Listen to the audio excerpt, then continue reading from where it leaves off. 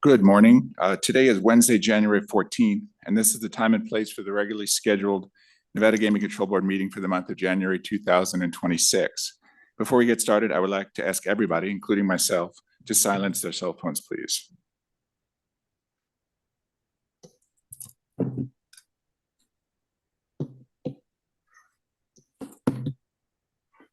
Thank you. Now may I ask that all of you please rise and join me in saying the Pledge of Allegiance.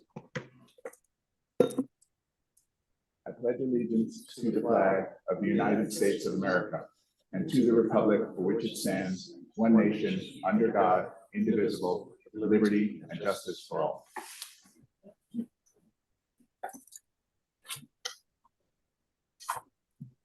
Very good. Thank you. Madam Secretary, has our agenda been posted in accordance with the open meeting law? Yes, it has. Thank you. Today, we will be covering all items noted on our January agenda. So with that, Madam Secretary, let's proceed with public comments. This item is placed on the agenda to give the public an opportunity to comment on gaming-related matters. Anyone wishing to address the board may do so at this time. Comments by each person are limited to 3 minutes as a reasonable time, place, and manner restriction. If board members ask questions of the speaker, the time needed to address those questions will not count against the speaker's 3-minute time period. If speakers have any handouts or written copies of verbal comments to provide for the record, please hand them to the enforcement agent in the room. Thank you very much, Madam Secretary. Pursuant to state open meeting law, matters brought to the board's attention during public comment cannot be acted upon, but we're happy to hear comments from the public as well as my fellow board members during the public comment section of our agenda. With that, let's start with Carson City. Is anyone wishing to make a public comment? Please step forward to the podium in Carson City. Seeing none.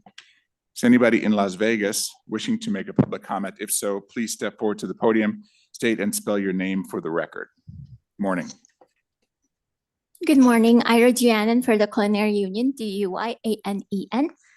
My comments are about Durango Casino and Resorts Vice President and General Manager David Horn. Last month, we contacted the Nevada Gaming Control Board about Mr. Horn's gaming license history and was informed he was first registered in June 2006.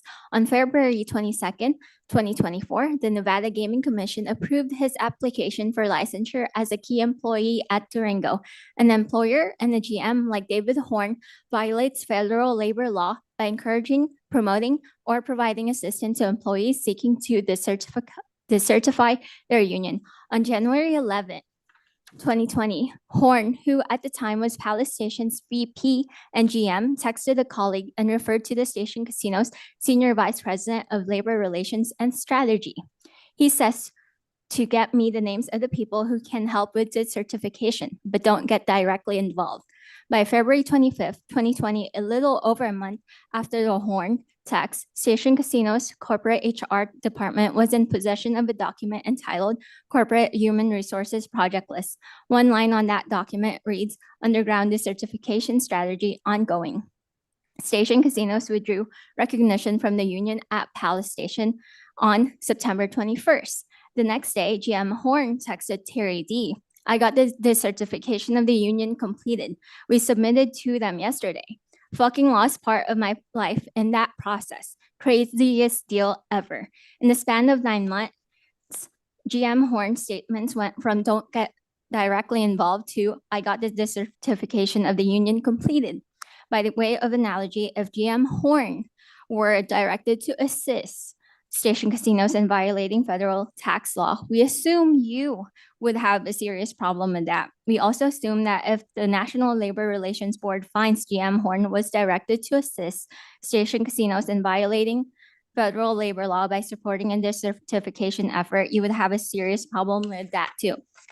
We believe a Nevada gaming license holder who is a vice president and general manager of casino resort should be held accountable for any role he may be found to have played in unlawful activity.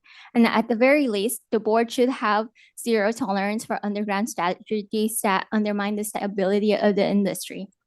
I don't have the copy of the Corporate Human Resources Project List, so I will be sending an email to Madam Secretary for the copy of it. Thank you so much. Okay, thank you very much. Is there anybody else in Las Vegas willing or wishing to make a public comment at this time? Sir, please state your name for the record. My name is Adam Christian, CHRISTIAN. I work at Red Rock Casino as a captain/food server. I've worked there for 18+ years. I'm a union leader, committee leader there, and I wear my union buttons every day and organize. My employer has put me on their mud list as pro-union. What I want for my coworkers is simple and not complicated. We want respect. I want the discrimination against me to stop, and we want a contract now. Thank you so much. Thank you very much. Do you have comments? If so, please provide them to the enforcement agent. Over here, sir. Thank you very much. Is there anybody else wishing to make a public comment in Las Vegas at this time? With that, that will close our public comment section for today's meeting. Madam Secretary, the next item on our agenda is the approval of the prior month's disposition and meeting minutes. Pursuant to NRS 241.035, this item is the consideration of the approval of the Nevada Gaming Control Board disposition for December 2025 and the meeting minutes for the workshops held on December 9th, 2025 and December 16th, 2025. Board members, we all have had the opportunity to review the disposition and minutes. Therefore, would either of my colleagues care to make a motion at this time? Yes, Chairman Dreitzer, I move to approve the Nevada Gaming Control Board disposition for December 2025 and the meeting minutes for each of the workshops held on December 9th and December 16th of 2025. Thank you very much, Member Sandal. Madam Secretary. Member Assad? Aye. Member Sandal? Aye. Chairman Dreitzer? Aye. The motion passes. Thank you very much. So with that, we will now begin our non-restricted agenda for today. The board's investigation agents have for this, our consent agenda, have worked up detailed files on each of these agenda items and reports have been submitted to the board members. No areas of interest or concern were uncovered during the investigations. Because I'm not aware of any questions or issues with any of these items, appearances by the respective applicants were waived for this meeting. Madam Secretary, please read into the record the item on today's non-restricted consent agenda. Your item on the non-restricted consent agenda this morning is non-restricted number 6, which are the applications of Michael Pagney for registration as a trustee as noted on the agenda. Please also note all applications on this item are for board consideration only. Very good, Madam Secretary. Thank you very much. Are there any discussions on this item? None by me. None by me. Thank you. Very good then. So with that, would either of my colleagues care to make a motion? Yes, Chairman Dreitzer, I move to approve non-restricted agenda item number 6 on the non-restricted agenda as read into the record by Madam Secretary Rupert. Member Sandal, thank you very much. Madam Secretary. Member Assad? Aye. Member Sandal? Aye. Chairman Dreitzer? Aye. The motion passes. Thank you. So with that, Madam Secretary, please read into the record non-restricted item number 1 for today. Non-restricted number 1 are the applications of Michael Gauselman, Yannicka Gauselman, and Dominic Roche for finding of suitability as a director and or officer as noted on the agenda. I believe we have a disclosure on this item. Yes, we do. I have a disclosure on non-restricted item number 1. I was employed by Gaming Arts through approximately the end of April 2025. During my employment, we were in the process of being acquired by Mercor Gaming, a process which ultimately concluded after my exit from the company. That said, I have no pecuniary interest in this item. Additionally, I do not believe the independence of judgment of a reasonable person in my position would be affected by the facts I have just disclosed. For all these reasons, I intend to fully participate in the matters referenced in NR1 today.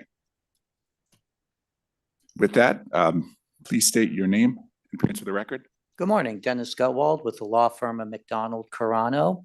Hopefully on video with me is Yannicka Gauselman and Dominic Roche. And we want to thank you for allowing them to appear by video. They're based in Germany. And thank you for the granting a waiver for Michael Gauselman. For the record, Michael Gauselman appeared at the Gaming Control Board meeting in May 2025. He was questioned extensively. He had appeared before that. He caught the board up as to where his career was at and how Mercur was doing. And there were no areas of concern at that time. The only reason that his application was limited was because the investigators weren't complete. That investigation is complete. With your permission, I'll have Yannicka first, and then we'll have Dominic tell them each tell you each a little bit about themselves, their background, their role with Mercur, and then open it up for questions. That'll be fine, Mr. Gottwald. Thank you. All right. So want to start with Janica. Hopefully she's on. Yes. Yeah, Hey. dear Chairman Reitzer, dear Madam Secretary, dear members of the Gaming Control Board, thank you very much for giving me the opportunity to introduce myself today. My name is Janica Gauselmann. I'm 42 years old, and I'm here today because I am a member of the Gauselmann Family Foundation's Executive Board, which is a beneficial owner of the Merkur Group.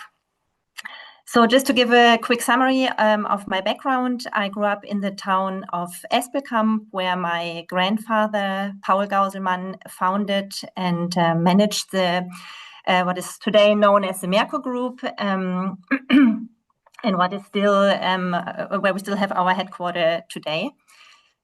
Growing up, I had, however, very little to do with the company. My father, Peter Gauselmann, worked at the company during the 80s, but left the company in the early 90s when I was still little. My high school education was at Espelkamp's local public high school, graduating in 2002. And after that, it was my big dream to live and work in Australia for a while. And back then, Tronic, which used to be part of the Merkur Group, had an office in Melbourne, and I jumped on the opportunity to do a 6 months internship in Tronic's marketing department. I had an amazing time, and I learned a lot about our products, about the industry, and about the company. But at that stage, there was no long-term plan for me to ever be involved with the Merkur Group. So the following years, I completed a Bachelor of Economics in Graz, which is a smallish university city in Austria. And I followed that up with a master's in international economics and finance in Tübingen University in Germany. I enjoyed university life, but I always felt the need to gain as much work experience in parallel as possible. So along the way, in 2005, I took a semester off and worked at BMW's price planning department in Munich, followed by another internship in BMW's in-house consulting department in 2007. Towards the end of my master's, I took another semester off and to do an internship with the Bavarian Ministry of Trade before I was accepted for the International Monetary Fund's summer internship program in 2009 in Washington, D.C. The time in DC shaped my outlook considerably. I met so many extremely smart and inspiring people from all over the world. And life in DC was just so different from anything that I had ever experienced.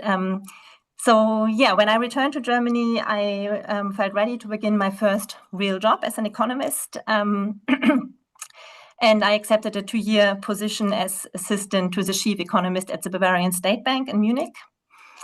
Following this, I accepted a position with the Boston Consulting Group, where I worked as an analyst, initially focused on economics as well. And over time, the focus shifted slightly, and I took more and more research work in the field of corporate development and finance. During this period, the Gauselmann Family Foundation was formed, and in 2015, I was invited to become a member of the foundation's advisory council. In the years that followed, I gained deeper understanding of the Merkur Group, and in 2019, at the request of my grandfather, I accepted a position on the supervisory board of the Merkur Group. During this time, I also consulted to the Family Foundation on a part-time basis, supporting the preparation of the transformation process from a family-owned and run company to an externally managed company. When my grandfather decided to step down around his 90th birthday in 2024, my family was glad that my uncle Michael was willing to return and take on both the role of chairman of the Merkur Group Supervisory Board, as well as the Family Foundation's Executive Board for these critical transformation years. With this change, I gave up my position on the supervisory board and became a member of the foundation's executive board. In this role, I support the foundation in its function of acting as a bridge between the family and the company. And I think this is important as when it's managed correctly, the family has a potential for generations to come to be a stabilizing factor to the company. Because we foster, well, the family would foster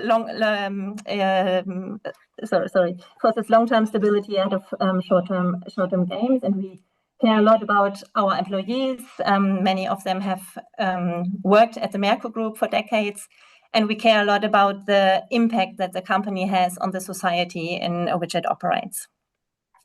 So eventually my generation will have to take the full responsibility in the various committees of the family foundation. And because of this, I endeavor to stay informed about the broader activities of the company and also to support my younger sister and cousins should they wish to take on any role in the future. As you can imagine, given the size and the complexity of the Merkur Group, this is a significant and ongoing challenge. In conclusion, our family foundation is still young and the transformation process is well underway. As third generation, we are very much at the beginning of our journey, but we are aware of the responsibility and we are doing our absolute best to live up to it. So I hope this short introduction has given you a little insight to my role. Thank you very much for your attention, and please feel free to ask any questions now.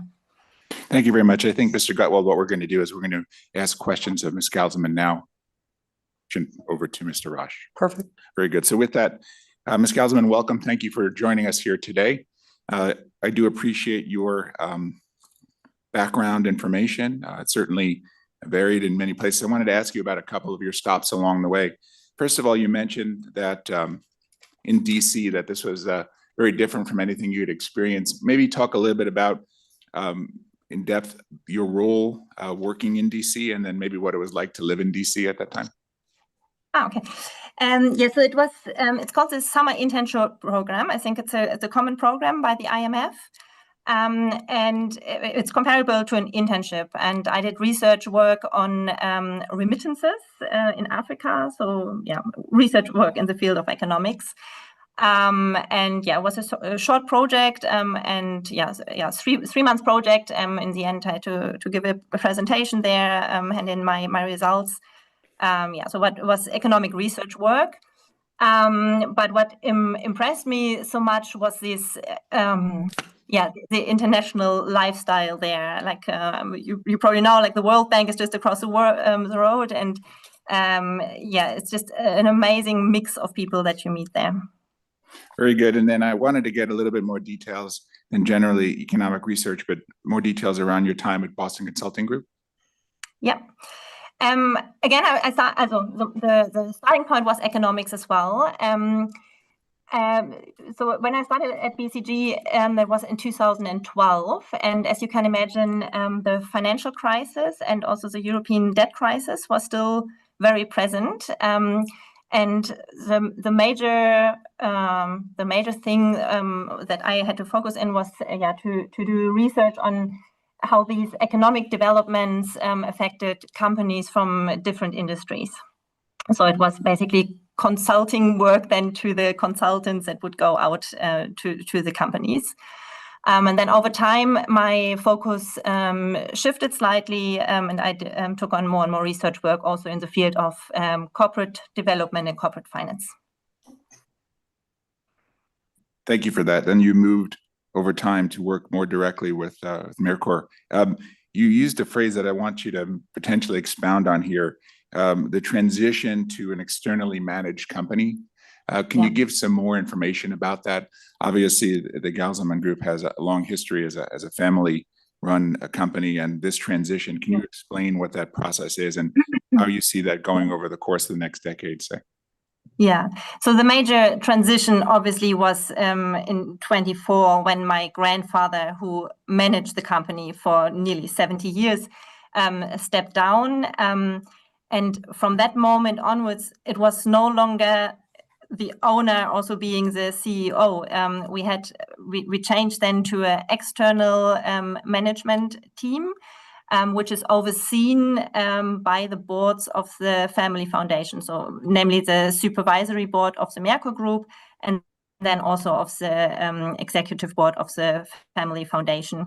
And this is a massive step because you no longer have this one person who can just decide very quickly and directly. It's always a process, and you need to have great procedures in place to make decisions, and you have to have procedures how you make sure that you can control what is going on.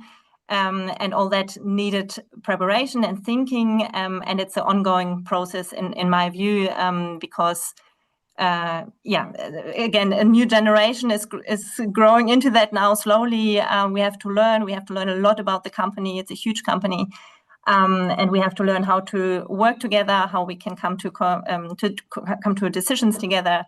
And yeah, so I would say that's a transformation process that we are in the middle of. Very good. I appreciate that. And then you also use the term bridge from generation to generation. You want to talk a little bit more about that? I use the termination bridge. Yeah, that's right. I see the executive board of the family foundation as a bridge between the family and the company. As you know, the family members as beneficiaries, they have no involvement in the company at all in the operative side. But of course, we do want to make sure that this company will survive in the long run. And also we want to make sure that the values that my grandfather and my uncles have started, that these values are honored, and that they don't get forgotten. That, you know, I talked about the employees and about the impact on society, and just in general, compliance is a good example as well. We want to make sure that the values are taken seriously and that they will survive in the future. How many hours a week would you say you put into your work on the foundation? It varies a bit, I would say. There are intensive weeks and less intensive weeks. I would say on average, it's maybe 1 to 2 days per week. Very good. And then your consulting work for the foundation, talk a little bit more about that. That goes all together, honestly. Okay. Yeah, so it's the same thing. Yeah. Very good. Okay. Well, thank you. I appreciate you being here today. I appreciate your explanation. And I think with your involvement, the Galselman family certainly and Merkur is in very good hands for the next generation. So I appreciate your thoughtfulness, and certainly you have a very strong background in economics and in business. So I'm happy to support your application. Judge Assad, questions for Ms. Galselman? Yeah, thank you, Chairman Dreutzer. I don't have any specific questions per se. I just want to thank you for appearing via video, but hopefully next time we can see you in person, have a better conversation. Your resume is impeccable. Your credentials are stellar.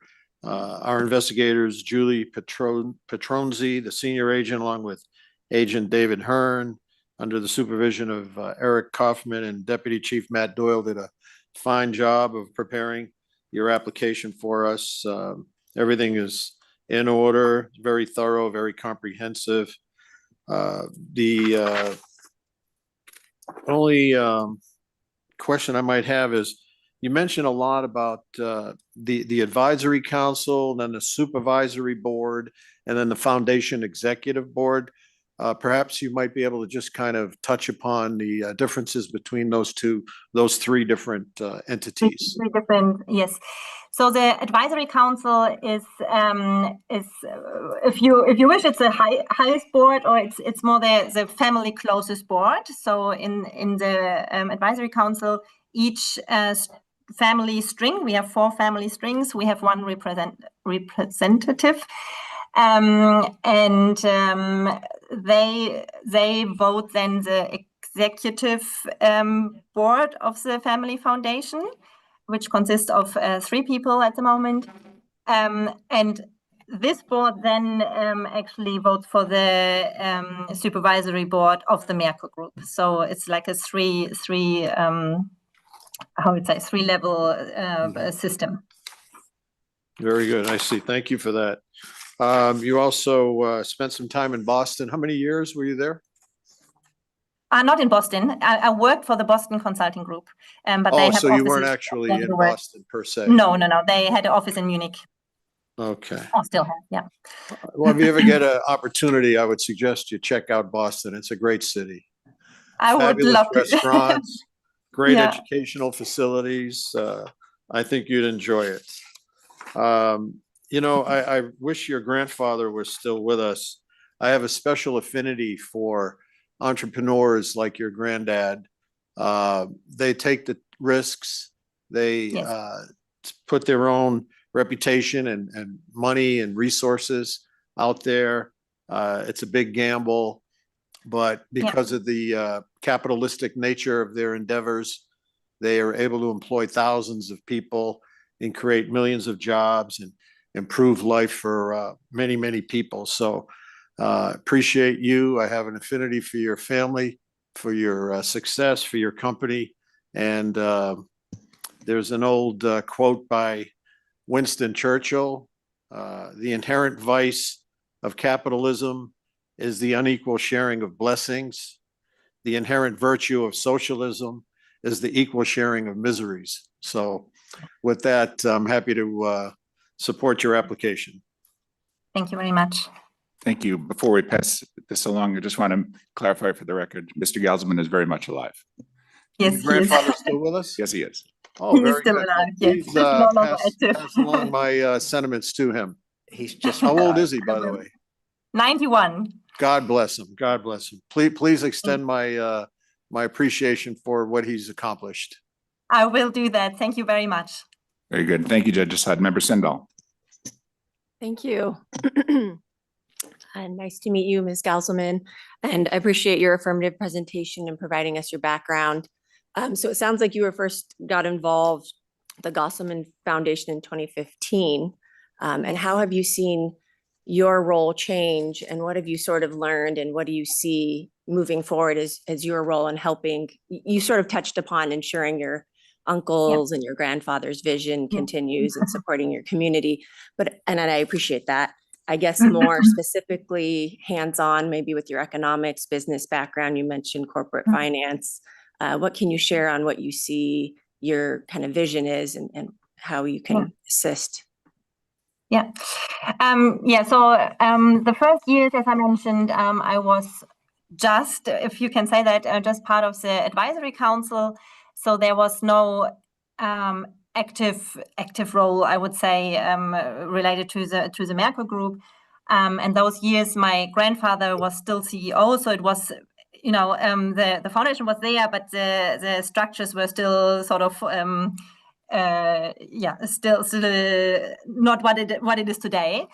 And those first years were simply about learning. So I was still employed with the Boston Consulting Group. I still worked there, and I tried in those years to learn as much as I can about the company, to understand the structure, to understand the business model, to understand the numbers. So I did that for the first years, and then, as I said, in 2019, my grandfather offered me a position in the Merkur Group supervisory board. But still, back then, my grandfather was still the CEO. So again, it was still a little bit in a transition period.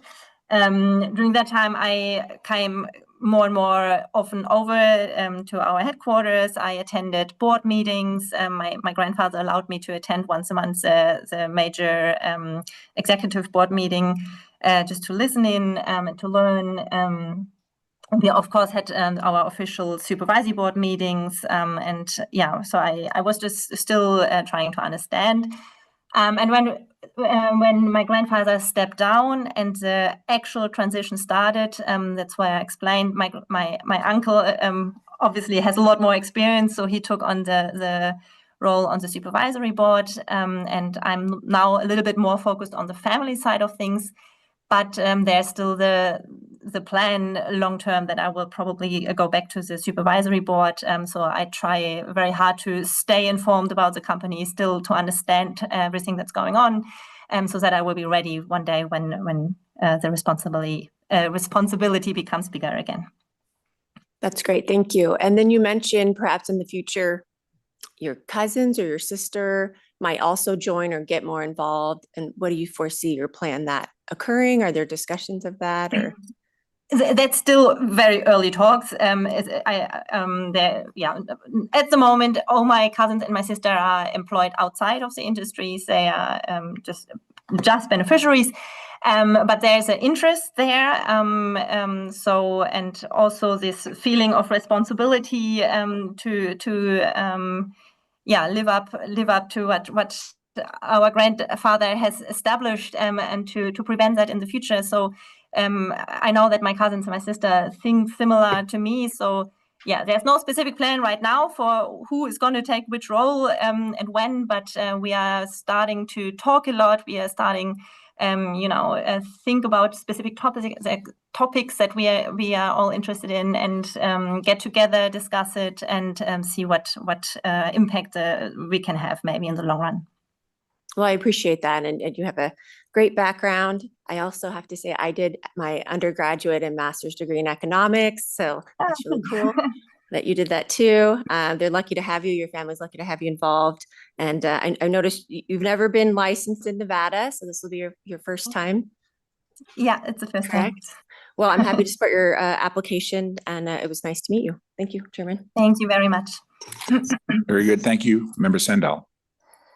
I believe we're up to presentation from Mr. Rush. Mr. Rush, good morning. Good morning, Chairman Reitzer, Member Sandell, Member Assad, and Madam Secretary. First of all, it's a great pleasure and honor for me to join the meeting today. For me, very important, before I begin with my personal introduction, I would like to express my sincere gratitude to being able to participate digitally. So thank you very much. Coming to my person, my name is Dominic Rush. I'm 41 years old, married since 2008, and father of two girls aged 13 and 11. I was born in Germany and live in the Minden-Lübbecke district, so in northwestern Germany. This is also where the headquarters of the Merkur Group are located, as Janika Gauselmann already mentioned. I would like to start with my personal education. I have to go back to 2004. Immediately after graduating from high school, I started a dual training program at Merkur and completed a diploma as business economist and a bachelor's degree in management. That was from 2004 to 2007 in Stuttgart, in the south part of Germany. Later, a second milestone of my education from 2014 to 2016, I completed a part-time MBA in general management at HHL. It's a German business school in Leipzig, eastern part of Germany. And since 2023, I've been studying for a DBA degree at Edinburgh Business School in Scotland, which I'm also completing part-time. Yeah, that's all about my personal education. I would very much like to continue with my professional career, which I have spent entirely with the Merkur Group. After completing my education, my training program in 2007, I initially worked in our organization department. In 2008, then I started working in market research, which I led from 2009 onwards. In 2011, I became head of the brand management department. Then from 2016 to 2019, I was consultant to the executive board member responsible for the B2B division of the group. This was interesting time for me because it gave me good insights into especially the group's international activities. Next step in 2019, I was given the opportunity to head the global product management, which also included departments like market research and marketing. This new role made me responsible for all products globally. And then in 2021, I was appointed managing director of sales and management spokesperson of ADP Merkur. In this role as a managing director, I was responsible for the whole sales organization in Germany, but also abroad, for product management and marketing. And Janika Gauselmann told a lot about the changes in the company since the beginning of 2025. I've been a member of the management board of Merkur.com AG. And today I'm responsible for the entire B2B business, the entire B2B division of the Merkur Group, means from R&D and production to sales and service. And in addition to the role in the company, and also as a member of the board of the German Vending Machine Association, I'm also committed to the interests of the gaming industry in Germany. Yeah, for me, it's important, if you allow, I would like to tell a little bit about Gaming Arts and my connection to the company, especially my role. During my time as a managing director of ADP Merkur, I was already an initiator of the transaction of Gaming Arts, or with Gaming Arts. In my current role as a member of the board, I'm responsible for Gaming Arts, and I have to say I'm very happy to be working with the CEO, with Rob Siems, and the entire management team. They are really doing a fantastic job. It's also a great collaboration between the US teams and the German teams, so this makes really fun to see the progress. Operational management naturally lies with the CEO, with Rob Siems and his management team. However, we make strategic decisions together. Means budget, multi-year plannings, investments, and so on. Looking back on the past year, it was a great honor and a huge milestone for the Merkur Group when we received the manufacturing and distribution license in Nevada in May last year. Then I have to say we reached a second milestone on September 15 when we completed the acquisition and Gaming Arts formally became part of the Merkur Group. This was, I think, a very important message for our employees in Las Vegas, as it demonstrates our commitment to them, to the employees, but also to the future of the company. And the third very exciting milestones, what I wanted to mention, was the last G2E in Las Vegas a few months ago. We are very proud of what the Gaming Arts team was able to present as a part of the Merkur Group. It was, from my point of view, really impressive, and even more important, some of these new game titles are already live on casino floors and are performing very promising. The feedback from customers, but also other industry partners, has been very positive and motivating for our future. And future is a good word. We have ambitious goals for 2026 with the entire team of Gaming Arts. We want to position and establish Gaming Arts as an innovative player in the industry. We want to grow. We want to create new jobs and invest in our Las Vegas headquarters. And I'm very happy to say that the first measures in this regard have already been implemented. For example, we have hired new employees in almost all areas of the organization, particularly in development, because it's always about new games, new titles, but also in production, product management, and sales. And important to mention, we invest not only in people, but also in our operational capacities. For example, we recently have rented a second warehouse in Las Vegas, which triples our capacity.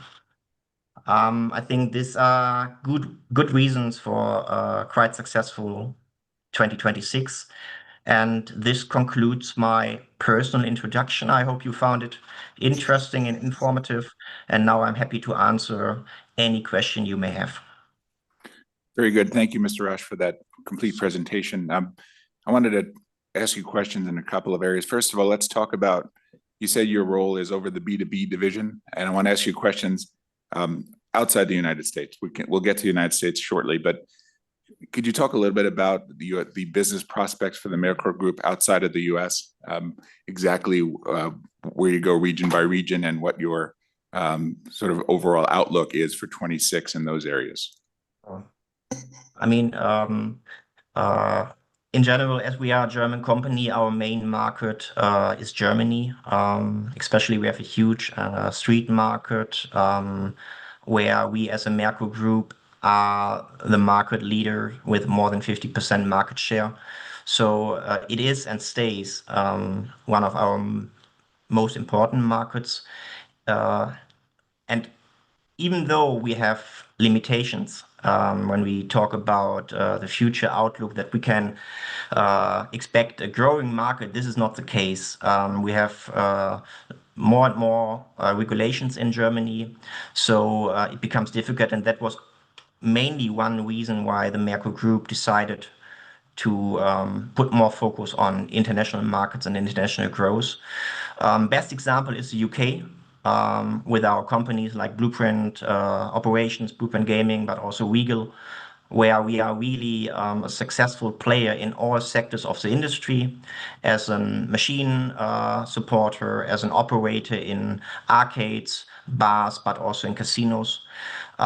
Next to the UK, Spain is one of our most important markets. We had very strong and good years in Spain. In the last years, we had some difficulties, but not in regards to regulation, but more to stronger competitors and shift in the product segments. So also in this regard, our outlook for Spain is very positive. And beside UK, Spain is one of our main focus market in Europe. But as you maybe know, we have also a lot of more markets in Western Europe where we are talking more about casino markets, but also in Eastern Europe where we have a lot of street markets where our outlook is very positive.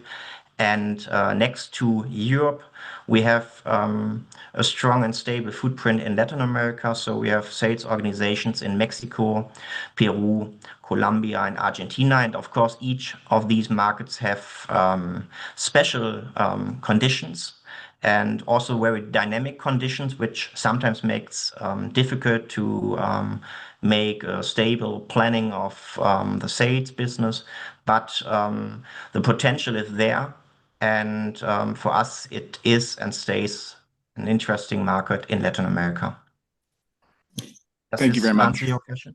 It sure does. I appreciate that. Now, turning to the U.S. business, you already provided I think, a solid overview for that. In your experience from a product standpoint, what have you learned about the similarities and differences between product in the U.S. and other places around the world? And can you use product in multiple markets across the world? To be honest, I'm still in a learning process, Chairman Reitzer. We always said that we didn't acquire gaming arts because we know the business in the US. We know exactly the needs of the players. So it's still an interesting process for us to learn day by day. But of course, based on our daily contact with the colleagues of gaming art, we learn a lot, and we see, in fact, a lot of similarities between US market and other markets like, for instance, in Latin America, Mexico, but also France here in Europe, because the competitors like IGT, Light & Wonder, or Aristocrat, which are successful in the US market, are also successful in the markets I mentioned before. And also the games, the features, which are successful in the US, we see these trends also in Europe, in Latin America, but also in markets like Asia, Australia. So we see a lot of similarities. And the most important point for us is that success in the US is not only helpful for the group and for the US activities, but we strongly believe that we can use these titles also in our current markets or in new markets which we enter in the future. Very good. And I appreciate you saying for the record what you're doing in terms of employment in Nevada specifically and continuing to grow that business. So that's noted and appreciated. I wanted to ask you about the online business, specifically as it pertains to regulatory matters. Certainly, particularly in the B2B segment of the online business, there's always a concern around making sure that the games that are offered in various jurisdictions are done so legally. Perhaps if you could talk for the record a little bit about what your compliance program is around the B2B approach in online gaming. Thank you for the question. I completely agree with what you said. Online and especially online compliance are also very important topics for the group. We take this matter very seriously, not only for the online business, but for the overall business. But coming back to your question, and I mean, I'm responsible for the B2B business, but I also have to mention that the Merkur Group is also active in the B2C business. So as an online operator, and here I think it goes without saying that our own online operators or operations are only active in regulated markets with local licenses, mainly, of course, as an example in Germany, but also in Serbia or in the Czech Republic. When it comes to your question to the B2B sector, I can outline our compliance approach maybe as follows. I would mention 3 main steps. First, before we conclude a contract with B2B online customers, we carry out a KYC check. That's the basis for every business. Second, after a successful check, the contract includes a provision that restricts the markets in which the games are allowed to be offered. And third, I mean, this is about checks and about contracts. A third point would target the system perspective. On the system side, we ensure that the online IP address comply with the respective license requirements. Means if an IP address from a restricted market were to reach us, our system would block such an IP. I think these are 3 messages that I can outline in general. I mean, we are a huge group. Online specific compliance issues are incorporated into our Merkur Group compliance process and ultimately end up with our group's compliance committee. Does this answer your question? It does. Thank you. That's overall what I was looking for. So I appreciate that. How many direct reports do you have, Mr. Raj? It's a lot of in development, 7 direct reports. Yeah, So and mainly managing directors below me then. How are you able to manage all of that? What is it? How are you able to manage all of that? I mean, the responsibility is a huge responsibility because the group and also my division is really a large field of activities. But I'm the board member and I have a lot of managing directors for each area of the business, for R&D, for production, for sales, for finance. So we have really a very good management team in all sectors at ADP, but also in our other sister companies within the group. And I have a very trustful and strong collaboration with them. So, of course, it's a lot about collaboration and about setting a good meeting structure, good meeting setup to manage everything, because we have our German footprint with a lot of activities and a lot of employees, but also we have so many other countries and so many other companies in the global market. So of course it's a task, but coming back to the good management team, it's not only possible, it really makes fun. Very good. And the last area, I'll note that you've spent as you said, your entire career with Merkur. To what do you attribute your longevity with the group? What's the main reason? And, you know, in a number of companies, it's rather uncommon in a very good way to see such longevity in a company. So I'm wondering what your thoughts are about that. You've been with that company since you essentially finished school. I mean, it's a wonderful company. I do not only love the product. And for me, I mentioned my stations at market research. So it's all about understanding customers, understanding the game. So I really love our product.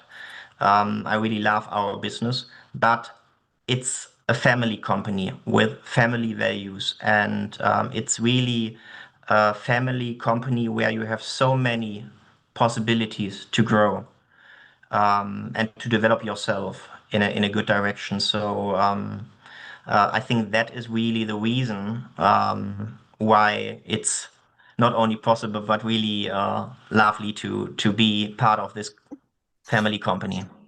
Thank you. Would you say that longevity is common amongst the Mercor Group? Yes, absolutely. Do you have regular employees who've been there for decades and that sort of thing? We celebrate year by year roughly 100 employees which have 25 years, 30 years, 40 years, even 45 years. So it's not an exception that somebody makes his education in our company and goes into the retirement at any day. So it's not an exception. And I think this is really also the fundament and one reason for our success. Yeah.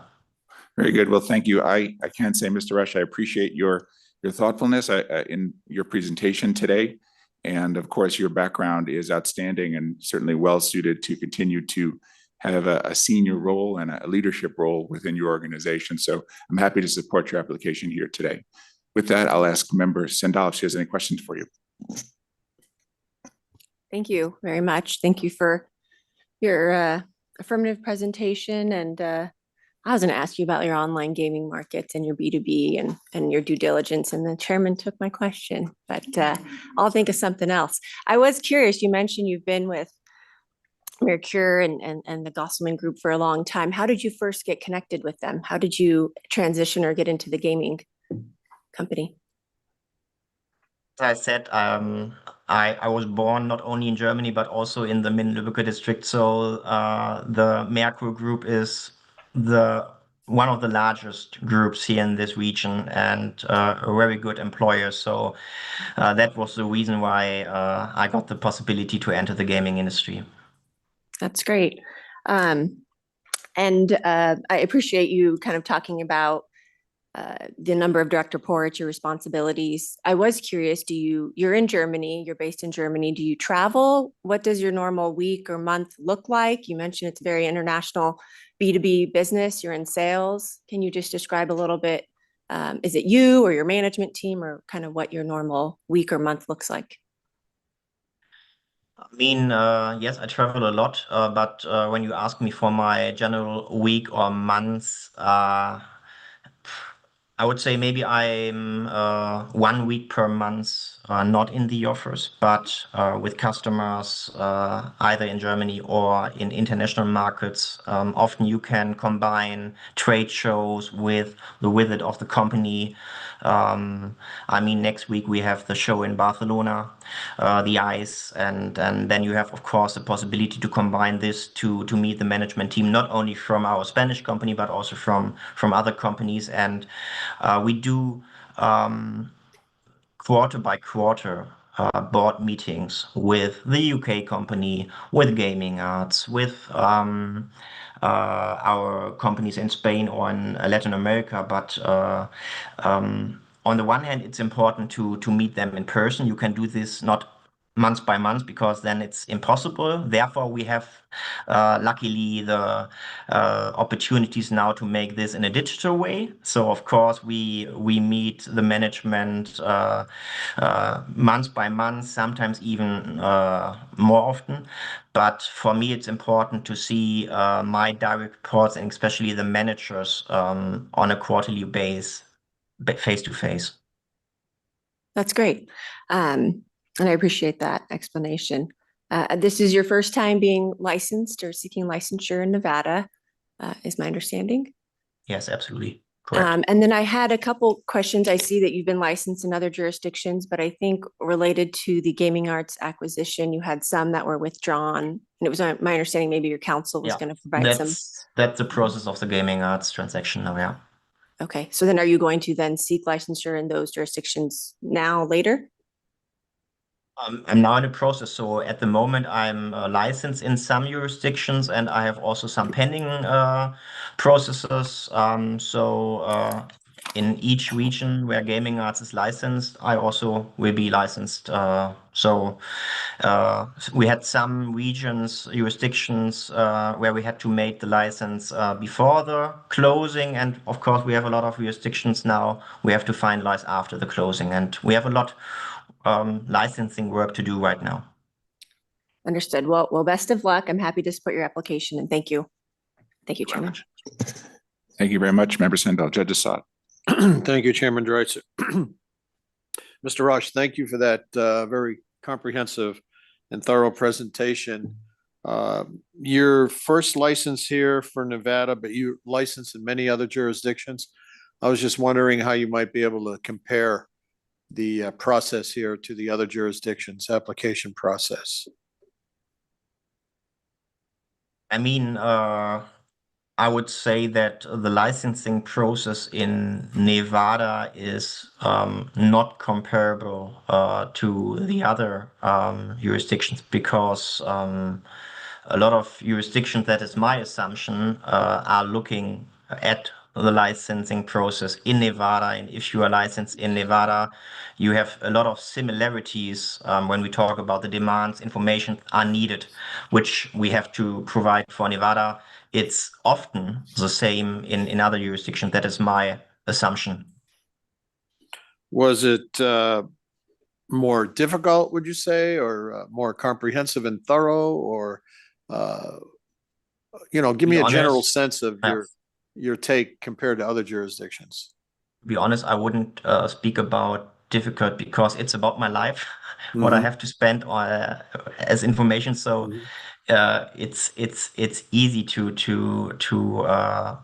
bring these informations to the inspectors. So I also appreciated very much the collaboration with the inspector, with Julie Pedronzi. I wouldn't say it's difficult. So it's also very good if you have a good transparency in your life, in your financial backgrounds and everything. It shouldn't be a problem. So, but to answer your question, in other jurisdictions, it's not so much additional effort because we have everything done for the Nevada licensing. That's my impression.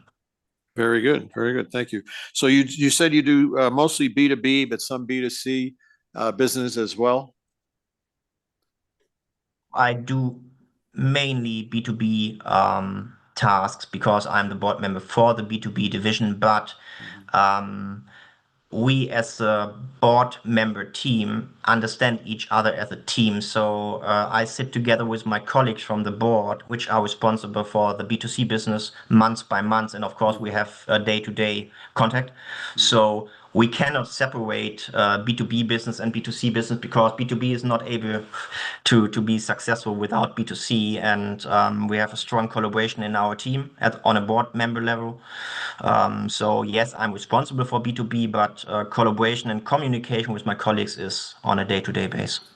Very good. Thank you. And then how many approximately U.S. citizens do you employ?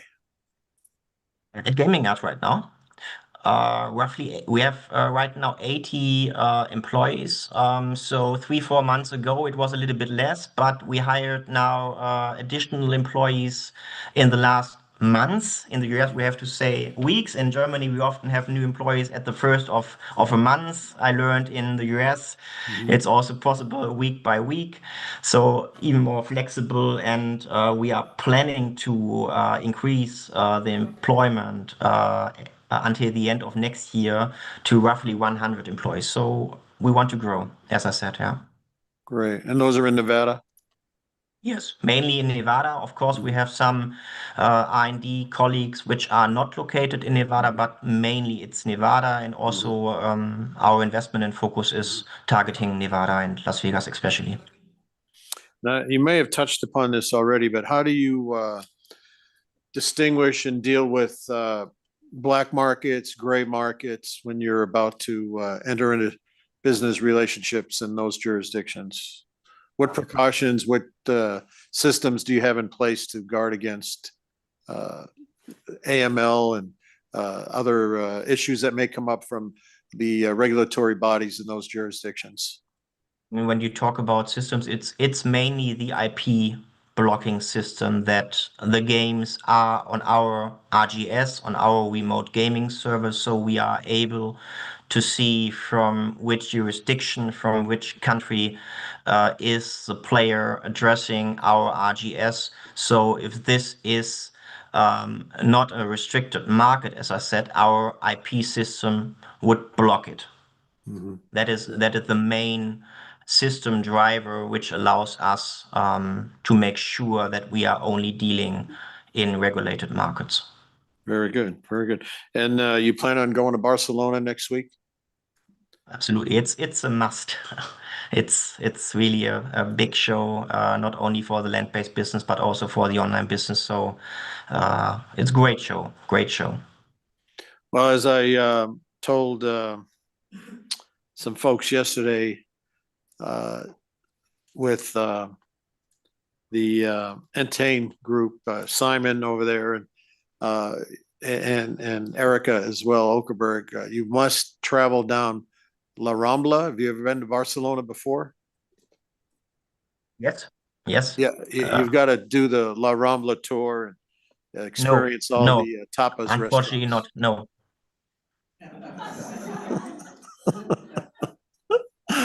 No. Well, you're very well qualified for this position, and I'm happy to support your application. Thank you very much. Very good. Thank you, Judge Assad. Thank you, Mr. Rosh. Mr. Gutwald, anything further? We have nothing further. Very good. Thank you very much. With that, I think I will accept a motion from one of my colleagues. Wonderful. Thank you, Chairman Dreitzer. I move to recommend approval of non-restricted agenda item number 1 as read into the record by Madam Secretary Rupert.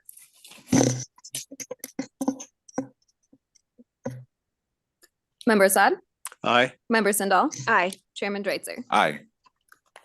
Thank you. The motion passes. Congratulations. Thank you. Thank you, and thanks to the agents on the case. Very Thank you good. very much. Thank you. With that, Madam Secretary, please read into the record non-restricted item number 2. Non-restricted number 2 is the application of William Hill, Nevada 1, doing business as Caesars Sportsbook, doing business at the Resort at Summerlin Racebook and Sports Pool, doing business at the Resort at Summerlin for a non-restricted gaming license, Racebook and Sports Pool only.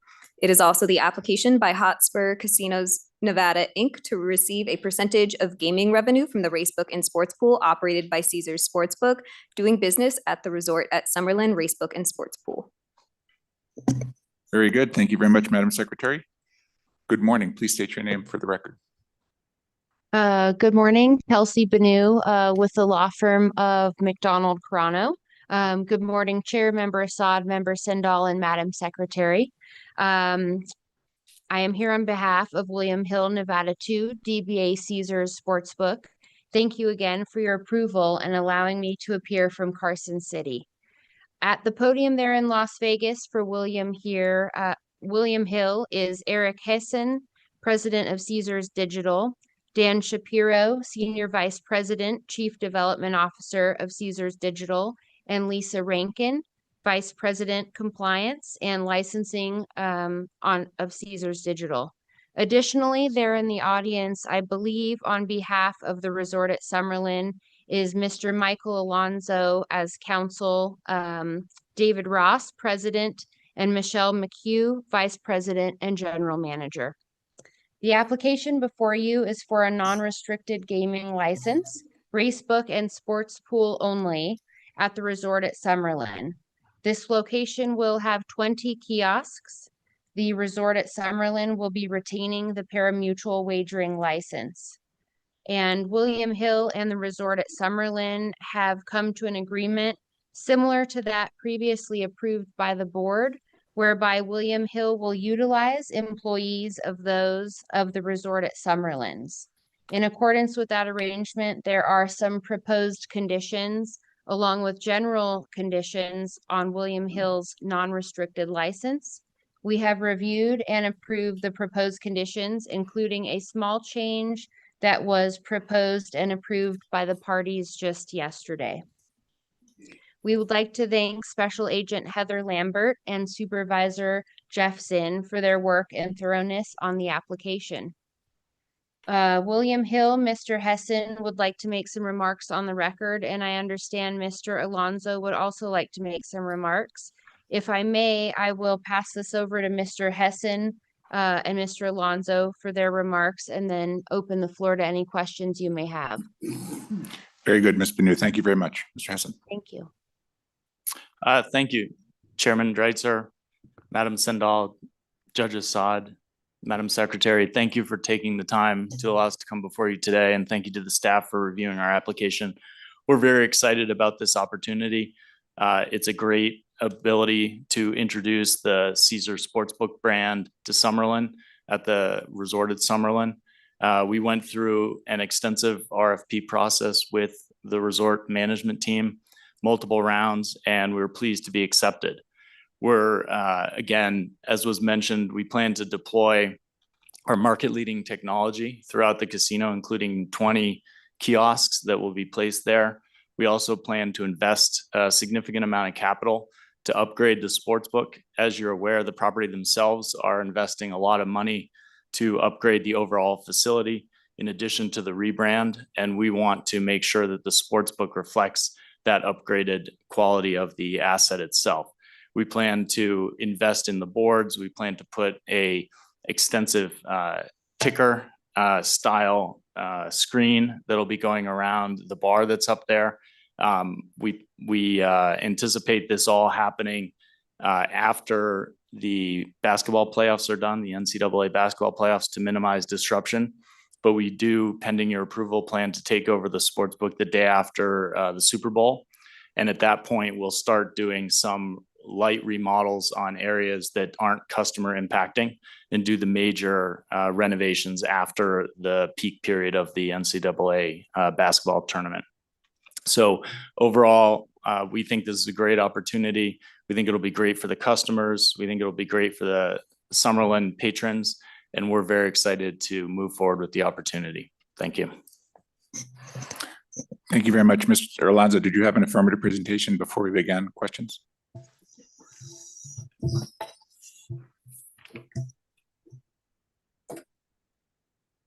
Good morning, Mr. Chairman, Judge Assad, Member Sendall, Madam Secretary. For the record, I'm Michael Alonso. I'm here on behalf of Hotspur Casinos Nevada, Inc., which does business as a resort at Summerlin after a recent name change from the Rampart Casino.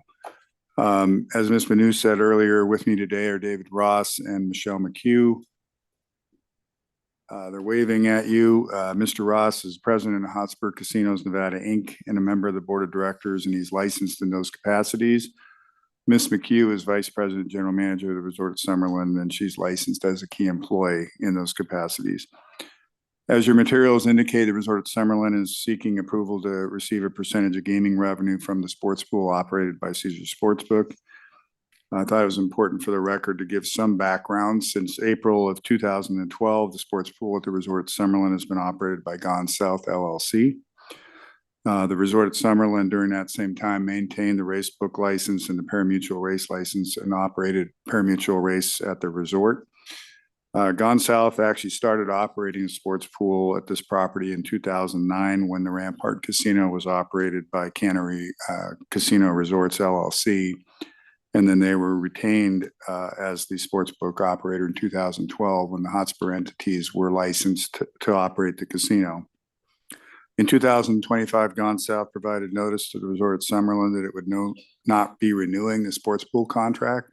And as mentioned earlier, that led to the RFP process. In addition, the resort at Summerlin looked at operating the book themselves and ultimately determined it was in their best interest to hire Caesar Sportsbook as the sportsbook operator. As you know, Mr. Chairman, this process took us some time, and it we wanted to make the transition right after the Super Bowl, as it was mentioned by Mr. Hessian. And we appreciate that you and the investigations division jumped in and made this process so smooth and were able to get us on this agenda. We appreciate that very much. And with that, I'd be happy to answer any questions that you may have.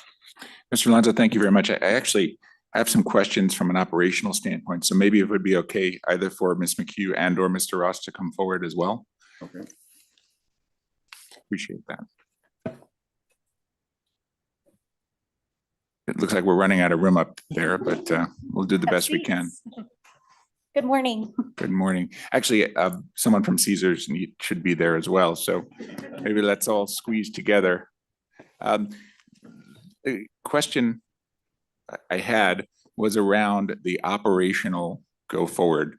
As Ms. Benu indicated correctly, this concept of William Hill utilizing the employees at the location has been established, but unless I'm mistaken, it hasn't been established on such a scale as this, with the number of employees we're talking about, with the size of the book, et cetera. So if you would, potentially Mr. Ross and Ms. McHugh, maybe you can start to describe what the relationship is going to be relative to your employees and how that's going to be managed. It does raise some thought process around, who is ultimately responsible. And if there's disagreement or things of that nature, I think it's important to establish the record for how this is going to be handled at your property moving forward. I think for us, the most important part is that we have a relationship with our customers, and with us having the employees currently, there are employees as we've had the relationship with Gone Gaming. We wanted to maintain that same relationship with the customers going forward as we went through this transition. We've had, I think, weekly, like probably 10 meetings a week with the Caesars and William Hill group working through the transition. It's been very collaborative. We've talked through a lot of the logistics that'll go into us really co-managing the employees, because we will be handling the day-to-day operations on, making sure that the schedules are in place, making sure that we have going through all of their training handbooks, what the pieces are that they'll be doing operationally, but they'll also have compliance regulations that they'll be going into the hub with, what they'll be calling through to get bet procedures, how they'll be going through the mix, how they'll be going through to get gaming approvals on large bets. So there's a lot that have gone into those pieces to make sure that we have a good accountability on what's happening and how we're managing the employees really jointly as part of this day to day from the property, but weekly, and like they're coming to the property almost every day at this point to work through transition. Yes, Mr. Chairman, Judge Assad, Member Sindel, David Ross. The only thing I would add is very similar to what we did with Gone South. So they were our employees. Gone South did the risk management, if you think in it in those terms, almost identical, except of the relationship now is Caesars. The technology is going to be different.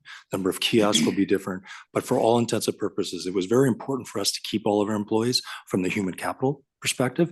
And that was the wonderful part of working with Caesars, is they understood that. And the fact that we're keeping the pari-mutuel as we have in the past. So those are just a little adjunct to what Michelle just.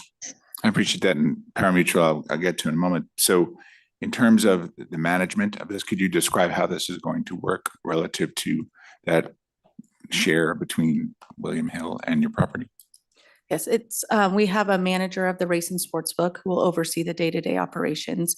That employee will be both an employee of the resort at Summerlin and also for Caesars, and will have responsibility on kind of that what I've outlined, that separation of schedules, but really who's working the book and those pieces that'll be day-to-day operational issues that will be our responsibility. But then he'll also be trained through the compliance pieces, the technology pieces, and really kind of that culture of Caesars as part of that. But he will be a joint employee from both of us. And that's how that person is a key part to that kind of how we pivot and how that relationship will work. So at that level, what sort of approaches do you have around any potential disagreement or conflict between the two different entities that will be giving one person direction? That's my question. I think I see it very similar to how we've worked with Gone South in the past. It's just, we pick up the phone, we talk through it. If there's something that we disagree on and we come up with a solution that works for both of us, that's worked for both of us, as we've had this relationship since 2012. And we plan on that to be the plan as we move forward with Caesars. everything that we've had, we've picked up the phone, we've talked to Eric or his team. We've resolved it. We've worked for it. We have the contract as a backup, but you never want to refer to a piece of paper. You always want to start with the relationship and talk through how we're going to manage that together. And so that person's employees will all report directly to that individual. Correct. Right. And okay. And with respect to the upgrades, I assume you work collaboratively in terms of that. Do you want to give your perspective on the upgrades that was spoken about earlier by Mr. Hessian? Yes, I think that was a big part of our RFP process. Caesars and William Hill have, best in class technology. We're excited to have the 20 kiosks coming on property, so it'll be very easy for our guests to be able to make a bet anywhere that they are on property. They have their app, which is best in class also. We're excited to be able to roll that out to our customers. And then also just all of the in-game wagering, all of the different bets that we're able to offer. I think it really enhances the opportunity for our guests to be able to partake in sports bets at the property. As to the pari-mutuel decision, you're going to continue to do that, but utilize technology provided by William Hill. Can you describe how that's going to work? Yes, Dan Shapiro and I do sit on the pari-mutuel committee together for the state of Nevada, and we will continue to be there. We've done a very good job of, unfortunately, that industry is declining year over year, but it's very important to us and our customers as we look at the whole business model. The technology with Caesars, once again, very similar. We plugged in through South Point, through LVDC is going through their transition right now, and we plan on doing the same thing. We've had multiple collaboration meetings with Caesars in terms of their technology, so should be seamless to the customer. And again, almost normal course of action for us from a historical perspective. Very good. And so no employees will lose their job as a result of this. That's very important to you, it sounds like. Very important to us. And you are on track to open right after the Super Bowl. Yes. And in your approvals. Sorry? Pending your approvals, yes, of Commission course. ultimately approval. Absolutely. Appreciate that. Well, that does answer my questions. I appreciate that insight and thoughtfulness from both sides of this. It's quite an undertaking. Again, I understand you have this type of experience certainly in the past, but you're putting in new technology, you're offering many more kiosks. The scale of this was something I just wanted to confirm on the record was something that you're addressing and dealing with. It sounds like you are have begun and will continue a very good working relationship as between the property and William Hill. So I appreciate that testimony today. Thank you. Judge Assad. Thank you, Chairman Dreitzer. Thank you all for being here. Ms. McHugh, you mentioned something about the current manager. Is that Dwayne? It is. I forget his last name. Colucci. Colucci, right, with the New York accent. Yes, There you very go. New That's York. the same fellow. Yeah, I'm glad to hear that he's transitioning and staying on. He does a fabulous job. If I owned a casino, I'd make him a host. He's a fantastic host. So he's excellent for what you mentioned about maintaining customer relations and taking care of the clientele. So I'm glad to hear that he'll be, will he be the supervisor essentially? He will. Very good, very good. Excellent. It's good to know. And is there going to be a change in the odds on, say, for example, parlay cards? I don't know what the odds are specifically that I are can tell you what currently- they are. Do you want the South From the Point South odds or Point the odds. William Hill odds? Well, I know the William Hill roughly. William Hill, 3 for 3, starts at 11-2. On a 4 for 4, you're 10-1. Yeah. On the South Point, 3 for 3, it's 6-4-1. And for those of you who don't know sports betting that well, that's basically the same as 5-2-1. 6-4-1 means you put 100, you get 600 back. On a 4-teamer, you're paying 12-4-1. Which odds are you going to go with? Do you know? We're going to keep the William Hill Caesars Hill odds. odds. We run those statewide. Mhm. The one thing I would say is that we do have a healthy debate internally every year before the start of the season as to what the odds should be and go through each of those tiers. Mhm. We do change them every year, and we change them based on the customer behavior and where we think certain competitive dynamics exist. Mhm. But for the rest of the year, we keep them the same, and as a result, they'll be on the same platform and they'll have the same odds. That's great, because my understanding is the parlay cards and parlays in general are a significant part of the overall gross gaming revenue for the sports book. And it's very competitive, so. Yeah, I think to add to that, Mhm. one of the things, the limitations of the stadium platform that we currently use with my good friend Michael Gahn is its limitations on same game parlays. So the whole industry across the country has gone to this. Stadium's technology has certain limitations that we are not able to offer our customers. And so now I think bringing their platform on allows us to play an equal footing and continue to grow that trend that you see in the state of Nevada. Now, currently, you do not offer in-game wagering. Very limited, certain only large games, very, Yeah. very limited. So because of the that'll platform. change, I'm sure, with William Hill, the takeover, correct? Absolutely. If I could, you're absolutely right. The trend across the country has been to increase the percentage of parlays and increase the percentage of live action. The number of tickets that we write for parlays is now over 50%. And the number of tickets that we write for in-play is now over 55%. So when we look at where we're allocating our resources and where we're allocating our technology, in-play is a significant focus because that's what customers want to bet. They want to come in, they might miss the start of the game, they might be looking at something else, or they might see the game and want to bet something while it's going on. And if they can't bet player props or bet same game parlays, or even one of the things that we've introduced at the beginning of the football season is the ability to cash out a live same game parlay. Those are actions that the customers want to do. And we dedicate significant resources to make that faster, to make it unlocked as much as possible so it's up and they can get the bet off that they want. And it's really important to us to make sure that we're delivering that best in class product because the customer's expectations continually increase and we want to meet that with our technology package.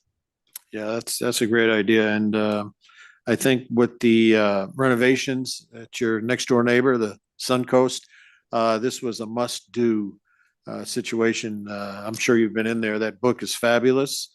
And you need to kind of keep up with the Joneses, so to speak. Well, not only am I familiar with the judges, I built that for Mr. Gahn in 2000 that's right, and that's opened right. Suncoast. Yeah, So I'm yeah. very, very familiar. They did a great job. Yeah. There's no doubt we had to keep up. If you look at that in Durango, you clearly see the standard has changed. Right. Red Rock, they're investing a lot of money at stations. So it was very important. We've probably spent close to 200 million over, probably in the last decade. In terms of renovations at the resort. And so again, it's more of a defensive position. You have to keep that up with the brand, the JW brand, as well as the resort of Summerlin. And you have an advantage. They don't have a race side. Correct. Can't bet race horses over there. So I think that's a smart move on your part, along with the addition of that fabulous oyster bar and the dim sum bar restaurant and the Chinese restaurant. I think Rampart is on its way. You're doing a fabulous job over there. It's my next door neighbor casino. I live right there. So I enjoy the food, enjoy the amenities, and I want to commend you for doing a fabulous job over there. I don't have any other particular questions. Glad to hear that the employees are remaining. That's always a concern for us. And I wish you all the best. Thank you. Thank you. Thank you, Chairman. Thank you, Judge Assad. Member Sendall. Thank you. Thank you all for being here. I was curious what precipitated the name change to the resort at Summerlin, and has it brought them coming in through the door in droves? So we've been debating this since 2012. We integrated the hotel and the casino back then. Before that, the Cannery Resorts operated the casino, and we had a separate group that operated the hotel. And so internally, we've called ourselves the Resort at Summerlin since 2012 and think of ourselves as one team. But externally, it took us like 10 minutes to explain to people where we work, that it's one property, that we're one team, that the hotel is the same group, that I'm the general manager of the hotel and the casino, just like any other resort in Las Vegas, that we felt like with the renovations recently, that it was time for us to have one name and to move back to our name, the Resort at Summerlin, which is what the property originally opened as in 1999. Yeah, that's great.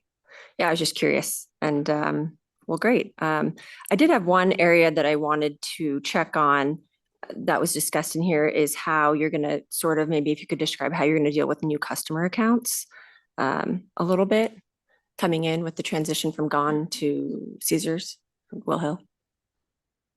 Sure. New customer accounts that want to sign up for the product.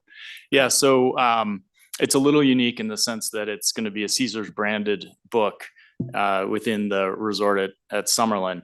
And so a customer that comes in and wagers on the retail side will earn the rewards credits for the property on the, I guess it was called the Rampart card, but I assume the Resort Summerlin card now. We're going to keep Rampart rewards so that we can okay. always keep Rampart So in our that- hearts. So it'll be Rampart Rewards. And then when they sign up for the Caesars mobile account, then they'll earn Caesars reward credits. And so they'll be able to redeem those for bonus wagers or any other locations that we have around the country. Okay. So it'll be a hybrid. And then I would add from a marketing standpoint, however, in the agreement that we have funds allocated to be able to work with the property and the management to be able to incent those customers to come back to the property, to host certain events at the property, to be able to do activities up in the Summerlin market for the customers that have a Caesars account. Because right now, the only locations that they can go are on the strip in that side of town. So we think it's a great opportunity for both the property and for our customer base that happen to not want to drive into the strip that day. They'll be able to have a convenient location to go either make a deposit, to go wager and watch a great experience in the sports book. And so we think it's going to be really synergistic and a benefit to both of our operations. Yeah, no, that was great. And it's a unique situation, right? Because you're changing, and I appreciate the affirmative presentation and explanation to doing the RFP and selecting a new operator. A little bit, you mentioned there's a manager overall and that they're joint. But I guess at the end of the day, and there is an extensive amount of conditions that is related to this item, as Ms. Bonneau mentioned. At the end of the day, though, the resort at Summerlin does not have a role in as far as the operations and like the profit or losses in the book. And that is solely William Hill's overview and responsibility. Is that my understanding? Yeah, that's correct. Okay. Through the technology package that we provide, we'll be providing all the odds, we're providing all the bet reviews, all the authorizations. We'll be doing behind the scenes, the KYC authorizations. We'll identify the customers. We'll be managing the kiosks, doing all of the reviews along those lines. Any extra limits or anything that customers want to bet, we'll be taking that through our standard trading programs. The manager of the book, as was mentioned, they'll be handling the operations of the book themselves, but not necessarily impacting the technology or the decision making on the specific wager. And we agree, it's really important to be able to keep that connectivity between the customers, especially when you have legacy established folks at the book, because they do provide a friendly face and great service.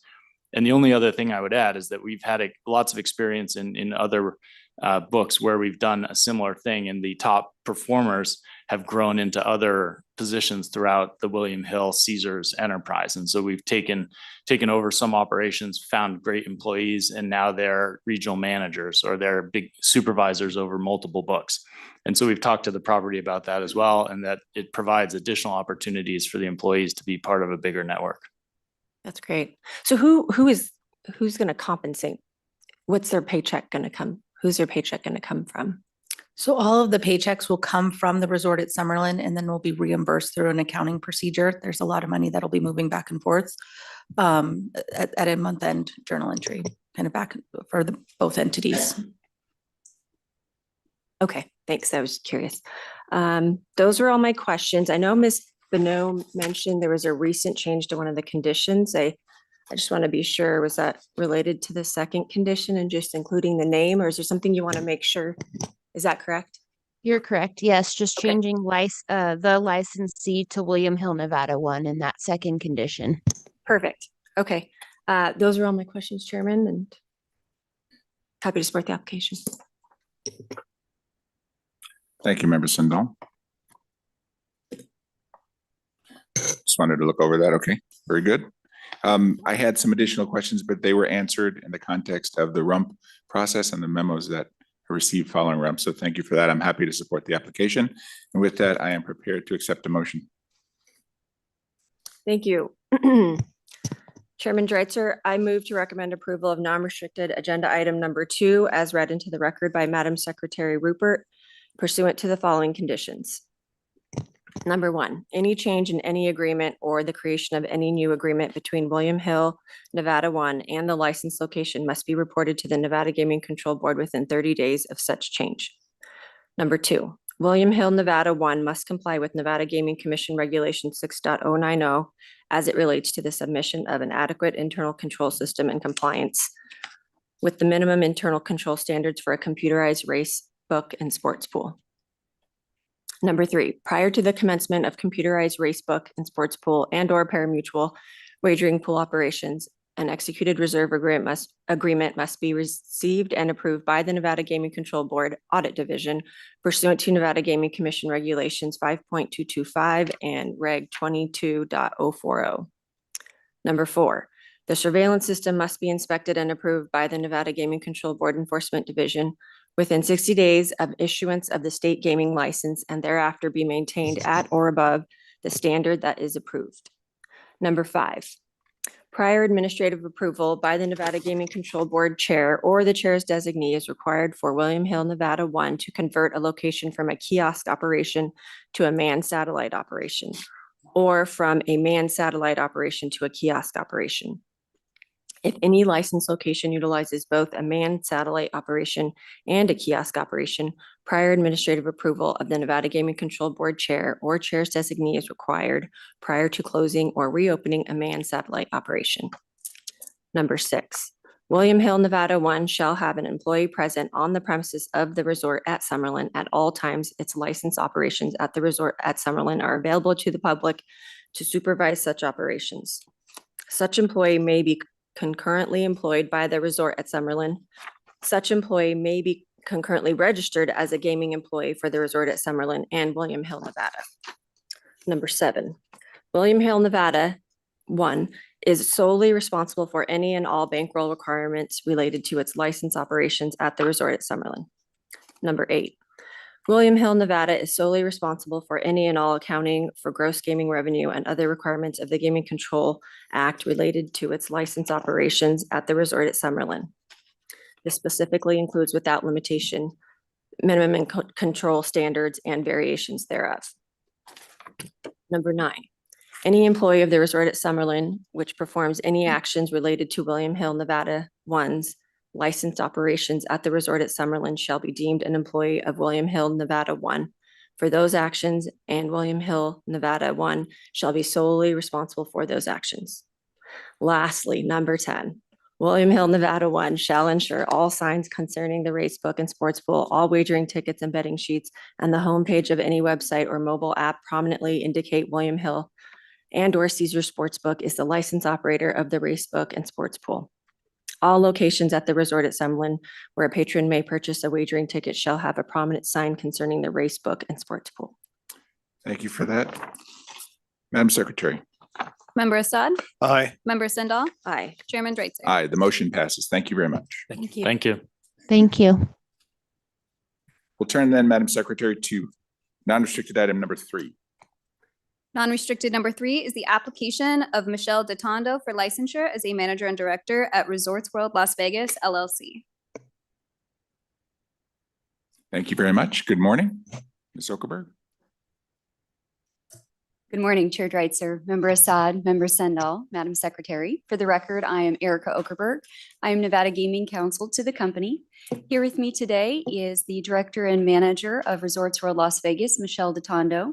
She is a first-time applicant in Nevada, and so she's going to share with you a little bit about her background and talk with you about her duties and responsibilities, if that's acceptable. That'd be great. Thank you very much. Good morning, Ms. Detondo. Good morning. There you go. Good morning, Chair Dreitzer, Member Sendall, and Member Assad. It's nice to meet you and good to see you again, Judge Assad. I'm Michelle Detondo. As a bit of my background, I consider myself to be a native Las Vegan. We moved here in 1972 when my father was transferred to Nellis Air Force Base from Japan. I'm a proud product of the Clark County School District, having graduated from El Dorado High School. I have my husband, who's here with me today, is a retired school district administrator. I have a son at the University of Alabama and a daughter at Colorado Boulder. I earned my bachelor's degree from Arizona State University and a master's of business administration from Brigham Young University. From professional background, I've spent my entire career in human resources, out of college, beginning with human resources for the federal government. I worked at Army and Air Force installations in human resources for civilians, and then transferred into financial services and retail banking, and spent a number of years in consulting before starting my career in hospitality and gaming. In 2003, I joined Caesars Entertainment as a vice president of human resources. And after 3 years, moved to MGM Resorts, where I was the vice president of human resources at New York, New York. For 3 years, the vice president of human resources at Mandalay Bay Resort for 3 years, before being promoted at the end of 2010 into the chief human resources officer role for MGM Resorts. I was in that role for 9 years, and in 2019, towards the end of 2019, I joined a consulting firm called Avion Consulting. The firm that I work for focuses on leadership development, executive coaching, organization culture, change management, and employee engagement. In the 6 years that I've been with Avion, I've generally worked with CEOs and CHROs across a variety of different industries, including hospitality and gaming, and advising them on strategic planning, on culture initiatives, on big change initiatives, and on employee engagement and leadership development. As far as my role with Resorts World, I joined Resorts World in December of 2024 as a member of the board of directors. In that role with the other directors, we oversee and provide guidance on a variety of different strategic issues relative to business performance, financial investment, capital expenditures, divestitures, acquisitions, partnerships, and a variety of other business-related topics.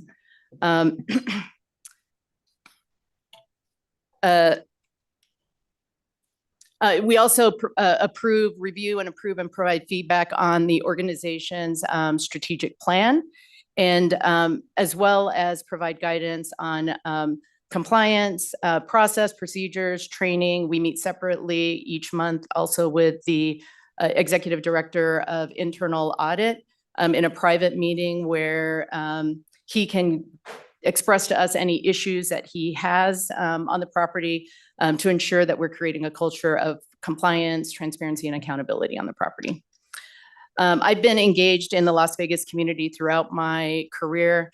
I'm currently on the board of the National Championship UNLV hockey program. And I also lead through UNLV an executive development program focused on increasing the number of women in C-suite roles, especially within the hospitality and gaming industry. In the past, I've served on the board of the Culinary Academy of Las Vegas in partnership with the Culinary Union. I've been on the board of the American Red Cross and also was the chair of the Asian American Chamber of Commerce Foundation, and was on the board of the National Asian American Pacific Islander American Scholarship Fund. And have actively volunteered in my children's schools as they were growing up in Las Vegas. With that, I'd like to thank my agent for her hard work on my application and would be happy to answer any questions that you may have. Thank you, Mr. Tondo. We appreciate that presentation. It's very thorough, and between the presentation today and the rump process, in particular as it pertained to certain information we needed as to your employment at MGM and some other things, that's all been received to my satisfaction. So I appreciate that. I wanted to ask, what was behind your thought process of the career change, leaving MGM and going into something that was quite different and maybe a little bit more entrepreneurial? Or how would you describe that change? I think of it as a milestone moment, both personally and in my career. I'd led MGM Resorts through a pretty significant culture transformation. In addition, roles like that with 88,000 employees are time consuming. And I was getting to a point where my children were entering high school and recognizing that I'd spent a lot of their youth working and wanting to spend time while I had them at home before they left for college. And so I intentionally joined a firm of prior colleagues that I worked with in consulting in my late 20s, early 30s. I rejoined them as a way to stay intellectually stimulated, to do really challenging work in different industries and to continue to learn, but in a role that allowed me flexibility. So I was able to attend my son's hockey tournaments and my daughter's tennis matches and be home and be present and make dinner at night. And so it was as much a intentional career move as it was a personal move for me at the time. Do you do in your new capacity, or not new anymore, you've been there 5 years, is it one-on-one consulting, or do you do group consulting, group training? We do, so executive coaching is one-on-one. So typically with executive coaching, I'd meet virtually with a senior leader in a business. Oftentimes I'm coaching, I am assigned women who are walking a similar path that I've walked. So women who are in emerging senior leadership roles in organizations, oftentimes women of color. Those are one-on-one conversations, biweekly, monthly, where I advise them on how they continue to grow and develop as leaders. But I also do group frequently strategic planning with companies where I'll be with a group of executive leaders and facilitating 1 or 2 day meetings with them to prioritize, to identify what's important in their culture, to prioritize their strategic plans. So it varies, in person, virtual, as well as one-on-one or group work. Very good. Thank you for that. And so you say you joined the Resorts World Board in 2024. Yes. And the question I have, it seems like the board structure is pretty flat in that you don't have a per se a defined area of responsibility. Correct. We have, because of the size of the board, I think is small, especially compared to public companies, we tend to meet in a group. And so our responsibilities are general and typically the same across all members of the board. So reviewing strategic plans, providing guidance, asking questions, we tend to share the same responsibilities versus a specialty focused area. How often do you meet as a board? We meet monthly, and because the COO, or now CEO of the company, and their general counsel are based in Malaysia, we meet in the evening Pacific time. And so it doesn't interfere with my full-time work as a consultant. Thank you. You referenced earlier that part of the role is to be involved and support a strong culture of compliance. Could you talk a little bit about that and potentially give specifics about how you do that? Sure. So we have ensured compliance with all required training. We receive regular reports on progress of completion of training through the Vice President of Compliance, who is part of our regular board meetings. We have ensured that policies and procedures are followed. We have hired leaders who are focused on creating a transparent culture, who immediately surface any concerns to the board. I think we've hired the right leaders in those roles who also have held the leaders that report to them accountable. And so I think through all of those initiatives, I think that it's a much more transparent and much more accountable culture. And as part of this, do you have discussions at the board level about AML activities, AML programs, things of that nature? Yes, absolutely. Around training, around compliance. If there's any concern that surfaces, we are notified between meetings immediately by the property leadership if anything does surface.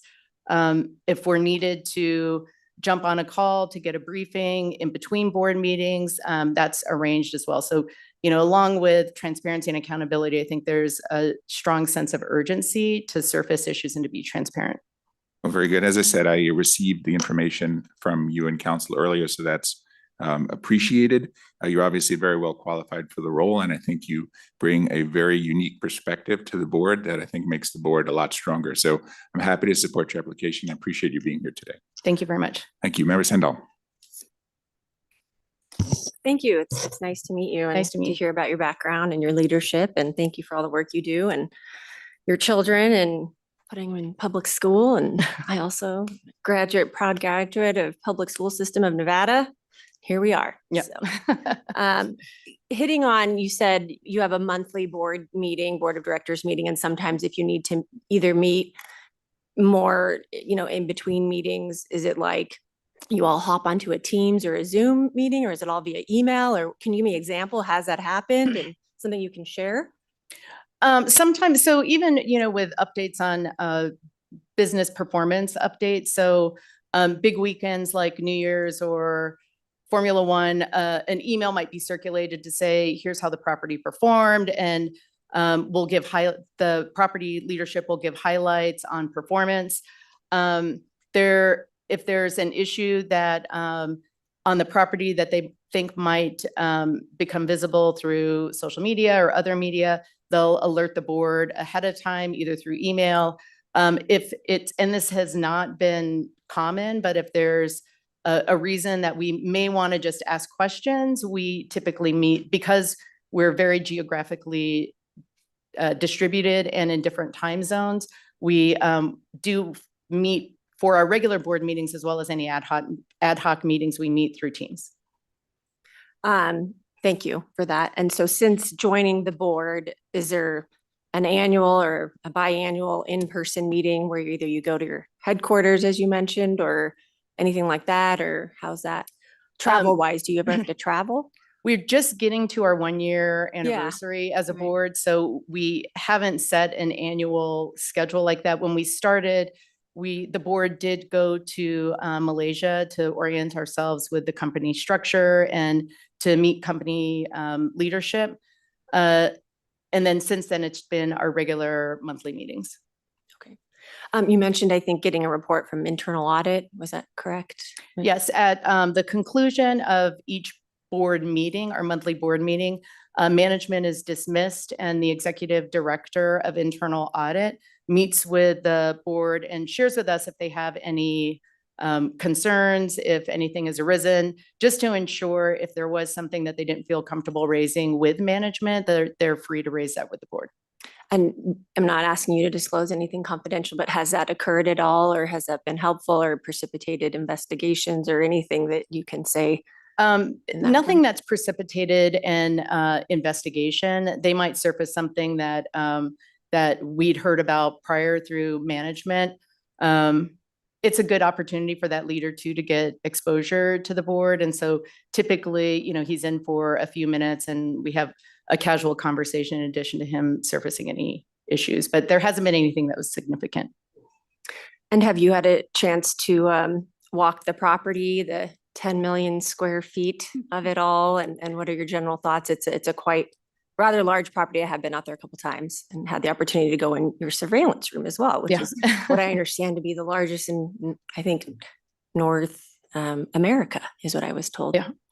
I have gotten to know the property. Anyone who's worked in one of our properties in Las Vegas knows that that's difficult because they're so large. And so I have spent some time visiting the property. There is a leader in the property and human resources that I've known for years that I've mentored her throughout the course of her career. And so we'll periodically have lunch with her, but I make it a point to walk around and get to know where things are in the property because that's difficult. And I want to understand when the leadership talks about operations or operational decisions, I want to understand the venues. And so I have gotten to walk the property to get to know it. Yeah, that's great. Because I mean, I know you mentioned that all the board of directors, you're all general, so it's not like you're over HR or internal audit. But in that regard, being HR, perhaps maybe you don't have as much gaming per se experience. Is there anything you've been able to do or follow a team on a drop and count or do surveillance ops or anything of that nature to kind of familiarize yourself with other aspects of the property's activities? Although I have not worked in a gaming role in human resources, we learn about everybody's role, right? Because of the types of things that we have to ensure function well on a property. And with Caesars and with MGM, I was fortunate enough to work with leaders who valued my point of view. And so, I have learned a lot about operations over the course of my career. And so that said, I feel like I can opine on all issues within gaming, within operations, including gaming. You have an extensive background and you've worked at many large properties and obviously MGM at the corporate level as well. But this is your first time being licensed in Nevada, correct? Yes. That's exciting. And I did notice of all your other board members, you're the only female and you're first. Yes. So kudos to you on that. No, I appreciate you being here and I appreciate you telling us more about your background. I guess lastly, I was just curious, I don't know if I missed it, but how did you particularly get into gaming in HR in the beginning, I guess? Gaming. Oftentimes in my career, I've been in the right place at the right time. And I was working in consulting, late 20s, early 30s. And at the time I was traveling 75% of the time. I recently gotten married and wanted to start a family and thought that amount of travel wasn't sustainable. And coincidentally, one of the former HR leaders I worked with at American Express had become the head of HR for Caesars Entertainment. I reached out to him and said, do you want to have lunch? And while we're at lunch, he offered me the head of HR at the Flamingo. And so that's how I got into hospitality and gaming. And despite growing up here, had not worked in hospitality growing up. So that was my first role in hospitality and gaming. Well, I think you're very qualified and Resorts World's lucky to have you on the board. Thank you. Thank you very much. Thank you, Chairman. Very good. Thank you very much. Judge Assad. Thank you, Chairman Dreitzer. It's so nice to see you again. Good to see you. I remember when Mr. Murrin brought you into the office and we first met. When you have Jim Murrin in your corner, I think you're doing okay. Yeah. That's a good stamp of approval to have. So you're eminently qualified, Arizona State, BA in education, BYU, MBA, been all around the place in the gaming industry. So you have all the credentials that anyone could expect, stellar background, stellar experience, knowledge. And you mentioned that you mentor other women and hope that they can eventually rise to the C-suite level. So just make it clear for the record, you are not a DEI appointment. You are here because you earned it. You have all the experience and the credentials and the knowledge and the education of any man. So just make that, I just want to put that on the record that, and as well for Ms. Okerberg too. When I first got in the gaming business in '76, there were no women dealing craps. Right. There were no women dealing blackjack. The women were cocktail waitresses, cigarette girls, and keno runners. That's it. There wasn't a woman in the C-suite anywhere. So I think, congratulations to people in the industry like Jim Murrin and others who have promoted women according to their merit and experience. And, we've come a long way. And the bar, there are hardly any women lawyers. So congratulations to people like Ms. Okerberg and Jennifer Roberts back there, who was your head of compliance. Women have come a long way, and that's a good thing for humanity. So congratulations on all that. I'm going to jump around a little bit here. Sure. Your father, is he still with us? No, he passed away right before COVID. Okay, well, I just wanted to express my gratitude for his service in the Air Force. There were no areas of concern at all in your application. You're on the board. Good luck trying to keep AG Burnett in line. That's going to be a challenge, but I'm sure you're up for the task. We'll be getting his application here pretty soon, I'm sure. And also regarding, you mentioned, or I think the chairman did, about a culture of compliance. Had there been, and I was at the beginning of the investigation into Resorts World with respect to the AML investigation, had there been a board of directors in place at that time, and someone like Jennifer Roberts as the head of compliance, there would not have been a fine, there would not have been a problem. Matthew Boyer would have been banned early on, as he should have been. And so I'm glad to see that there's a board in place now. There's a better direct line of corporate structure. Mhm. I think the problem was that the Resorts World Las Vegas didn't have direct oversight with a board, so that Genting Berhard had no idea what was going on here. Genting Malaysia had no idea what was going on here. And there was that gap in the chain of command. There was no direct link between what's going on the floor of the casino in terms of corporate folks being able to make a decision in compliance to ban Matthew Boyer. I mean, he was at the blackjack table conducting business in his bookmaking operation. Yeah. He would tell the dealer timeout, the floor man, the pit boss would be there watching, and he would get a cash and count the cash on a bet that the player had lost. And then he'd say, okay, go ahead, give me a hit, or I stand. And then he'd continue playing the blackjack. I mean, this is how ridiculous that whole situation was. Now, if that's going on the casino floor, and had there been a board in place to oversee such ridiculous activities, Matthew Boyer would have been banned right then and there. So congratulations to you. I'm glad Thank you. that we now have a board in place there. It's a fabulous property. It's a beautiful property. I think you have a great team in place. Carlos is doing a fabulous job from what I understand. Yes. And so I wish you nothing but the best. You're eminently qualified for this position, and I wish you all the best. Thank you. Thank you very much.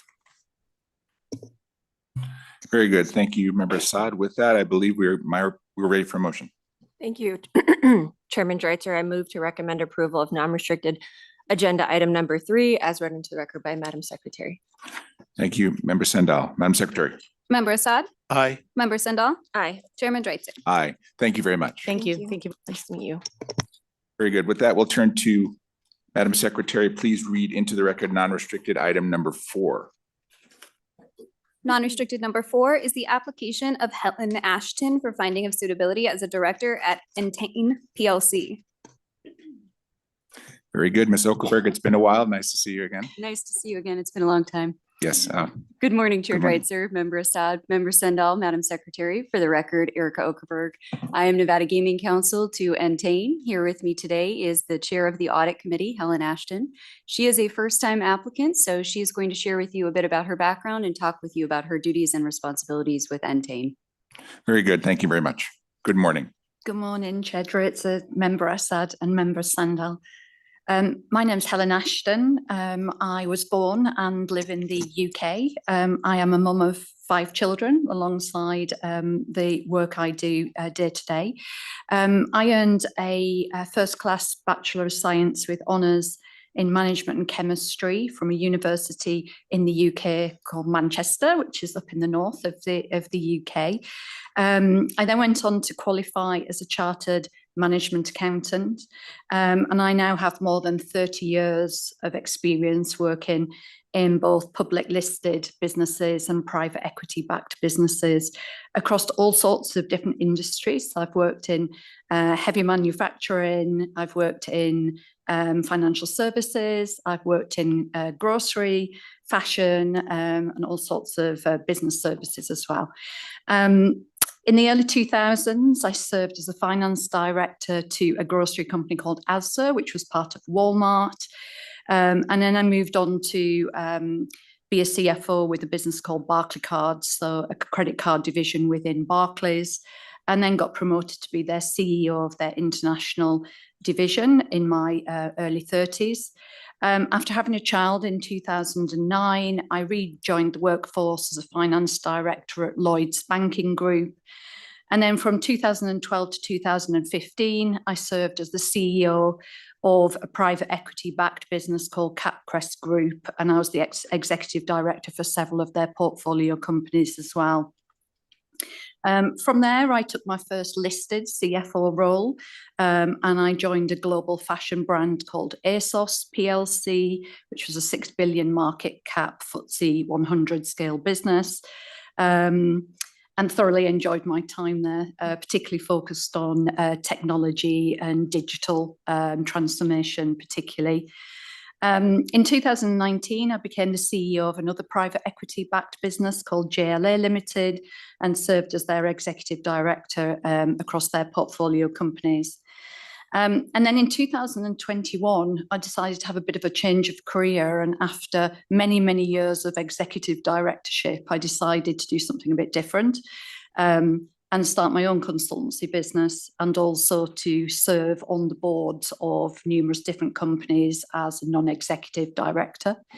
My first non-executive director role also was the audit and risk chair of a business called JD Sports PLC, which is the FTSE 100 business in the UK. You may know Hibberts and Shoe Palace and DTLR, who are all part of JD Fashion, and we acquired those businesses while I was on the board. I stepped in as the chair of that board during a period of board transition as well. And then I took up the chair of the audit and risk board at Entain, which was 18 months ago. And I'm also on the board of a multinational media business called ITV PLC. And I serve on the audit committee there as well. In terms of Entain, as I said, I chair the audit and risk committee. And what that entails is me being responsible for providing independent oversight and objective judgment on corporate strategy, performance, governance, an external perspective on management's effectiveness, accountability to shareholders, and safeguarding financial integrity, risk management and compliance. So quite a lot of my time is in relation to focusing on financial reporting, in particular internal controls, ensuring compliance with regulatory requirements, managing the relationship with the external auditors and making sure that they stay independent, facilitating transparent communication amongst the board and the auditors, and really focusing in on key risks, managing key risks within the Entain business, and key accounting judgments as well. On a day-to-day basis, I report to the chair of the Entain PLC board, and I work very closely as well with the chair of the Sustainability and Compliance Committee as well. Internal audit also independently reports into me from an Entain perspective. Alongside the work that I do on boards, I also do mentoring for executives, particularly female executives as well, which I really enjoy. And I'm also a big supporter of women on boards, but also neurodiversity as well into organisations. Amongst my children, I have a mix of children with dyslexia, autism, and ADHD as well. So I'm a big supporter of making sure that they're well represented in the workforce. And I also do voluntary executive mentoring as well with a number of up-and-coming females in the UK market who are hoping to become part of the C-suite. So with that, I would really like to thank my agent for all of his work on my application, and I'd be happy to answer any questions that you may have. Very good, Ms. Ashton. Well, thank you very much. You're obviously extraordinarily well qualified, and I appreciate you taking us through your history. So I just want to focus on a couple of areas. With respect to being on the board, which of course is a critical position, you have an even more critical position being head of the audit committee. How do you go about entering a company like Entain at this level and figure out how to assess your risks, and with sort of the limited contact you will have with the management and team at Entain, how do you make sure that you're handling your job as the head of the audit committee in the most effective manner possible? Yeah. So I think for me, I do quite extensive due diligence before I join a board. And I need to be really clear that I understand what I'm taking on, And that can be quite helpful to speak to people like the auditors before you arrive. You can see a lot of the due diligence through the annual reports as well, but then spending quite a lot of time with other board members and members of the executive team. And I think for me, the people that I'm going to work with become really important, because I need to make sure that they've got the right values and the right approach that I would expect for the kind of company that Entern is. When I arrived at Entern, I'm very lucky to have a very good general counsel who works at Entern, and he positioned a fantastic kind of 6 months induction for me, where I got a deep dive into pretty much everything and anything that was going on within the organisation. So I think for me, particularly in the audit chair role, really getting into understanding who the key people are in the business, what's going on, asking questions, getting myself comfortable, going to visit finance teams, asking questions. I think it's amazing when you meet people how quickly you can get a feel of, have they got a grip on the business or have they not? So the first 6 months was spent really engaging very deeply. And to be honest, even since then, in the following 12 months, I still work very closely with the finance team, the executives, and also I think within my role, because I have internal audit that reports into me as well, Entern has a very open and transparent culture. And therefore, we discuss issues as soon as they come up. So everything is very open. I'm very fortunate to work with the team there. I appreciate that explanation. So on a regular basis, you have windows into the business where you're dealing with people at all different levels, and you feel like you can have open access as needed? Absolutely. All of the time. So, I think from a board perspective and an executive perspective, they have no issue in me. For instance, I went over to Gibraltar a couple of months ago to spend time with the team on the ground there. I popped in to spend some time with the stadium technology team yesterday. We were over with BetMGM in New Jersey not too long ago. I think it's just really important for not just me in my role, but the whole of the board to get a feel of what's going on, because it's so easy for a board of a big organisation to be disjointed. And I take my responsibility as the audit chair very, it's a big responsibility for me. Yeah. And I only know so much of what's going on. So I have to trust my 30 years of instinct as, are these the right people that we've got in the role? And are they doing, are they telling us what we need to know? Are they doing what we need them to do? And so to that point, in the past 18 months, I guess it's been, yeah. Have you identified circumstances where you felt potentially, an upgrade was necessary at a particular position or things of that nature? And how was that handled? Yes, we have. Yes, we have. I think not long after I joined the board, at the same time as I joined, a new CEO came into the board. And we had some challenges in the way that individual settled into the organisation. And certainly, within my remit, within internal audit, I have things like whistleblowing. So I get to know quite quickly, I get a feel of what's going on in the organisation. And, off the back of that, as a board, we made had some discussions around actually, was this the right leadership for the business? Did we need to think about doing something very different? And that's what we did. And we quite quickly took those steps to make some changes. And I was really impressed with that, because that was within the first 6 months of my time. And actually, as a board, there was no pushback. Everybody was very aligned from a values perspective as to, what we wanted from the leadership within the organisation. And I think, we acted quickly, and I think that was a really positive thing. Appreciate that. Now, this is your first gaming company with which you've been involved. Are there any things, matters, looking at this company versus others that you've been associated with, anything unique to gaming? Any specific risks that you might focus on? Anything of that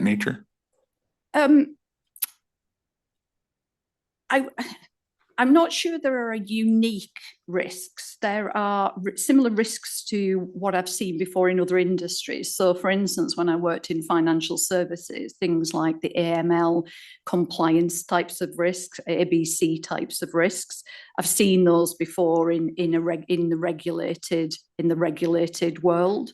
I think it's interesting as well, Entain, with being a global organization, the risks that come with how you get a grip on the oversight of global organizations. I've seen that in other organizations, and I think that's a risk.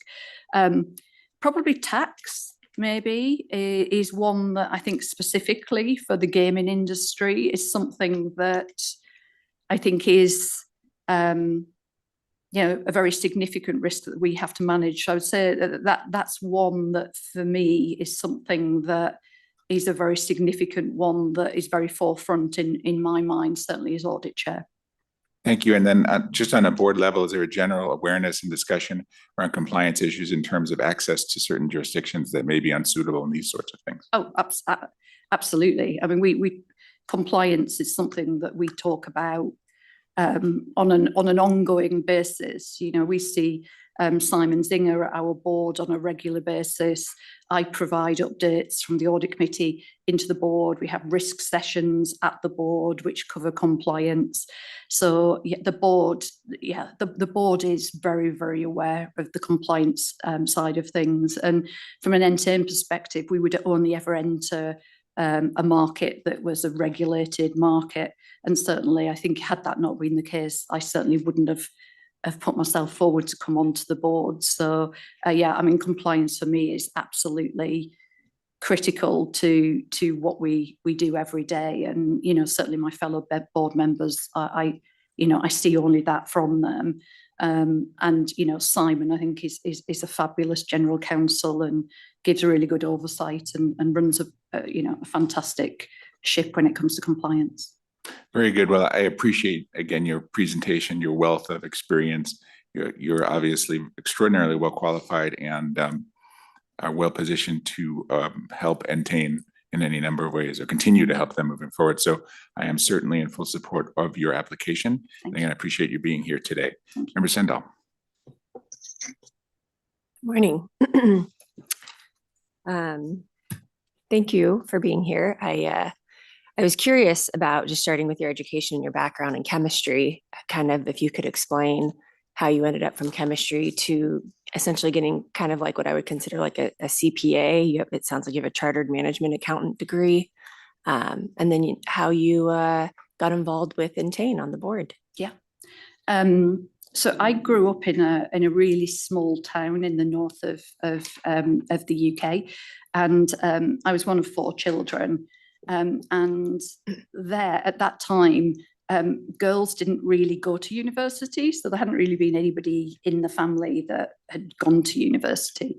So it was kind of expected I would just have a family and settle down and stay near to home. And for some reason, there was something more in me. I wanted to do something more, and I just naturally engaged with sciences. I loved them. I loved the process. I liked the structure of them. And again, at that time, I was trying to think about what career I wanted to do. And it wasn't like today. It was either be a lawyer, be an accountant, or be a doctor. And unfortunately, I didn't like blood. So being a doctor kind of wasn't going to be the thing for me. So I thought accountancy sounded like, a good thing to do. And actually looking back, it's been fabulous because I think finance gives you such a great opportunity to look into businesses and understand what's going on in businesses. And I think, that's been great for me to then be a stepping stone into doing a bit of a CEO role or a COO role or a bit of CFO role. So it was a bit by chance, really. It wasn't that I had anybody in my family that had done accountancy before or anything like that. It was because I didn't like blood. Otherwise, I'd have probably become a doctor. In terms of joining Entain, a headhunter literally rang me to say we're looking for an audit chair. It's for a business called Entain that I must admit at the time I'd heard of Ladbrokes Coral. I'd heard of some of the brands. I hadn't heard of Entain. But I love the fact it was consumer. I love the fact it was digital. I liked the fact it had kind of regulated. I found that really interesting. And I liked the fact it was an audit chair because I'd been and done that before. So although I hadn't been in gaming, I had been and done the finance side and done the audit chair. So I felt like I could really add something. And I met the people. And for me, that was the key thing. I felt that they were a group of people I could work with, I could have some fun with. And, the business had great potential. So I was excited to join, and 18 months in, that hasn't changed. All of the boxes have been ticked for me. That's great. And from what I understood or read is you didn't start as audit chair, but then you transitioned into that role. So And how did your responsibilities change once that happened? Yeah, the plan was always that I would go in as audit chair. It was just that I went in and I didn't get ratified till the next board. But the plan was always that I would go in as audit chair. And luckily the audit chair who was in place before me went on to step into being the senior independent director and now the chair. So it's actually been great because he still comes to my audit committee. I've got somebody who has the tenure and the background there. So, again, we worked very closely together, and, I bring a slightly different approach to audit and a different lens. But actually, I've got that tenure of his experience there as well to make sure that I kind of, understand the background of where the business has been. That's great. And it sounded like from what you were describing before is you do quite a bit of travel with your role. Could you just elaborate on kind of the amount of time commitment you have and maybe what a general month or week or cycle looks like for you? Yeah, in your role? I probably spent about 4 days or so a month on Entain, a couple of days on ITV, and then I probably spend another 8 to 10 days in terms of mentoring as well. I do some level of travel, but not all that much. Many of our board meetings are in person, but they're usually in London. And then I can choose how much I travel then. So if I want to go to Gibraltar or I want to come over here to New Jersey or whatever, that's something that I can choose as and when that fits in. I don't have to do that, but I think it's just really helpful to understand the business and just meet and see the people. No, I think that's great what you described, that you do that you're hands-on and you're meeting the people. And I think Entain's lucky to have someone like you with your background and experience. So you've never been licensed in Nevada before? No. Is that correct? But you have been approved in other jurisdictions, is what I understand. And it's all associated with this That's right. recent role. That's right. ITV is like a media broadcast company, correct? And your involvement there too, you mentioned, is audit committee. Yes. Okay, so similar? Do you find it similar to Entain's role or very different? Quite similar. Yeah, actually, yeah. I think it's amazingly similar. I think it's the same if you do a CFO role. It doesn't seem to matter the industry. The challenges that you come across are quite similar, and I think it can be the same in audit as well. There are always nuances for the particular industry, but actually, yeah, quite similar. That's interesting, because you were on JD Sports Fashion as well. Yeah. So you have a lot of different types of companies, but it sounds like, was that also audit committee related? Yeah, I was the chair of the audit committee and the risk committee there. It tends to be, I like businesses that are consumer businesses. So I like that feeling of being close to a consumer. I like entertainment, retail, just because you can get your hands around it. It feels a little bit more real. And there's just that piece where you're there to serve the customer. And I really like that. It's just what interests me. Yeah, no, that's great. And then I don't know if you touched upon it a little bit, but you created your own company as well. Yeah. Shape Beyond. Yeah. Did you already talk about that a little bit or? Yeah, I started that at the same time as I started to do the non-exec work. So in 2021, coming out of COVID, to be honest, at the point where, because I've got 5 children, 3 of them are, either working now or at university, but 2 still at home. But at that time, my son was only about 10, and I'd been spending so much time away from home. I think it was the first time during COVID I was at home, and I just remember him coming in and saying to me, you're not going to go back to work, are you? It's like, it's so nice to have you at home. And I think it was at that point I thought, you know what, life is too short. I think I was 49 at the time. And I thought, you know what, I want to have more time with the family. I want to have more control over what I'm doing day to day. So set up my own consultancy, really working on anything and everything from strategy, or working with founders, or working with mentoring with females. I do everything and anything as long as it's something that I want to wake up in the morning and do. But a lot, it's a lot more purpose led for me than maybe anything I've done before. And I just really enjoy it. That's incredible. That's great. Thank you for sharing that. Well, it was a pleasure to read your report, and happy to support your application. And I don't have any further questions. Thank you, Chairman. Very good. Thank you, Member Sendall.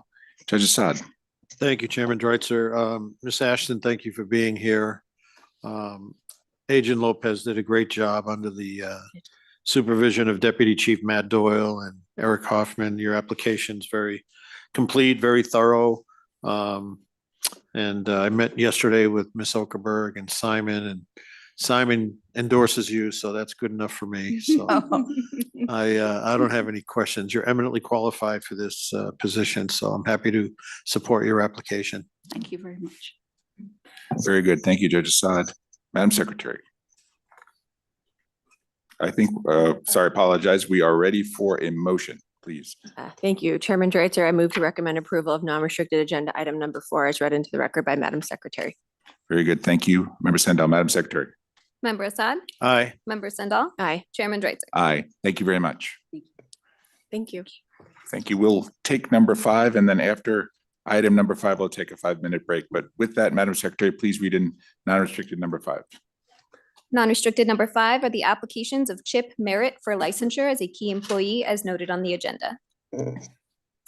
Good morning again, Chair Dreitzer, Member Good morning. Assad, Yes. Member Sendall, Madam Secretary. For the record, Erica Okerberg. I am Nevada Gaming Counsel to the company. Here with me today is the applicant, Chip Merritt. She has previously appeared before the board and commission in 2023. So for today, we'd like to ask her to share what her current duties and responsibilities are for the positions for which she's applied, if that's acceptable. Very good. Thank you very much. Good morning, Ms. Merritt. Good morning, Chair Dreitzer, Member Assad, Member Sendell. I'm Chip Merritt. I'm the Northern Nevada Regional Manager for Golden Route Operations. I'm responsible for assisting with hiring, training, and scheduling team members. I maintain communication and coordinate with managers across all assigned locations, collaborate with other departments to support smooth and efficient operations, work with my managers to ensure compliance with laws and procedures, and I oversee purchasing. I have been approved as a key employee for 3 locations, and I am before you today in connection with 3 more locations: Pilot Winnemucca, Roadhouse Winnemucca, and Lucky's Casino in Silver Springs. Right now, I spend most of my time in our Reno office and visit each location assigned to me weekly for about 2 to 3 hours each, and I communicate with each location staff on a daily basis. As far as reporting, I now report to Luke Gums, the VP of Nevada Route Operations. I currently have 5 direct reports, but I will have 6 direct reports with the opening of Lucky's Casino in Silver Springs. With that, I would like to thank the agent for the work on my application, and I'm happy to answer any questions that you may have. Very good. We thank you for that presentation, and I'll certainly note for the record, you were licensed recently in Yes. May of 23. So we appreciate you coming before us and providing a quick update. When is it the Silver Spring location will open? It's for Q1 is what we're hoping for currently. I think there may have been some construction delays, and that's possible. It may move to Q2. And so we do anticipate the company filing a Regulation 4080 waiver. Okay, thank you for that update. And Ms. Merritt, we appreciate, again, you being here and wish you great success in your continued career. It's very nice to see you continue to get more and more responsibilities. So I am in full support of every application. I have no further questions. Judge Assad. Thank you, Chairman Dreitzer. I don't have any questions. You were just here May 18th of 23 and you've been approved and nothing's really changed. Great application report from Agent Lopez. So I'm happy to support your application as well. Very good. Thank you, Judge Assad. Member Sendall. Yeah, thank you for being here and congrats on taking on more properties, I think. What does Matthew Grego do? Is he over other properties that are unrelated to your 6 properties? He's on the eastern side of the state and I'm on the western side of the state. Got it. So you say you're in Reno and then you go out to Winnemucca and Silver Springs Yes. weekly. Yeah. And Fernley as well. Oh, kind of and just travel on the way over. Yeah. Okay. Have you hired a new audit manager yet? We're working on that currently to try to find someone that's qualified and probably going to bring that into the Vegas location here. Do you have a time frame, like a couple months, you think, or? Hopefully sooner. Oh, good. And I understand you've been taking on a lot of that audit and cash drop role for Leisure Gaming's non-restricted locations. So is that up to your workload or time, or has that changed your normal operations? It was something that I was helping with prior to the acquisition, moving into J&J Gaming. And so I kind of just kept with that. And now we're trying to just transition it to the Golden Route office here in Reno. Great. How many people are in that office with you in Reno? Is it like an administrative? Yeah, it's mostly administrative, but then they also have, techs and the vault kind of moving around in there too. So quite a few. It's a lot. Well, I'm happy to support your application and thank you for being here today. Thank you. Very good. Thank you, Member Sendall. With that, I believe we are ready for a motion. Yes, Chairman Dreitzer, I move to recommend approval of non-restricted agenda item number 5 as read into the record by Madam Secretary. Madam Secretary. Member Assad. Aye. Member Sendall. Aye. Chairman Dreitzer. Aye. Thank you. Thank you. Thank you very much. With that, we're going to take a very strict 5-minute break. Okay, it's now 11:26. We'll come back at 11:31. Thank you.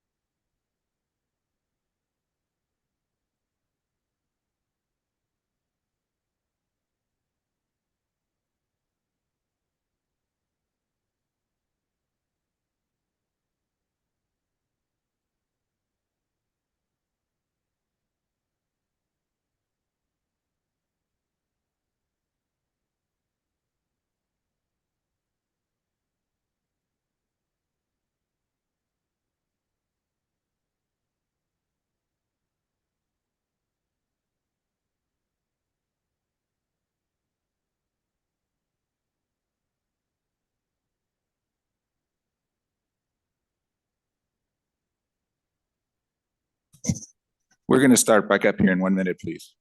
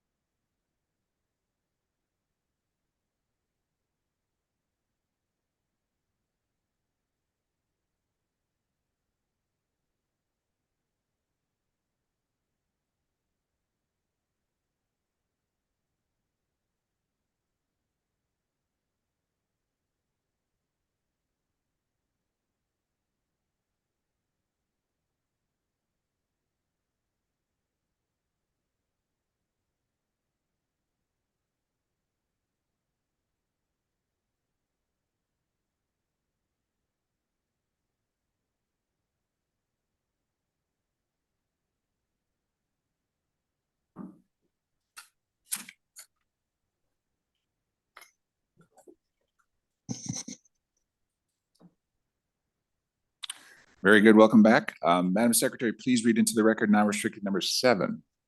Non-restricted number 7 are the applications of Fabio Celadon for finding of suitability and or licensure as a key executive and or officer as noted on the agenda.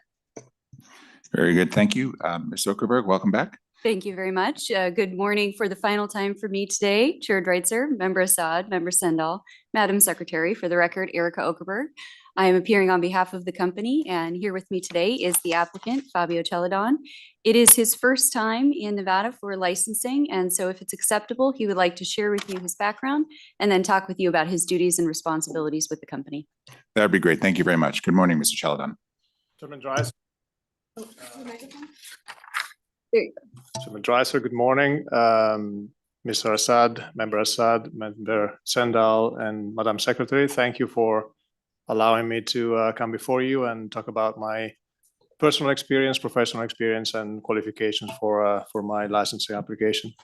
I was born and raised in Italy. I have then become a US citizen 12 years ago.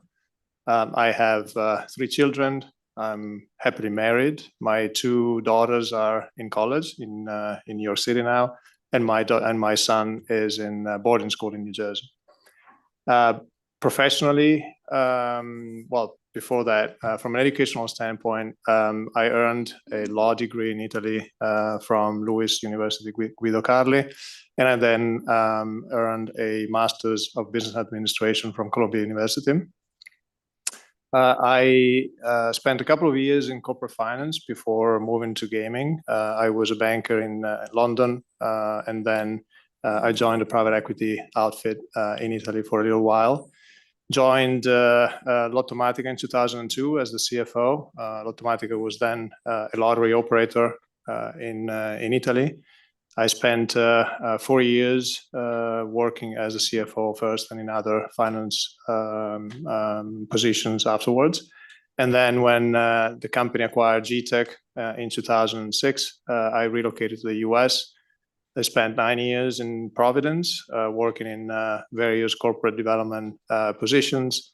And then when GTEC acquired IGT in 2015, I relocated to Hong Kong and spent 2 years in general management, in a general management position, running our corporate development, business development, and operations in Greater China and the Asia Pacific.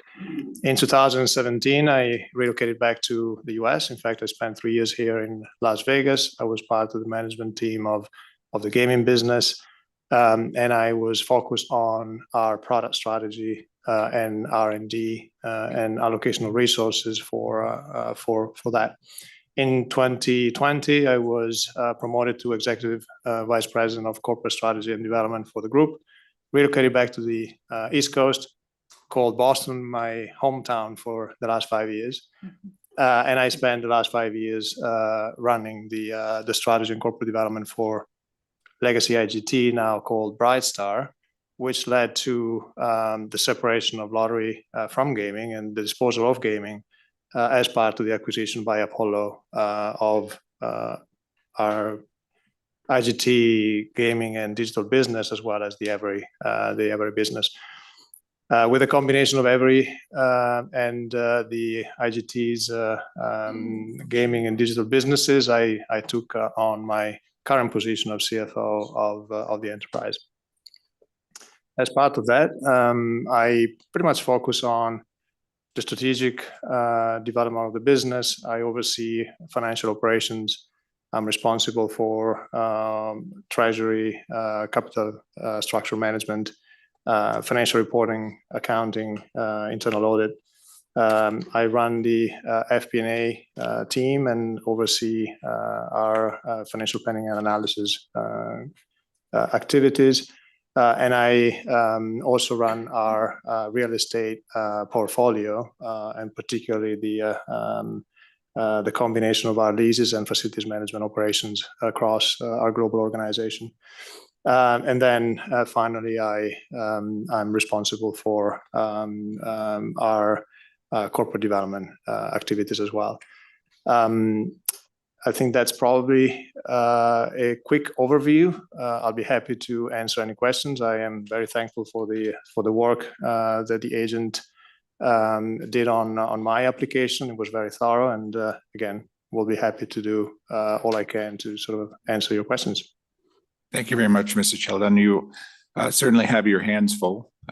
It appears as though when was the acquisition or the transaction finalized? It closed on July 1st. Right. And how can you give us an update from your perspective as the Chief Financial Officer, how that has gone and what the prospects are for 26 in view of potentially a challenging business environment?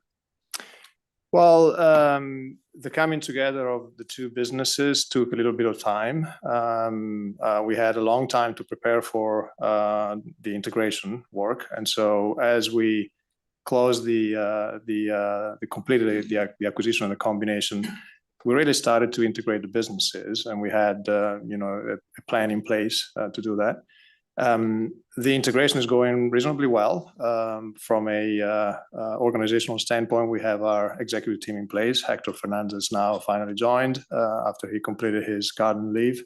The rest of the executive team is in place.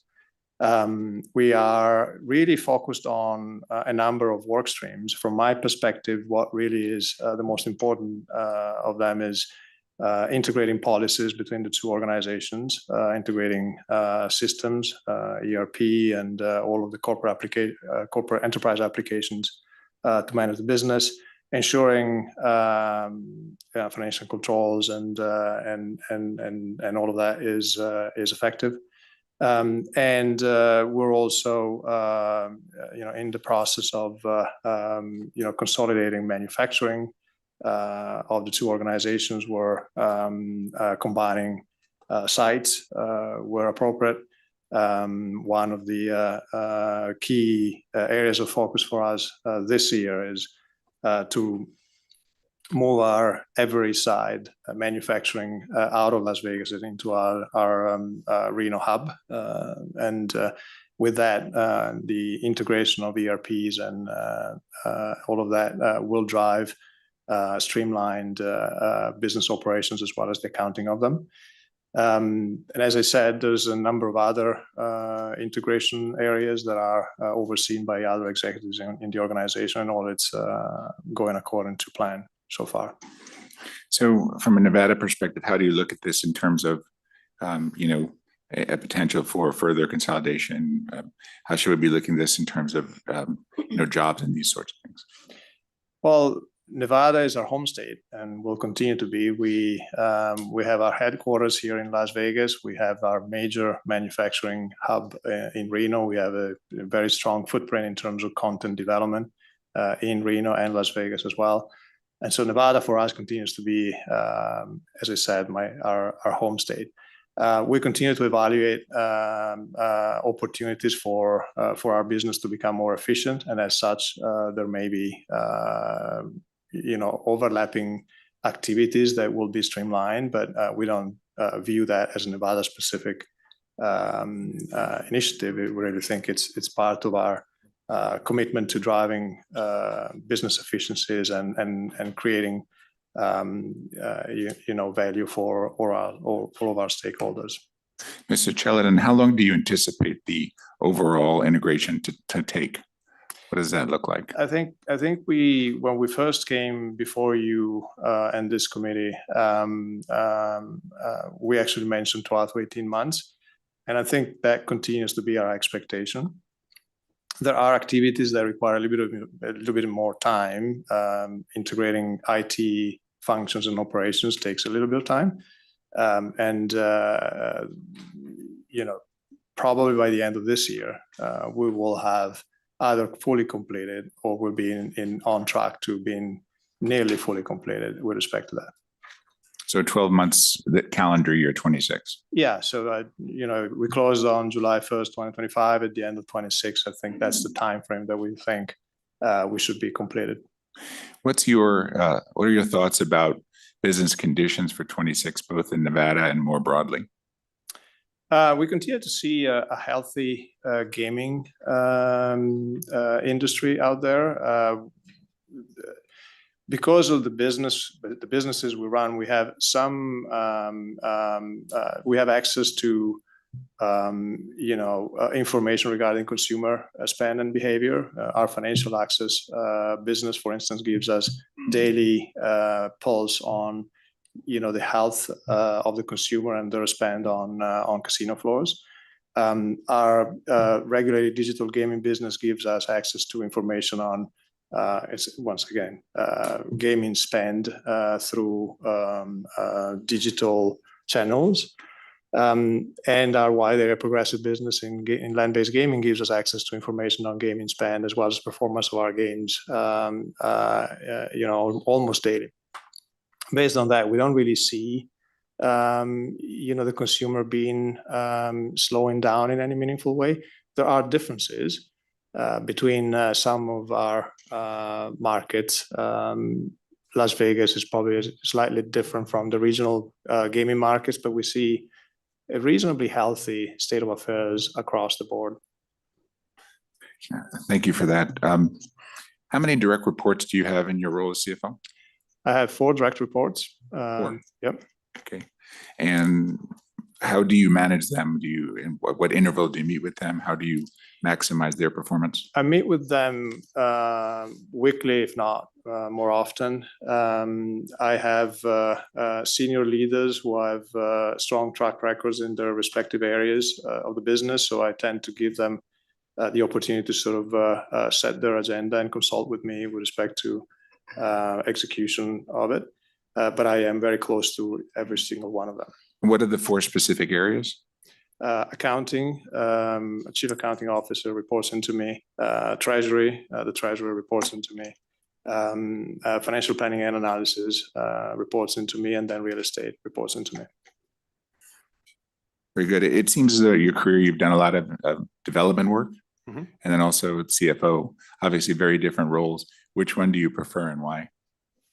They're very different, but there are commonalities across them. And the over 20 years of experience in gaming, particularly, and the fact that I've touched most regional markets, Europe, Asia, and North America, give me a perspective on not just the strategic aspect of the gaming business, but also the operational challenges. And so I actually like combining the two because they give me 2 very different ways to manage the state of to manage the business and assess the state of its prospects. From your perspective, having worked in both public and private entities, how has that transition for you been now? It is different. Being part of a private equity sponsored organization, I think, has the benefit of allowing for faster decision making, a more nimble approach. But we continue to be very focused on compliance and checks and balances because we view an IPO as the potential exit for our current owner. And so we need to be ready to do that. So talk a little bit more about the compliance culture within IGT. Well, we've always had a very strong compliance culture. as part of both organizations. IGT Legacy has been licensed in many jurisdictions for several years, conducting both lottery and gaming technology businesses. Every, in addition to the gaming side of the house, they also are licensed from a financial access standpoint. So they have they're overseen by organizations that really are focused on financial technology and that. And so I think there's a strong culture of compliance in the organization, and we continue to view that as a key priority for us, because any compliance challenges that we may encounter in the market would spill over into challenges into other markets. So it's a priority for us. Thank you for that. I had a couple of other questions that were answered throughout the process in the last day, so I appreciate that. I'm going to reserve further questions. Judge Assad. Thank you. Thank you, Chairman Dreitzer. Thank you for being here. So you're still living in Boston, or? I'm in the process of relocating, but yeah. To Las Boston's still Vegas? home. Yep. Very good. What area of town are you looking at? When I was here previously, I lived in Summerlin, and I think that probably is where I will end up in. Good choice. Good choice. I can give you some fabulous recommendations if you like. So back to Boston, you were in, where was it? Rutland Square? Yep. That's near the South End, I believe? It is in South End, yes. Yeah. How did you like living there? It's very livable, and we walk pretty much everywhere. So that's the advantage of it. Now, of course, during the winter, it's not that pretty, but it's certainly convenient. And of course, I'm sure you went to the North End for some fabulous Italian food. Yep. Do you have a favorite restaurant back there? I have a favorite restaurant, but I would rather have Italian food at home because my wife is very good. Yeah. I typically try and diversify when I go out for dinner. Well, next time you're back there, try Brigo's. Will do. I think it's off of Salem Street, but it's supposed to be one of the best Italian restaurants back there. Very small, but home cooking, old-fashioned Sicilian style recipes. So I'm sure you're going to enjoy it. Bring your wife too, by the way. Yeah, who's Sicilian, by the way, so she'll appreciate it. There you go. Very good, very good. So you have four, I guess you said, people directly reporting to you. Do you report to Hector Fernandez, or who do you report to? I report to Hector, yes. Hector? Okay, very good. And there were no concerns. We have a very thorough application submitted by Julie Petronzi, our senior agent, under the supervision of Matt Doyle and Eric Kaufman. I don't have any questions. You're eminently qualified. You've got an MBA from Columbia. Doesn't get much better than that. Although maybe Cornell. I don't know. What do you think? But I don't know. Or Harvard. Yeah. No, we don't like Harvard. No, we won't go to Harvard. No. But Columbia is very good. Very good. So, and you got a lot of experience in the industry. First time licensed here. What was that experience like for you compared to other jurisdictions? It's definitely been very thorough, and I think you need to be proud of the organization of agents you have, because they really do a very, very good job. Excellent. That's good to hear. Thank you for that. So I am proud and thrilled to support your application. Thank you. And I wish you all the best. Thank you. Very good. Thank you, Judge. Member Sendall. Thank you. Thank you for your background and affirmative presentation. So just reading your background, you went to law school in Italy. Did you practice for a while before you got into, looks like you were at Lottomatica in Rome? Yes. No, I never practiced law. I actually am very happy that I did do that, because a law degree gives you a framework, and I think it's been very helpful and throughout my career as I dealt with deal making, negotiations, and things like that. But I didn't practice law. I think when I graduated, I was more into corporate, and so I joined my family's business. And when I had the opportunity to sort of come to the US and go to business school, I thought that was the right path for me. And then you came back home after, I might not have looked at the year, and then you came back home and started working for Lottomatica? Yes, in 2002, I graduated from Columbia Business School in 2000, and just about 2 years thereafter, I joined Lottomatica. And you've essentially And then I spent most of my career with that group until 6 months ago when we separated the two businesses and parted ways with the rest of the business. And so this new role, I mean, is it something that you see as being very different that you started in July from what you were doing before, or is it a mix or the same? It is very different in that it's a private equity sponsored business.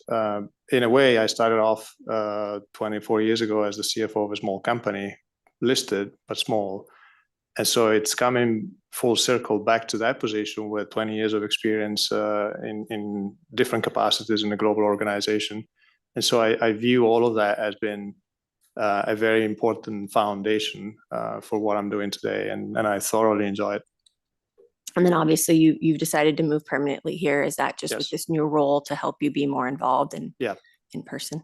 This needs to be an in-person job. It cannot be. I mean, we all sort of got used to screens over COVID, but this is an in-person job.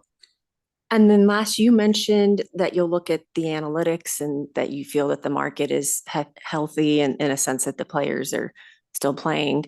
Is this information that you look at daily, regularly, and then you react to it, or your team reacts to it, or can you kind of tell me? We are a business to business organization, so there are pockets of the market that we don't really see other than through the lenses of our customers. But in certain parts of our business, CashX has been one of them. We actually see that on a daily basis. So I can review every day what our key customers are doing in terms of the volumes of cash that they land on their casino floors, and based on that, I have no reason for concern. Now things change, obviously, but based on that, I have no reason for concern. Well, that's great that you get to look at that data and project or plan for it from that regard. As the judge mentioned, this is your first time being licensed in Nevada, but I noticed in your file here you've had numerous applications filed throughout other jurisdictions. So good luck to you. Thank you. With your licensing process, and hopefully this will be a successful one and you'll be done here, and happy to support your application, and best of luck, and welcome to Southern Nevada. Thank you. Appreciate that. Thank you very much, Member Sendall. With that, I believe we're ready for motion. Yes, Chairman Dreitzer, I move to recommend approval of non-restricted agenda item number 7 as read into the record by Madam Secretary. Thank you very much, Member Sendall. Madam Secretary. Member Assad? Aye. Member Sendall? Aye. Chairman Dreitzer? Aye. Thank you very much. Thank you. Thank you. Very good. With that, we will turn to non-restricted item number 8. Non-restricted number 8 are the applications of Boomers Sportsbook LLC doing business as Boomer Sportsbook, doing business at Bonanza Casino Racebook and Sports Pool, doing business at Bonanza Casino for a non-restricted gaming license, Racebook and Sports Pool only, and for licensure to conduct off-track pari-mutuel race and sports wagering.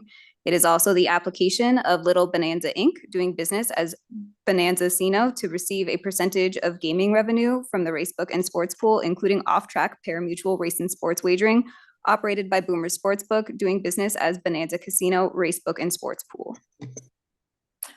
Good morning. We still have 5 minutes in morning, so good morning, Mr. Asher. Good morning, Mr. Chairman, Judge Assad, Member Sendall, Madam Secretary. My name is Joe Asher, and I'm the President and CEO of Boomer Sportsbook. Joining me here today is Dave Grohlman, our Senior Vice President of Sportsbook Operations and Customer Support. I believe Ryan Shelter is appearing in Reno on behalf of the Bonanza.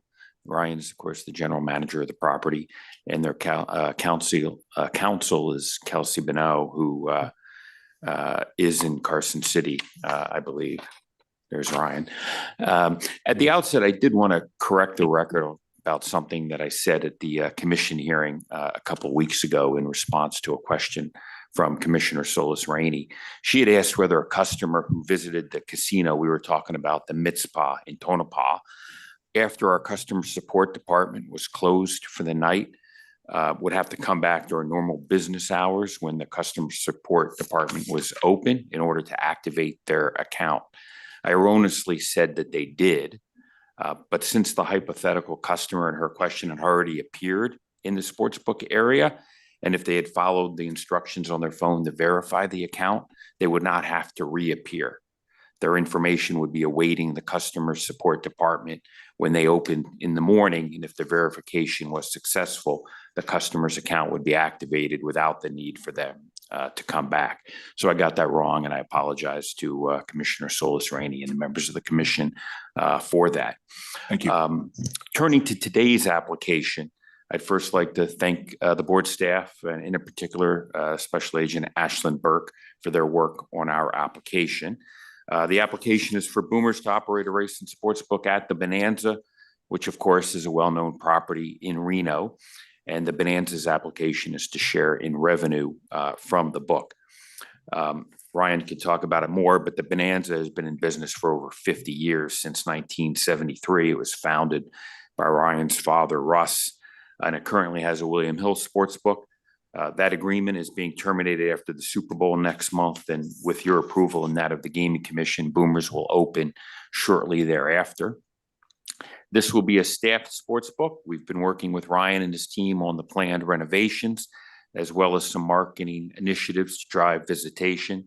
It's good timing for us with the college basketball tournament starting in mid-March, which will give folks an extra reason to come in and sign up for the Boomers mobile app, as well as to come in, bet, and watch the games at the Bonanza. This will be our first location in Reno, and I'm really excited that it's an opportunity for Boomers to enter the Reno market and at a casino like the Bonanza. Reno restaurants will now be able to take advantage of our best-in-class pricing. And I got to say, Judge Assad, I was paying particular attention when you were reading the parlay card payouts from the South Point and William Hill. They are better at Boomers, and so customers can come in and take advantage of the pricing and see for themselves. You don't have to take my word for it. You know, folks can pull up their app, or they can go into the sports book, check the price, and see where they're getting a better deal. So thank you for the opportunity to point that out, Judge. I feel really fortunate that Ryan and his father decided to partner with us. We started talking back in June, even before Boomers opened for business, and it's been a pleasure to work with Ryan and his team on this initiative. He's a great guy and a great partner for us. Thank you for your time and attention, and I'm happy to answer any questions you might have. Mr. Escher, thank you very much. We appreciate your affirmative presentation. What day should you get approval in January from the commission? What day do you anticipate opening? It will be in mid-February after the Super Bowl. We don't have a precise date yet. Okay. And what will the hours of the sports book be? The hours vary, depending on the day of the week and what's on the sporting calendar. But generally, book would open 9, 10-ish in the morning and close in the evening. Really depends on the sports calendar for the closing time. And for the record, could you say how many full-time Boomer employees will be involved here? At the Bonanza, Specifically, yeah. Being staffed at the Bonanza, I'm looking at Mr. Grolman over there. There's going to be 3. Very good. Very good. I appreciate that. How has business been going so far overall? Overall, I'm happy. I think when I appeared before you in July, the goal was to have 10 sports books open after a year. Given the number, we've got 5 open now. We're still trying to get open in Tonopah. Hoping that happens in early February. We're trying to get the Nye County gaming license nailed down. And then there's this application, which would be the 7th. And then I think there's another 5 pending with the board over the next several months. So that'll get us to 12 by call it the second quarter. Satisfied with that. You may recall there was sort of the 3-legged stool, right? We got to sign up casinos at the B2B level, sign up customers at the B2C level. And, I think we're doing a reasonable job on that. It's customer by customer, brick by brick that we're building it. And, we started with 0. So, we continually move up on that, but overall feeling, pretty well about that. And then, of course, we've got to retain the customers and keep them engaged. And I think we're doing a reasonable job in that regard as well. Did I miss the 3rd leg? B2B, Well, the B2C? retention is the 3rd leg. So B2B is the first leg, get the customer to come in and sign up is the second leg, and then retain the customer is the third leg. Very good. So Mr. Sheltrop, can you talk a little bit about your soon-to-be collaboration with Boomer and why you made the decision and what your expectations are for this partnership?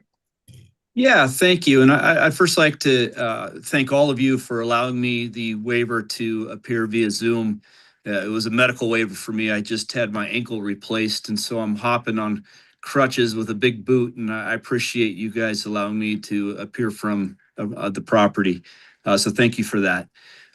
We've had a book up here for a very long time, I think about 25 years now, and my relationship with Joe and Mr. Grohlman, Dave, goes way back, probably 15, pushing 20 years. So I just had a really good relationship with them, and as Joe got back into the business, opening up some options for us and having those discussions that kind of got us to this point. For us, being a family business and being around 53 years, it was really trying to get to the right fit, the right size.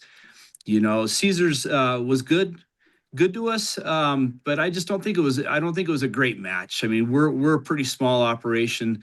You could fit our entire casino inside Caesars Valet down there on the Strip, and I just as far as a size matchup, I don't think it was a great fit. I would like to commend Caesars and William Hill, though, for a smooth transition. They have worked with us for the handoff, and that has gone very well, and they've been very professional in those interactions. We are definitely excited to be part of the Boomers family. There's a lot of good things happening with Joe and his team, and I think we can play well with that and level up and use what we do very well here at our casino with what Joe is planning on, and targeting Nevada specific and staying just home here. I think it's going to be a good fit. So I'm sorry to filibuster a little bit, but we are very excited about this opportunity, and with your approval, we definitely look forward to the future with Boomers. Very good. Thank you, Mr. Sheltrop, for that background. And so, Mr. Asher, this is your first book in the Reno area. Yes. Okay, so that must be very exciting for you, offer an opportunity for a market brand new to you. Yeah, no, it absolutely is, right? We're at Carson City, and we tried to figure out, okay, how can we get people to come into the Fandango to sign up? But it's really asking a lot for somebody from Reno to do so.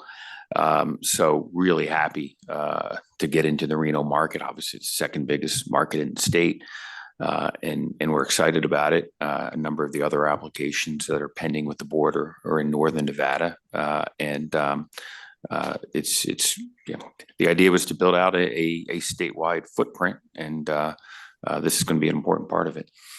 Thank you for that. I hardly know what it's like to have an agenda without Boomers on it in my 7 months here. So I appreciate your continued growth. It's great for you, great for the state, and I'm in full support of your application. Thank you. Judge Assad. Thank you, Chairman Dreitzer. Great to see you again, as always. You forgot to mention you're also offering people they can lay $1.05. That's very important from a marketing perspective, Joe. So you want to elaborate on Well, that? thank you. As you know, we've been offering minus 105 on NFL games this season. Typically, a bettor would have to put up 110 to win 100, which is a 4.55% theoretical margin. Some people think it should be higher, and they've been expanding their pricing to customers and charging more for the product. But obviously, we're trying to build a business and get people to come in. So we've gone with the minus 105 pricing. Originally, it was going to be for the regular season, but it's proven fairly popular. So we decided to carry it on into the playoffs. Very nice. And you want to go through the 3-team and 4-team parlay payoffs? If you know. Well, the 3-teamer is 6-1. I've got the card here on my phone, so I can walk you through them.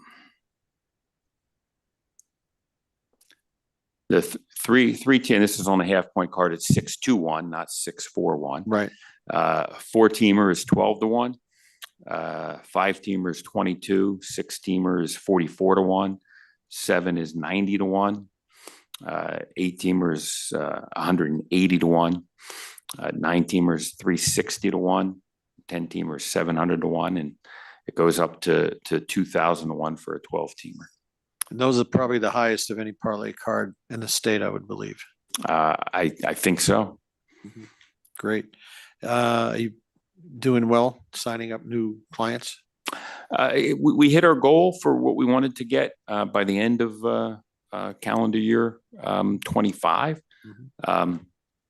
But it's one by one, brick by brick, and look, we've got to motivate people, who probably already have one account. We've got to motivate them to take the trip to the casino, go in and sign up for the Boomers account. And we're just telling folks to check the price. It's not like a marriage. You don't have to break up with your first sportsbook operator in order to marry your second. You can have them both, and then you check the price, and you bet where the price is best for you. And it's not only the -105. It's not only the parlay cards. It's just the traditional parlay payouts, right? You can go on, for instance, the William Hill app and put in the exact same teams as you're put in on the Boomers app, and way more often than not, you're going to get a better payout on the Boomers app. Very good. And I know someone's interested in the line on the Buffalo Bills. What's your current line on the Buffalo Bills? Well, wanting to be precise and not get it wrong, I'm going to pull it up on my Boomers app on my phone to give you the latest on it. It looks like Denver is 1.5. No, Denver's a 1 point favorite right now. 1 point. Bills are getting 1. So the Bills are a dog. There you go, Luke. Okay. They're going to be a very live dog. It should be a great game. Well, I'm happy to support this application as always, and I guess you're planning on opening around the 13th is what we have here, February, and I just want to wish you all the best. Thank you very much, Judge. Thank you very much, Judge Assad. Member Sendall. Thank you. Nice to see you, Mr. Asher. Welcome to Reno, I guess. We'll see, right? Assuming this gets approved. This is your 5th location. Is that correct? There are 5 open currently. We're hoping to get Tonopah open next, so this would be the 7th if that scheduling works out. But as I mentioned, we're still in the county licensing process with Nye County. Got it. And just to clarify the scope, the diagram I saw for this for Bonanza, there's a manned race and sports book, and then you're going to add 2 kiosks for a total. Is that your plan? Yes. Okay. So a total of 2 kiosks. So there's no kiosks there right now. Or if Mr. Shelter knows.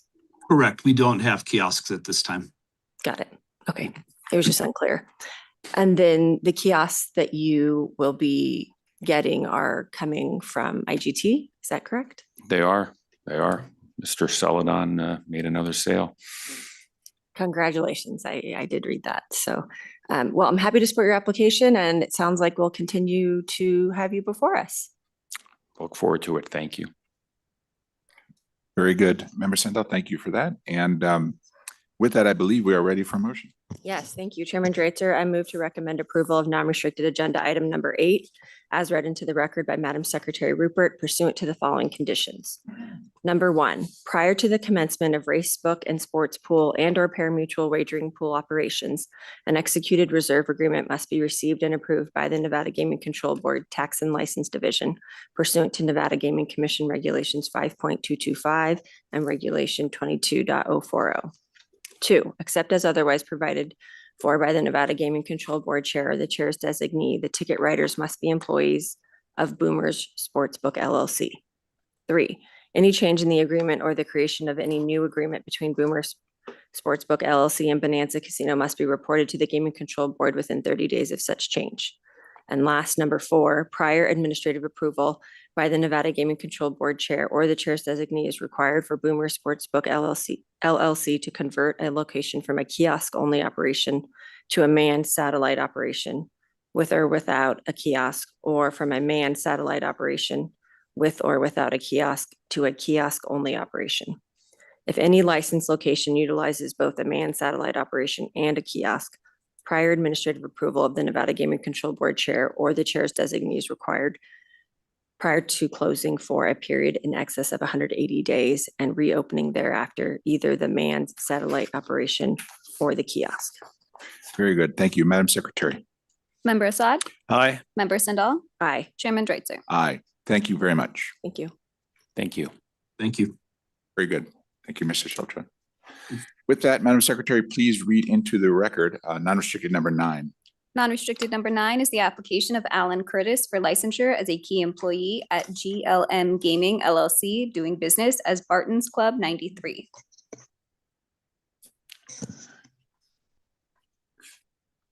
Good afternoon. Please state your appearances for the record.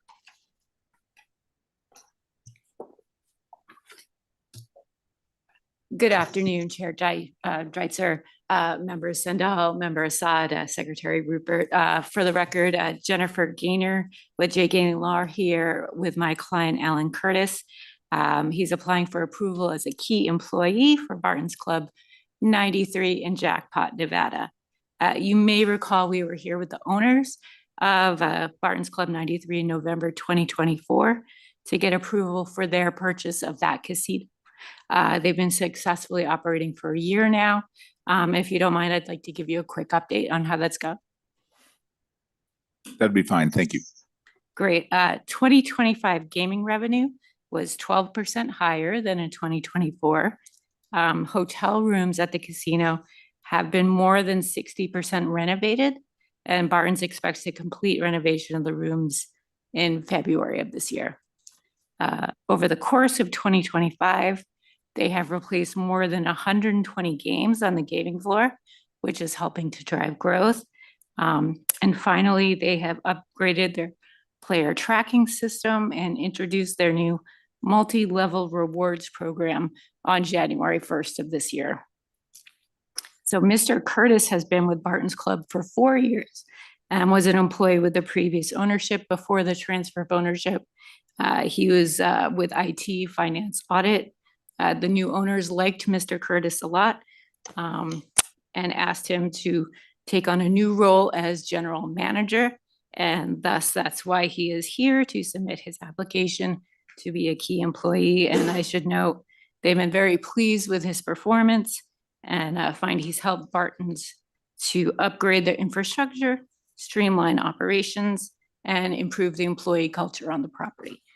With that, Mr. Curtis would like to make a very brief statement and then turn it over to any questions you may have. That'd be fine. Thank you very much, Mr. Curtis.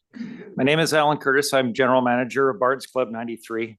I'm pleased to be here today in regards to my application for a key employee license. I started my career in Nevada gaming accidentally, really 20 years ago. I was passing through town to help my mother move to Mesquite, and 20 years later, I still find myself in Jackpot. I couldn't have imagined myself anywhere else.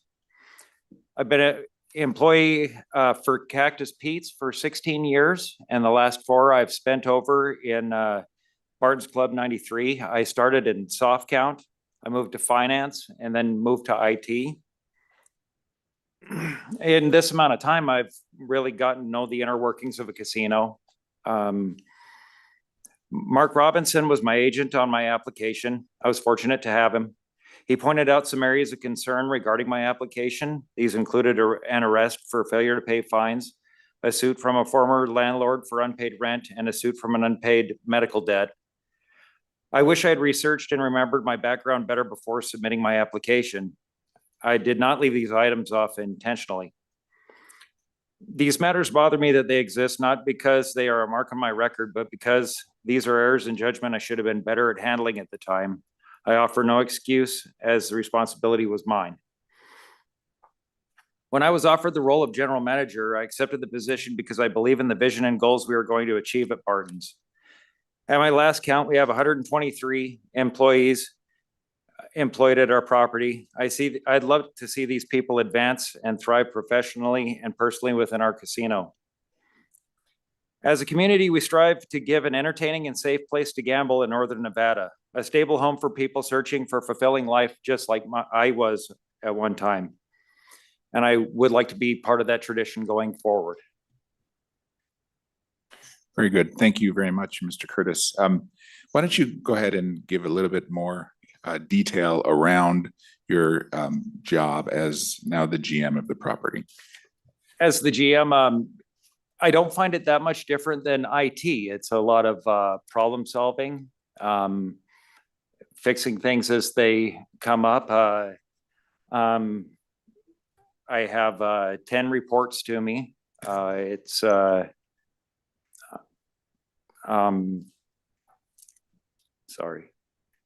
It's okay.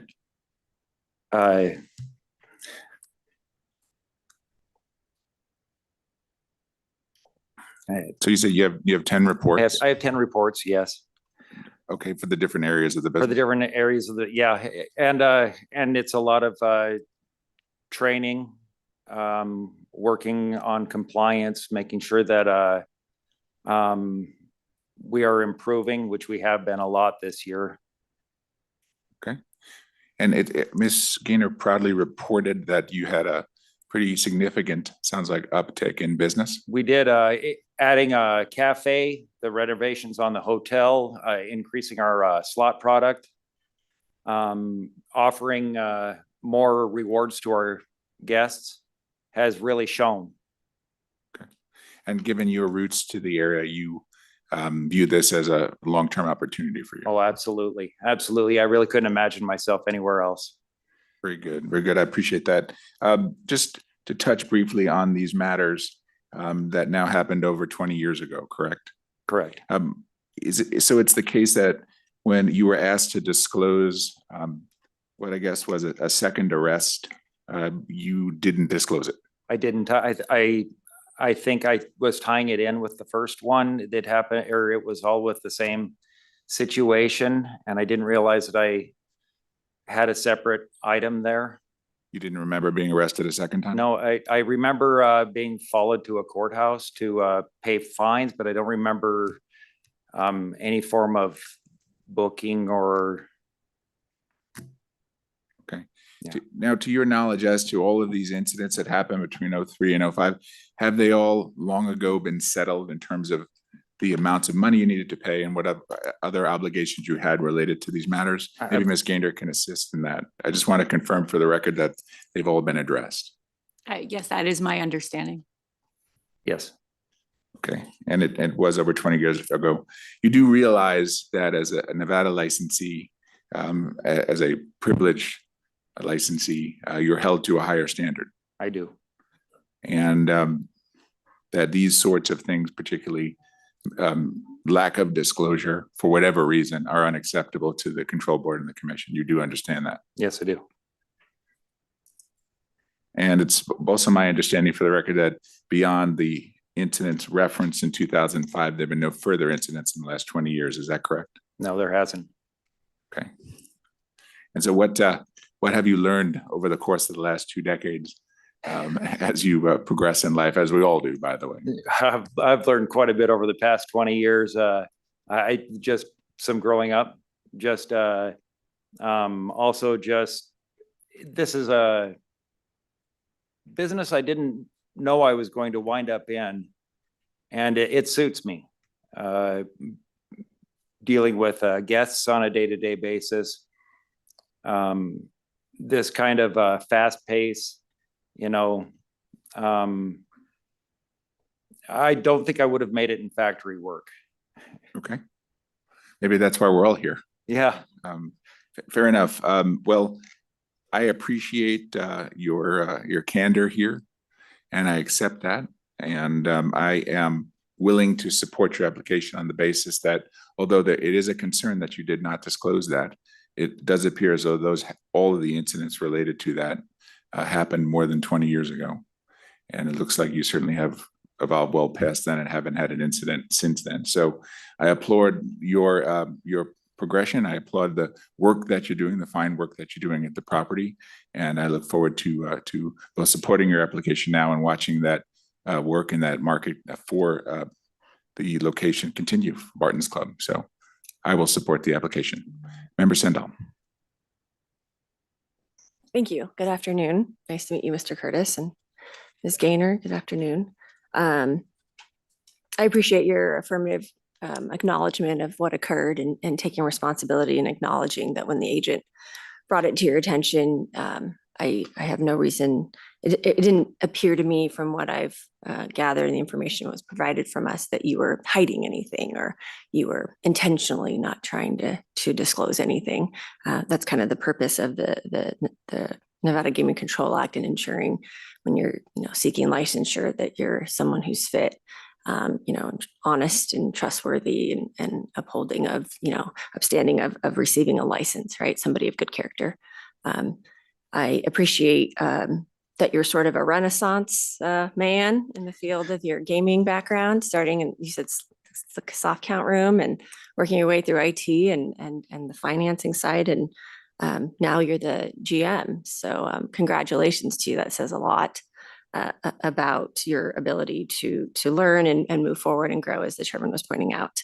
I did want to clarify, Ms. Gaynor, on the medical debt, at least in our records, it just showed that it was written off. So there was no payment of that. Is that your understanding as well? Or? I believe that's correct. Correct. Okay. And then I don't know if it was addressed on the rent non-payment, whether you paid it or it was so old. I can't find that company and I don't fully remember the landlord's name. Yeah. To pay him off. Yeah. Right.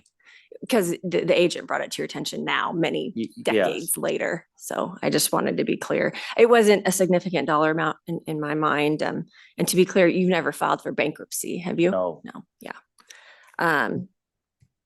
So I'm as similar to the chairman. I'm comfortable moving forward that you've that you are qualified for licensure based on the affirmations you've made before us today and the investigative file that was provided by the agent. I did want to ask just one more question about the property, and I appreciate the update on how you're doing. Sounds like business is doing well. How many total employees are there on site? 123 at my last count. Okay. And about how much time do you spend on property regularly? If you just a regular week? Regular week, 60 hours or so. Well, great. Well, I'm happy to support your application. My understanding is this is your first time seeking licensure in Nevada. So I'm happy to support your application and good luck through the rest of the licensing process. That's all I have. Thank you, Chairman. Very good. Thank you, Member Sendall. Judge Assad. Thank you, Chairman Dreitzer. Mr. Curtis, thank you for being here. Appreciate you being here in person. I know it's a long drive from Jackpot. Did you drive or? Yeah, it felt kind of like a vacation. There you go. How hard is it to get employees in Jackpot? Jackpot can be tricky. The next largest town is Twin Falls, Idaho, and it's about 45 minutes away. So you have to, have a reason for them to want to work there as opposed to right there next to their own home. Yeah. So, well, I thank you for having 123 employees in our rural Nevada communities. It's very important that we pay attention and help those up there in the rural areas as much as possible. So I thank you for that. All my questions and concerns have been answered. I'm in full support of your application. I wish you very good luck moving forward. Thank you. Thank you, Judge Assad. With that, I believe we are ready for a motion. Yes, thank you, Chairman Dreitzer. I move to recommend approval of non-restricted agenda item number 9 as read into the record by Madam Secretary. Very good. Thank you, Member Sendall. Madam Secretary. Member Assad? Aye. Member Sendall? Aye. Chairman Dreitzer? Aye. Thank you very much. Good luck. Thank you. With that, we will turn, Madam Secretary, to restricted item number 10. Please read that into the record. Non-restricted number 10 are the applications of Tonopah Station House Corporation, Inc., doing business as Tonopah Station, the Bank Club, Inc., doing business as the Bank Club of Tonopah, and Santa Fe Club to add, remove, or modify conditions. It is also the applications of Fred Kaiser Sr. for licensure as a key employee, as noted on the agenda. Lastly, you have the request to withdraw the applications of Andrew Flood for licensure as a key employee, as noted on the agenda. Very good. Thank you, Madam Secretary. Good morning, good afternoon, Mr. Leslie. Good afternoon, Madam Secretary, Member Sendall, Judge Saad and Chairman Dreitzer. Bruce Leslie representing Mr. Marsh. I've got him on my right, Mr. Kaiser's on my left. Thought Mr. Flood would be present. He had said he would be. I don't see him in the audience. I know his presence was requested. I think to kind of move this along, I'd like to have just a brief presentation of our background so that we understand why we're here, because we had two things going on. We had our application to amend and to modify the existing license conditions. And then we also had the order to show cause and our response to that. So Mr. Marsh acquired these properties, some time ago, and I'm talking about the Bank Club in 1998, the Tonopah Station in 2002. And generally speaking, to his view, things were running as fine as they could for a rural casino up until January of 2024, when a gaming audit resulted in a violation letter that was issued in January 3rd of 2024. He became aware of it. He engaged Eide Bailly to take a look at the response that the then general manager, Tina Pace, had prepared.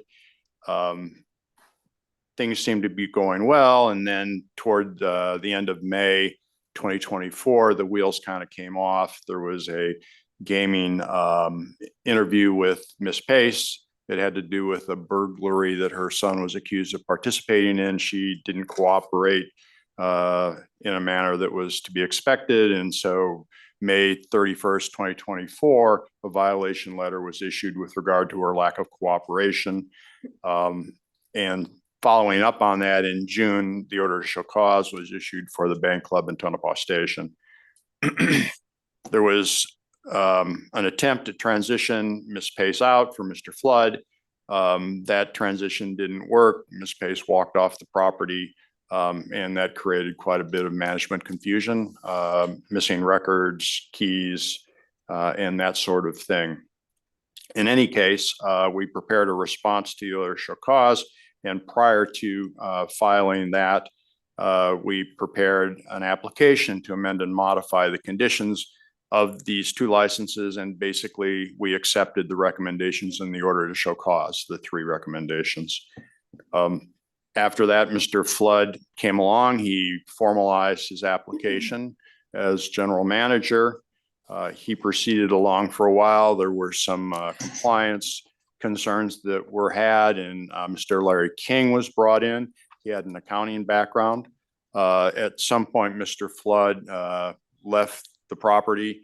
Mr. King went on for a while, but he didn't have operational experience. And so that's when Mr. Kaiser was moved from Long Street up to participate in the Tonopah properties. And that was around November, December 2024. Eide Bailly in the interim agreed to help with the compliance process, and they had been doing that. And then pursuant to the third condition that was requested on the order to show cause, Eide Bailly has entered into an agreement where they would be the compliance property manager, and I don't know what the proper term is, but basically they provide the function of condition 3. And they prepared a quarterly report for Q2 2025 and a quarterly report for Q3 2025 also, which has been submitted to the board.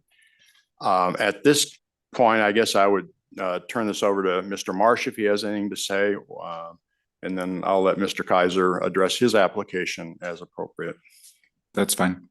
Thank you, Bruce. Tuesday, voice, I had a little heart surgery on my vocal cords a few weeks ago, and my voice is not coming back. So if I sound kind of like Squeaky the Frog, there's a reason for it.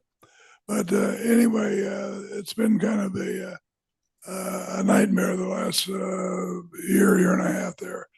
Tina Pace worked for me for 15, 16 years, did a good job. Tina was a little rough around the edges, but she was pretty loyal. She has two sons in Tonopah that are confirmed druggies and criminals. And I told Tina, I said, I never want those. They're grown sons. They're 50, 55 years old. I never want them on my property at all. And come to find out, the fact they were so bad, she was raising their two sons. She took them and raised them as her own. And these two sons were, like I say, criminal records. The thing that brought it to a head was she called me and she said our surveillance equipment has been stolen. I said, what? She says, it's been 3 days since we checked it. It's been gone. So I said, well, call gaming and let them know. So gaming came down and did an investigation. From what I understand, they first asked Tina if she knew who did it. She denied. She said, I don't know. Come to find out, she finally came clear and said, I do know who did it. It was her son that did it. We got the sheriffs involved in it. They did a search warrant of his house and found the surveillance equipment there. They fortunately arrested him, and he went to court. It takes forever to get to court in Tonopah. It took almost a year. He went into court 3 weeks ago, was found guilty, have not pronounced the sentence yet. It's due. I told Tina I had a meeting with her and Andrew Flood. And I said, Tina, I've got to take you off the key person. You don't qualify anymore. We're going to put Andy in. And I said, I'd like to keep you as a bookkeeper, which she was good at that. This was on Saturday. I think it was June the 24th of 2024. So she agreed to stay on for a period of 6 months. And that was on Saturday afternoon. On Monday morning, Andy called me. He said, I came to work this morning and there's a note on my desk from Tina that she quit and left the premises. I since then have learned that she took a lot of the bookkeeping of the fund, packed it up, and took it out of the casino.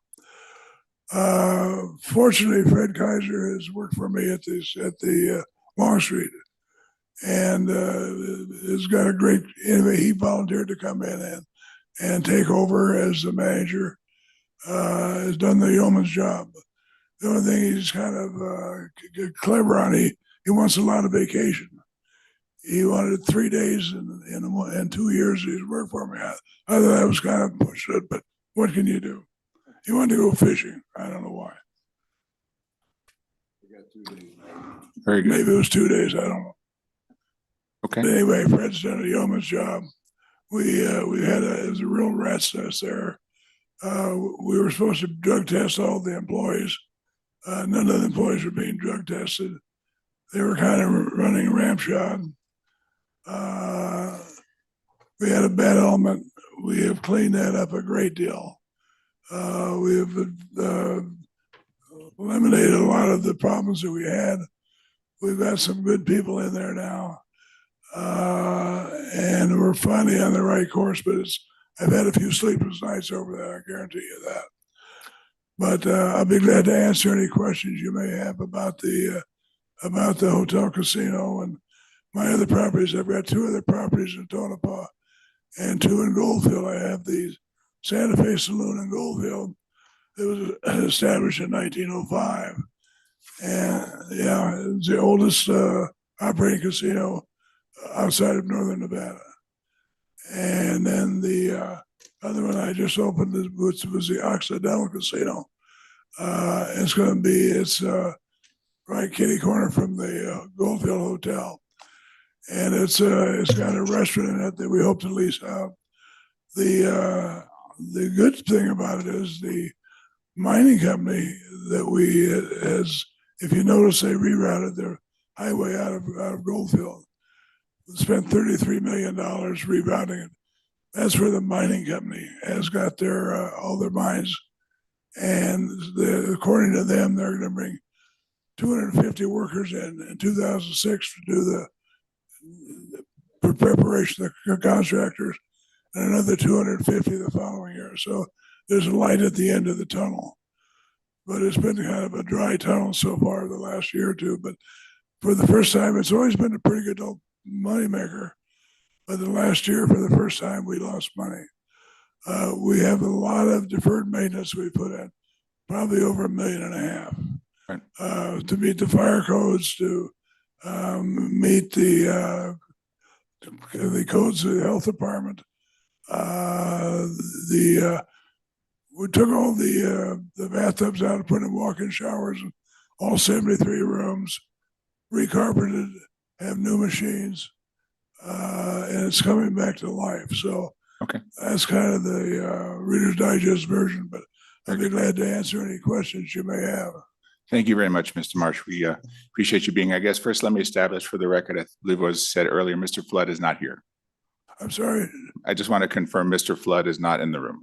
I don't see him in the audience, Okay, sir. thank you. So a lot of issues here, Mr. Marsh, Mr. Leslie, and Mr. Kaiser. There's a long history here of grave concern. It goes back as early as 15 years.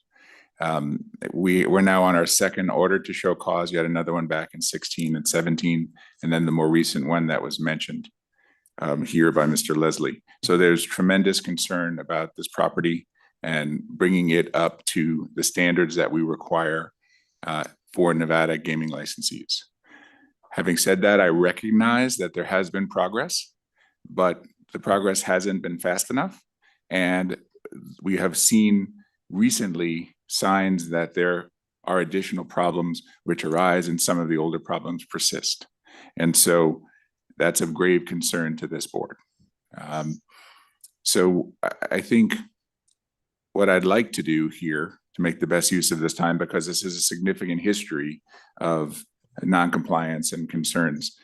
We want to understand the path to getting you to be a licensee that adheres to the conditions that we require of every licensee. And it's not a rural Nevada thing in the sense that we have many great licensees in this particular city and throughout Tonopah and the region. And so the concern is that we want to see a firm path to full compliance. Commissioner, let me interrupt you just a minute. And it's like Truman said, the buck stops here, so I'm responsible, no doubt about it. And I assume that. However, the violations that were, we had 28 violations. I think we set an all-time record for that, but I had no knowledge of that. I understand that, and let me just stop you there and say that that's fully understood. That there were issues related to the prior management by Ms. Pace, but as licensee, sir, you are certainly responsible for it, even if you don't have knowledge of it. I admit it. But I was not getting all the information was going to Tonopah. It was never forwarded to me. Tina did not forward it to me, so I had no knowledge of it. Like I say, I'm responsible. I take responsibility. But I wanted to kind of let you know the background of that. Which I appreciate. And so we're here today to talk about a few things. Number one, Mr. Flood, which he's not here. Number two, the conditions on the license. And there were 3 that have been named, and perhaps there's more that we could consider. In addition to that, maybe let's turn for a minute to Mr. Kaiser. I know that you've been at the property now for how long? I'm sorry, say again? How long have you been at the properties? I've been there since November 14th, 25 or 24. Yep. And the concern is, from my perspective, having gone through all these documents, I've gone through this in RUMP and asking extensive questions of the staff and getting more information, cutting to the chase. The concern is, Mr. Kaiser, that you're stretched too thin. And the concern is that you, because of the amount of miles you have to log across the properties, that it is candidly very, very difficult, if not impossible, for you to manage these properties appropriately in accordance with the standards that we expect at the Nevada Gaming Control Board. Okay. So I'm doing what would quite your a few reaction be to that? I'm sorry? What would be your response to that Yes, comment? it's true. I do about 3,000 miles a month between the properties, between Long Street and Tonopah Station. And I spend as much time as I can with Tonopah Station right now because of all of the things that you mentioned. So my biggest concern right now is getting that place back on track and being compliant with all rules and procedures set down by the gaming board. So we've got Longstreet's in pretty good shape right now, so I'm focusing more on Tonopah Station and the other bars in the Goldfield area, but mostly Tonopah Station. With respect to Tonopah Station and Bank Club and Longstreet, do you have, it strikes me that you don't have adequate support by way of assistance, by way of employees to support what you need to do to bring those properties up to speed in accordance with the Nevada Gaming Control Act. Yes, that is true. When I first got there, I didn't have any help at all. And I went out and recruited some help. And it took me a while to get rid of the bad employees. We had a conspiracy going on there. It was pretty bad. It was thick. So I had to weed out all the bad employees. At doing that, I had to go out and do a filtering system to get some new employees. And there had to be qualifications and see if they had any kind of work ethic. So I recruited some from the Mizpah Casino. I went and watched them work. I talked to them afterwards, and I was lucky enough to get 4 or 5 good employees out of there. They weren't too happy about it, but at least I was looking for someone to give me some support. I found a young gentleman named Elias Garrido, who speaks 3 different languages. He's from Chile, but he's a very sharp individual. He was a slot shift supervisor over there. Mr. Kaiser, do you feel as though, very straightforward question, that you currently have all of the employee support you need to do what needs to be done to get these properties up to where they need to be? Yes, I do. I think I could probably use a secretary, but other than that, I have right people in the right place. I have a slot auditor we didn't have before. I have a good accounting person and HR director that we had before. Our training and orientation, when we hire people, is very significant of what we expect out of them. We do background checks, and we also make sure that everyone can qualify for a gaming card that is working in a casino capacity. And you said that as the individual providing full oversight over these locations, you drive in excess of 3,000 miles? About 3,000 miles a month. Right. Okay. And yet you still feel as though you can manage all of these properties? I think so. I think I'm doing a good job as far as having impact on the property. They know I'm there. They know I'm there. I talk to everybody. I go over all the details. I'm a hands-on manager, including carrying a screwdriver or a pair of pliers in my pocket, if it comes down to that. I appreciate that. The input that we get from staff, having great knowledge of the situation, having interacted with you and Mr. Marsh and others, is that might not be the case, that there might not be adequate support for you to do everything that you need to do. So what I'd like to do is go through the different conditions. We have 3 conditions that you're well aware of, and ask you to comment on each of these areas. Okay. Okay, the first has to do with the maintenance and use of an online slot system. Right. With a proper service contract, as well as 24-hour customer support and related items. Why don't you speak to your compliance level as to that condition? Well, when I first arrived, the server was located in the accounting office. The first thing we had to do was move the server to an isolated area where it's supposed to be. When I asked the employees there at the time, the first day I was there, I said, explain to me how the casino track system works. They went over that. I have one slot tech. He went over that with me, and he started telling me things that we needed to make it compliant.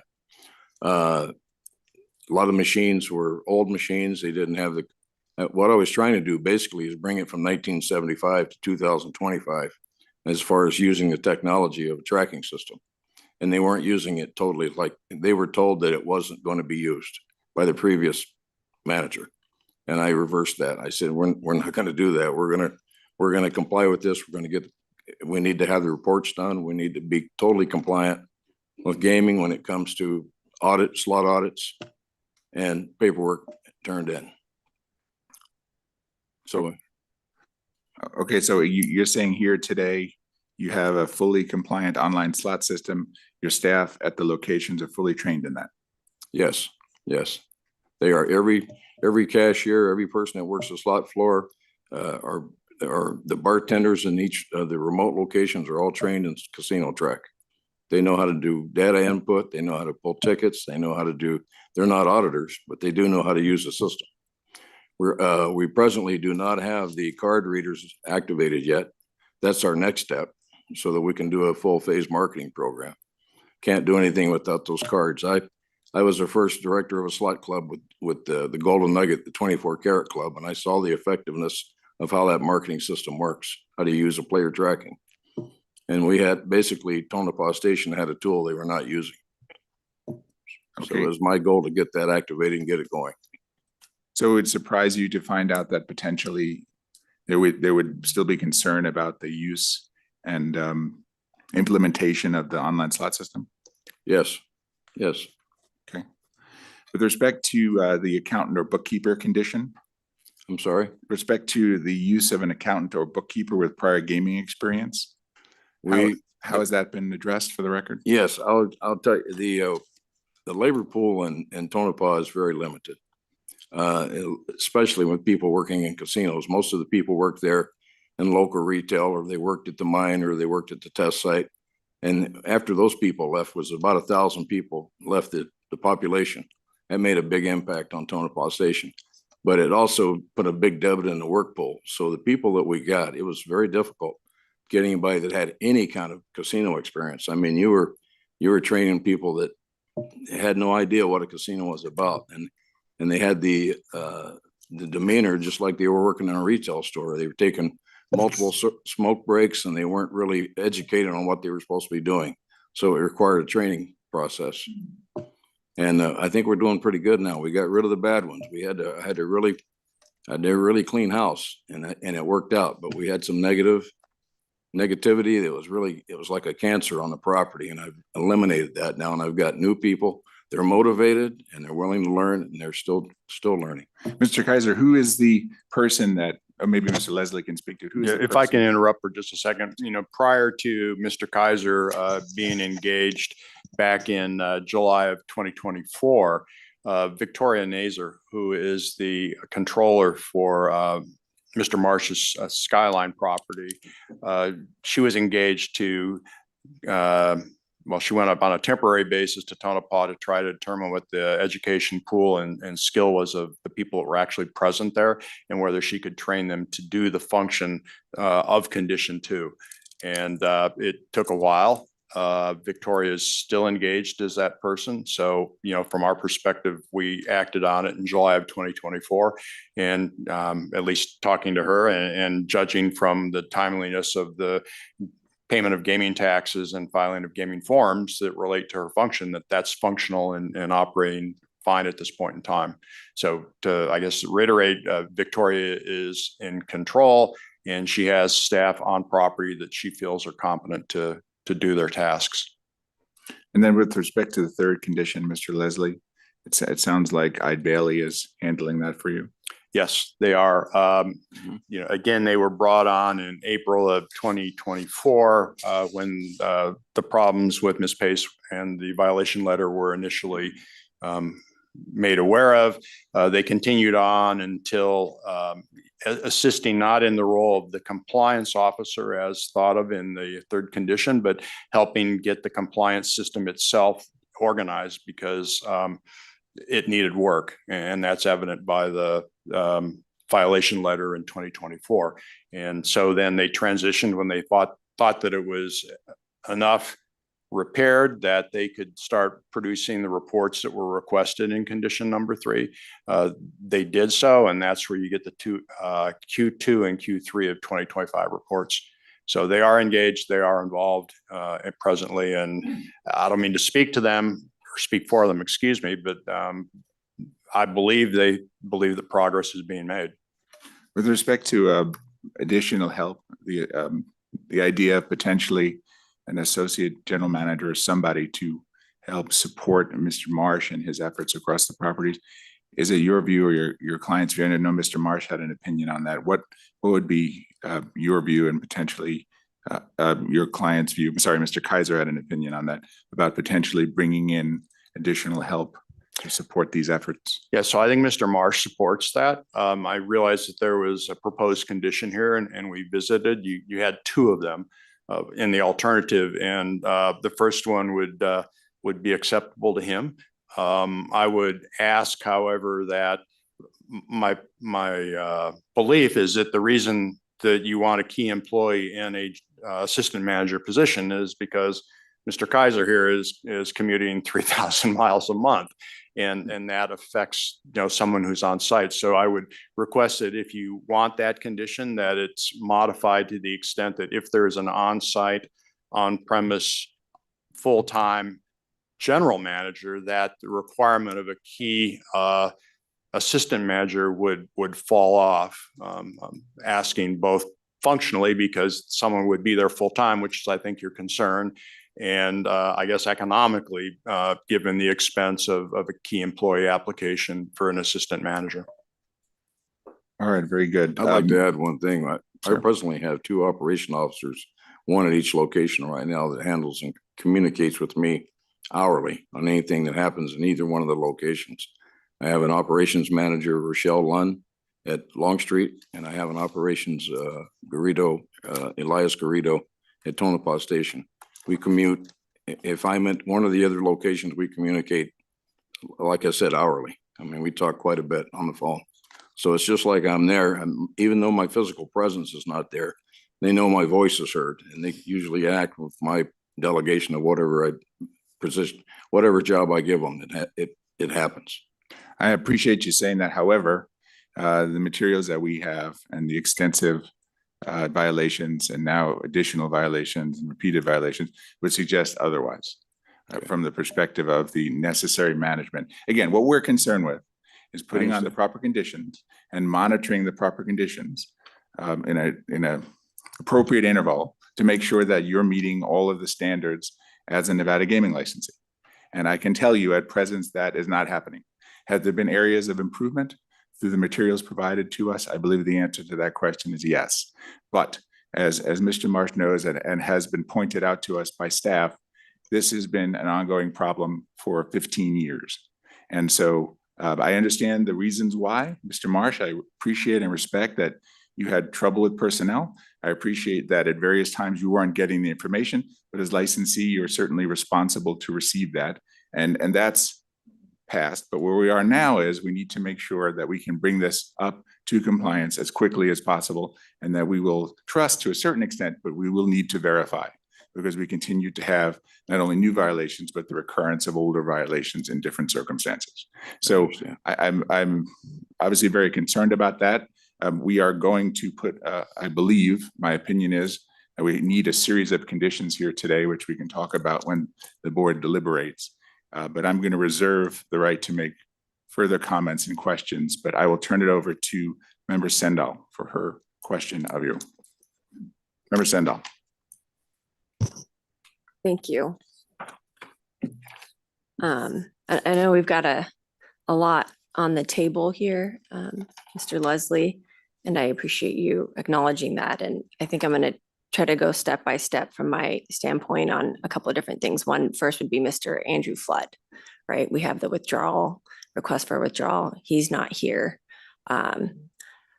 Although he's not here, I guess, can you speak to your client's understanding as to his termination and whether they feel there was anything nefarious there for the record with his role as GM? I don't think we have that on the record. Yeah, I think, excuse me, I'll try to answer that to my knowledge anyway, because, he had his relationship directly with Mr. Marsh, and I'm just, plain center field. Yeah, or Mr. Marsh, whoever wants to speak to it. I'll speak for him, given Okay, this. I know he's got a voice issue, so I just thought maybe you're gonna. I appreciate it. Happy to do it. Yeah. Andy's history was as a slot guy, and he didn't have hotel operating experience. He didn't have food and beverage operating experience. And so when Mr. Marsh hired him, there was an expectation that he had skills that maybe he didn't have.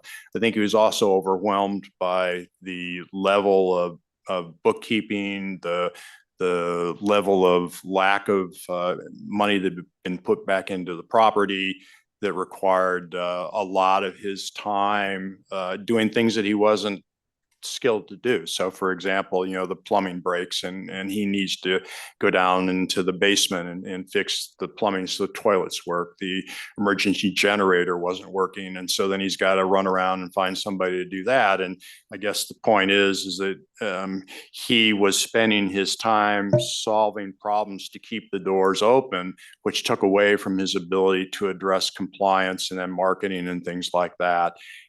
At some point, he broke his arm and disappeared, and wasn't communicating with Mr. Marsh for about 10 days. And that was a point where Larry King took over for him, because if you can't get a hold of your general manager, what do you do? Is that helpful? Yes, yeah, I think in the materials we had is that, yeah, he broke his arm. He had notified Mr. Marsh of that, but then kind of no call, no showed after the fact, and seemed like he was trying to run away and not come back. And so Mr. Marsh terminated him.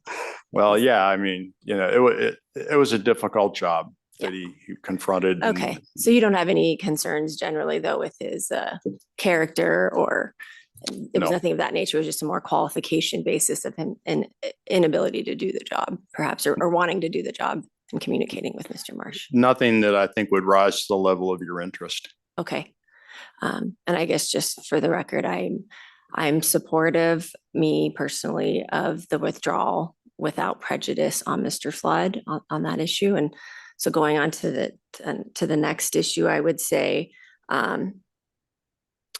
we have the issue, well, I guess we can go to either Mr. Kaiser next. We haven't talked about Mr. Kaiser at all, so maybe I'll just stick to what you. Let's do this.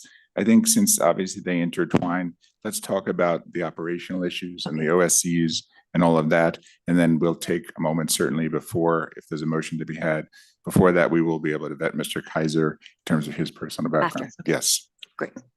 And my understanding is, Madam Secretary, we have to do the withdrawal first too, correct? That is correct. Okay, so we'll do that. We can continue the discussion. Yeah. Yes, And just we'll do two it separate then. motions when it's Correct, time. understood, but it's not like we have to do it now. No. Correct, go ahead, please proceed. Thank you. There was a couple of areas there was an area of concern noted in the investigative report, and then an item of interest. And the area of concern was a late filing. And I don't know if Mr. Leslie, if you wanted to just address that at all, as to the key employee condition requirement. It was 18 days late. I don't know if you have anything, just for the record, you want to state? No, I'll address it to the extent I can. So there's always that conflict of, if you're corporate counsel, should you be representing the key employee? Because if something comes up in their application, that creates a conflict of interest in terms of the employee, if you're representing them, and Mr. Marsh, if he's the employer. So Mr. Flood chose to file the application on his own. I didn't see it. I had no idea what he was doing. There was some sort of confusion, I guess, on Mr. Flood's part as to which properties he was going to be the key employee for. And I think he left out one of the small properties that is open part-time in Goldfield. I don't know if it was a Santa Fe club. I don't remember that particular issue that you're talking about, which club it was, is what I mean to say. And so you're right. We got notice from Mr. Chilton that, oh my gosh, this one is missing. What are you going to do? And Mr. Flood wrote Mr. Chilton and said, hey, can you amend my application to include the Santa Fe club? And Mr. Chilton said, absolutely, it's done. And it was 10 days late. That's correct. 18 days late, just for the record, but yes. I'm and- sorry. No, that's fine. And it was, for the record, the bank club and the Bug Bar. And I believe he had submitted it on time for Tonopah Station within the 60-day requirement under the licensing condition. At least that's what our record said. Yeah, I don't remember it that way, but I'm not going to challenge your statement. And Because for I my- didn't see his application. Right. And the file did include your response and that you weren't involved, and it wasn't a purposeful, intentional misfiling, timely filing, because he did file something. It was just, to your point, it didn't include all the appropriate, whatever properties it wasn't all the properties he needed to include. Yeah, and I can't explain the confusion because when I later took a look at his employment contract included the properties he didn't file the application for. So that, I think, was an error on Mr. Flood's part that Mr. Marsh became aware of after the time period had run. Okay, thank you. And then as far as the item of interest is concerned, as the chairman extensively kind of went through the 3 proposed amended conditions to the license regarding, ensuring you have an accountant, a bookkeeper, and I know you've retained Eid Bailey and the tracking system, casino track system that you're using now on property. And those are all steps in the right direction, I believe. But we can't ignore, as the chairman pointed out, the continual audit findings that the tax and license division team has dealt with, and the existing order to show cause. I understand there was an agreement previously to put it in abeyance for a year to allow the properties an opportunity to do better and comply. And so, of course, it's been more than a year since that. It's almost been like 2 years or a year and a half since that point in time. And audits keep occurring, right? And actions keep moving forward. So that's where these concerns are, as the chairman highlighted, where these potential additional proposed conditions the board is considering proposed by staff due to these existing concerns. Mr. Marsh touched on the enforcement related issues as well, with his previous employee and her sons, but there was many others associated with poor, lack of management on property, drug use, and then just not having those gaming employee registrations completed through the Gaming Control Board for employees that are working at the property. Tonopah is not near our office here. We don't have an office out in Tonopah, so it's not easy for our enforcement division to go out there regularly and audit in a way or check on those. So one thing that I don't think we've really addressed so far, but I think the board is considering, is some maybe potential conditions associated with ensuring that there's some annual training on what those gaming employee registration requirements are, so you're just aware. And then secondly, once a year, putting a condition on potentially, depending how the board wants to move forward, on requiring you annually to submit proof of gaming employee registrations in the name of the employees that work at the properties. Is that something you would be open to and recognize that there would be value in that at all? No, I think you're right. There is tremendous value in that, and that is something we'd be open to and would agree to. Let me just say for the record that Mr. Leslie was provided these to review as potential in advance of this hearing. Thank you. Okay. And you mentioned, Mr. Leslie, on the audit findings, which I'm not going to belabor and go through line by line and what. Thank you. I really found what our division team, but it was a lot of work, right? There's a lot of, as the chairman pointed out, we've had a lot of meetings and presentations from staff, and our board materials are extensive on the history on this, right? Hence the recommendation for these additional conditions now.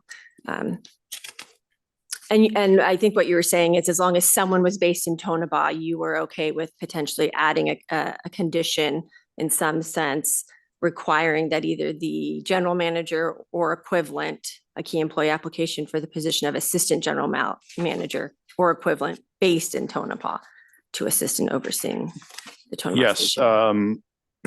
So let me address the one that you talked about. I think you had some with regard to the employee training and then the list that you would like to be seen. I think February 1st of each year it was, and those are fine.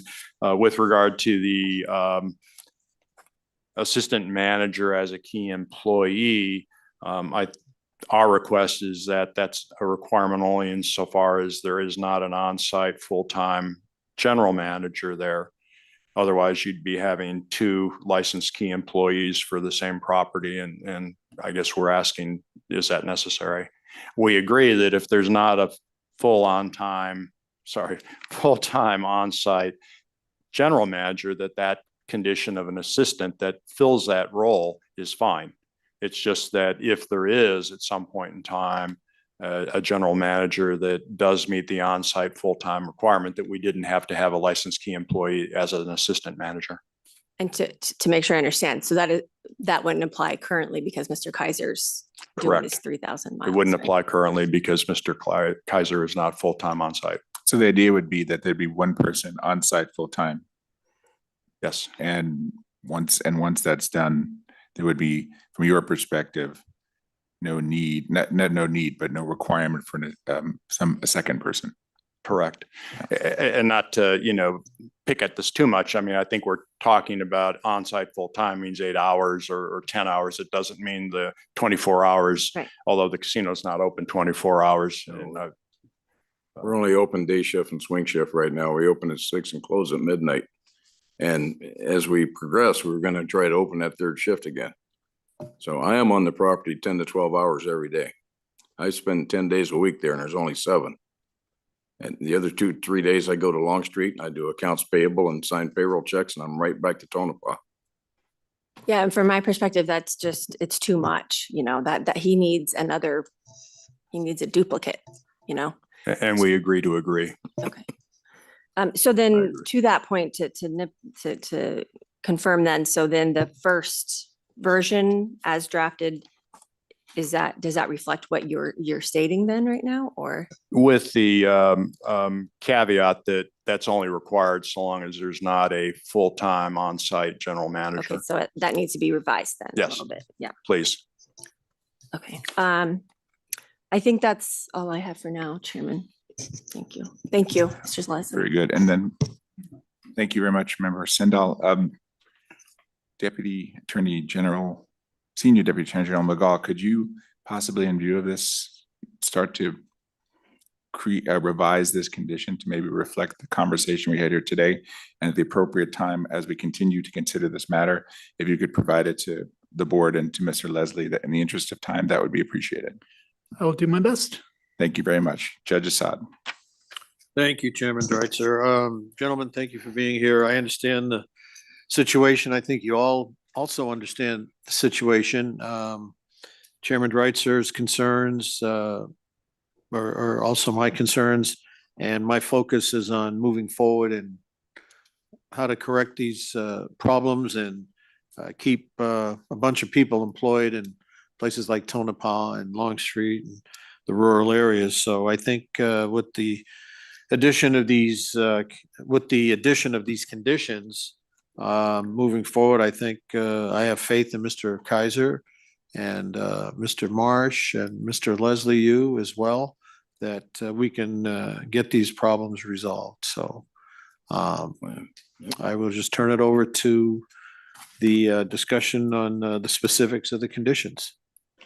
Well, actually, what we'll do is while that's being attended to, let's go ahead and have the board ask any questions of Mr. Kaiser by way of specifically his background. And then by then, I would imagine that Senior Deputy Attorney General McGaugh will have worked his magic and we'll have a potential revised condition to consider.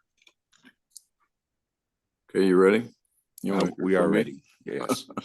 Oh, okay, I'm sorry. No, that's What do you fine. want That's me- fine. So, what do you want me to say? Mr. Kaiser, I'm gonna pass to Member Sendall and then come back. So Member Sendall, why don't you start on Mr. Kaiser? Yeah, I mean, so you're here before us for a key employee application, and I know you've been sitting here all morning. And so generally, when these applicants come in, whether it's for a finding of suitability or licensure, they'll normally give like affirmative presentation, telling us about their background, their history in the gaming industry, anything you want to disclose to why you think you are a qualified candidate and person of good character to receive a privileged gaming license as a key employee. Can you want me to read my background? Just give us a high summary of your gaming experience, why Okay, you I've think been you're in- qualified. I've been in and out of gaming for over 30 years. Mostly my positions were in a marketing function. I was director of marketing for several casinos, vice president of marketing for Becker Gaming. I was the assistant general manager of the Silverbird in 1978 when I was 28 years old. I worked directly with most GMs in each property I worked at because marketing is always a key function of bringing business in all the time. So I had an interaction all the time. I worked with Steve Wynn for several years, and I was part of the planning committee planning for the Mirage property. I did due diligence, and I was on a scouting committee or a scouting mission to actually do floor plan studies and slot and casino layouts and report back to the committee to help design the Mirage property. I was at Arizona Charlie's we opened that. I was a casino Cajun credit manager several times at different locations. So I was familiar with the Reg 6 and putting together markers and check cashing privileges. At Arizona Charlie's, I was mostly involved in marketing, and I basically participated in entertainment bookings, that stuff too. I'm trying to think of the other stuff. When I left Becker Gaming, I somewhat retired. And then I got back into it a little bit. I came back to Arizona Charlie's as a consultant because the general manager at that time was the former mayor, Ron Laurie. Had no idea what he was doing. And I hate to say that, but he had no idea what he was doing in marketing. And Mr. Becker was helping him with the general manager. And so I assisted, and the Becker found me as friends of mine. So I went back for a year and helped them in the consulting the marketing. I was with Cy Red. Cy Red recruited me from Boomtown. He walked into my office, and I didn't know the man, but I knew his name. And he came in and he said, "I'm Cy Red." He walked right into my office. He said, "I'm Cy Red, and I want you to work for me at the Oasis in Mesquite." So we went up there, and that was a similar property because it was remote. He didn't have a lot of labor force there either. So we had to put together, myself and the general manager had to put together some kind of a business plan, marketing plan to promote the Mesquite area. Most of that was built around golfing because of the area. I was retired for 9 years after 2014 when I left Becker the last time, and I was living in my RV as a full-time bum. I had a great time. I lived in Pahrump. I was married several times. I'm not bragging about that. That wasn't anything. I'm not trying. I got a full house. I was married 5 times, and my last wife didn't want to leave Phoenix, and she didn't want to come to Las Vegas, so she stayed there, and I left in my RV. We're still married. We still communicate. We still talk. There's no divorce at this time, but it's pretty independent. When we married, there was no mutual finances together, no credit, nothing like that. We had no connections, no mortgages together. So if we were going to separate, it would be a clean break. Very good. So any further questions for Mr. Kaiser? I wanted to, you mentioned you have a full house, and I understand you're on your 5th marriage. So it sounds like you're kind of not together then? Are you separated? Are you separated from your she's in Phoenix and I'm here. I meant not, not physically, or You're not legally separated. you're not No, we're legally not legally separate, but separated. you're not, We're still married, and I talk to her on the phone. That's the best way. you don't visit with her? No, Oh, no. No, I don't go there. Last time I saw her was my birthday a year ago. okay, that was kind of my No, question. she came here for Christmas. I'm sorry. Okay, But we're friends. I mean, we're still married, legally married, 13 years. but your finances are all totally separate? Our You have nothing to finances do are with totally Ms. separate. We have no mutual finance, Okay, no credit history together, nothing. okay. And You want to have keep it 5 that way. children, I understand, and you support some of them. Is that I'm correct? sorry? You have 5 children and you support I some have of them. 5 children, 8 grandchildren, and 4 great-grandchildren. You're a busy man, and you're got involved in all their around. lives, is what I understand. You're involved in their lives. I'm still involved, and I'm trying to help rehabilitate my adult daughters. They got involved in drugs at a young age, and it took some years to try to get them cleaned up, and it's working pretty good now. So I financially support them to help them get jobs and so forth. I'm paying for their apartment right now, and there are things I can do to help support them. And that's why I think we need to get you more help, so you're not working 10 to 14 hours a day, 7 days a week. But The telephone, hey, Dad, that's what it is. All right, My well, my thank initials you. are ATM. I appreciate you answering my questions. I didn't know about your extensive gaming, to that extent of gaming background. There, I have some reservations with your, with your history, but I didn't realize you and your wife were totally essentially not together. No, no, Really. we're not together. No, Okay. she's a nurse practitioner and she didn't want to leave the Phoenix area. She had a home there before we ever met. And she didn't want to uproot and I didn't want to stay in Phoenix. So, Well, I think, Mr. Kaiser, you have a very colorful personal family life, but different. you it's different. are doing a great, doing the best that you can at the position that you're at. And I would be happy to support your application moving forward with the understanding that some of, the occurrences that did occur that were kind of concerning were many, many, many years ago, decades ago. And I've seen you here all morning and you seem to be very professional and looks like you have your work cut out for you here with Mr. Marsh and Big his job. properties. It's a big job, but it's a challenge and that's why I like it.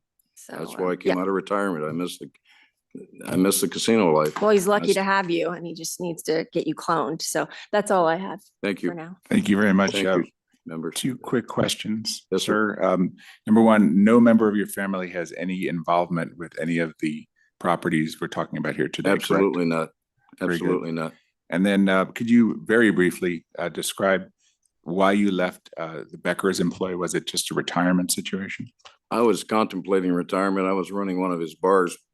He rehired me back to be the director of marketing, which was at that time the casino and several bars. They were the Sunset Coin operation. Sure. That dwindled down to just a few properties. And he said, I'd like for you to just run one of my bars and do some marketing on the side. So I did that for Mr. Becker.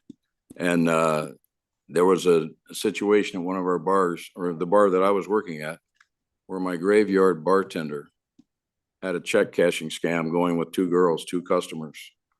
And the way the procedure is, I wrote the check cashing procedures for all the locations. So I was totally aware of how to cash checks and what the procedures were. My employees knew that also. Anyway, they were running the check cashing scam on the graveyard shift. So he would have a couple of girls come in, he'd cash checks for them for $400 or $500. If they win, they'd buy the check back. If they lost, they'd walk, knowingly that the checks were bad to the tune of about $13,000. Okay. Okay, I never saw the checks because the accounting system, the way it was set up, they brought the accounting girls would come early in the morning at 6 o'clock and empty the vault, take all negotiables, paperwork to the main office. So I never saw it. I never saw the checks.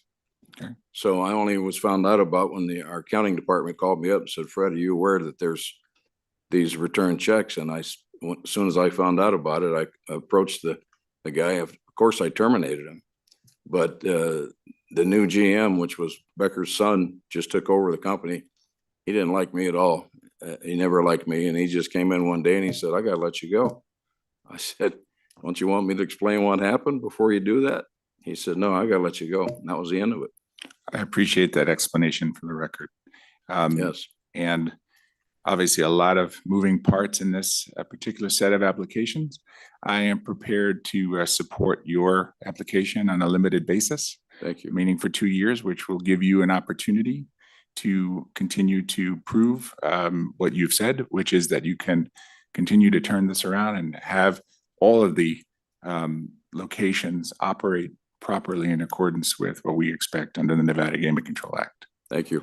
Very good. Thank you. And Judge Asad, anything further as to Mr. Kaiser? Thank you, Chairman Dreitzer. Just want to thank you for your service in the U.S. Army Reserves. You started out Navy, as a Navy. busboy, a dishwasher, cashier, marketing, general manager in gaming. You've got an extensive history in the gaming industry, and I want to commend you for that. You've got a lot of experience. I think we might have crossed paths somewhere along the line.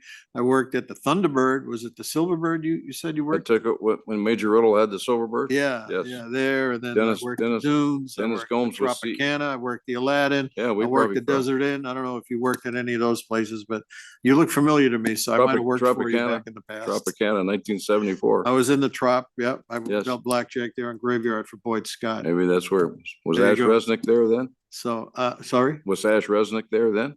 Ash He was Resnick? I worked with him at the Aladdin. Okay. All right. Very- So anyways, I don't have any questions, but I want to commend you for all that and I'm Thank in you. full support of your application. Thank you very much.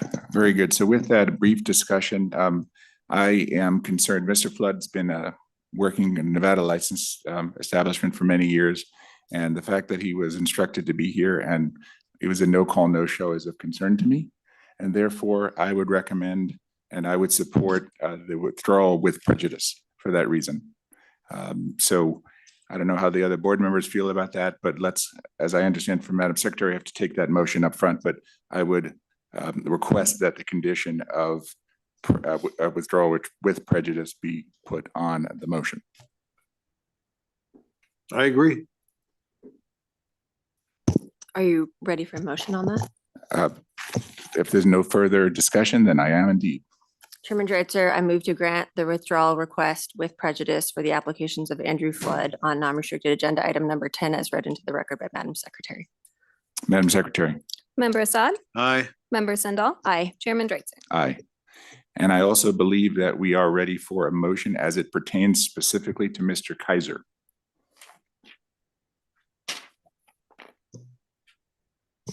Yes, Chairman Dreitzer. As it pertains to non-restricted agenda item number 10, as read into the record by Madam Secretary, I move to recommend approval of a limited license to expire at midnight of the January 2028 Nevada Gaming Commission meeting on the day the item is heard regarding the key employee application for Fred Kaiser Senior. Madam Secretary. Member Assad? Aye. Member Sendall? Aye. Chairman Dreitzer? Aye. Thank you very much. Now, as to the final matter, I believe we've discussed, of course, the continuation, of course, of the three conditions, the additional condition related to virtual GER training, the annual reporting as to GER affirmation on an annual basis, and the condition that an assistant general manager be hired within 60 days, with the understanding that that condition will no longer be necessary if you have hired a full-time general manager who's full-time at the property. Do I have that correct so far? Is that Tonopah Station? Tonopah Band Club. Okay. Yes. Very good. And Sorry, yes.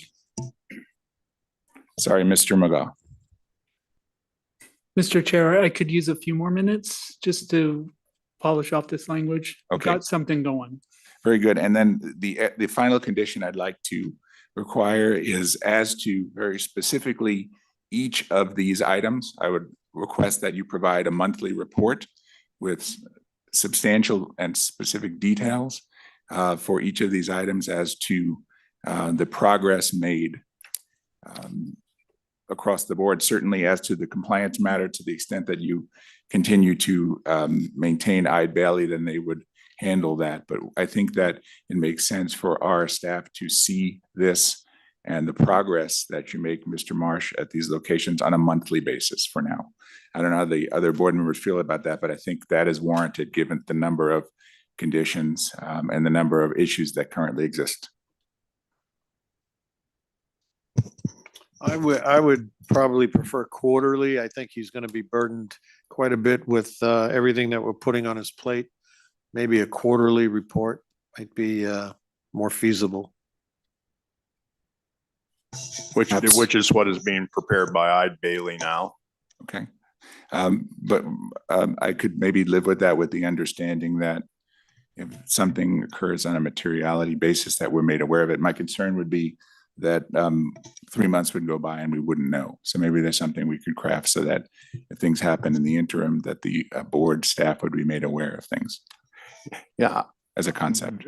Totally happy, and don't mean to cut off. Member Sendell hasn't said anything on that issue yet, but I want to understand how it works so that we set a process and goals that everyone understands and that are attainable, I guess is what I'd say, because my perception of these audits that gaming does is that they're rarely, let me say that you prepare an audit of one of your licensees and that there aren't problems. I would be shocked if there was, and I'm shocked only because of what Eide Bailly and everybody else in the industry tells me, is that you go in, you do an audit, and there's going to be exceptions, whether they rise to, the level that these do, it's a different thing. So what I want to do is protect that you guys are getting your taxes, and I want to protect game integrity. And so to the extent that there's violations that don't relate to those core functions of what you're doing, protection of the customer and protection of your revenue, then I would say,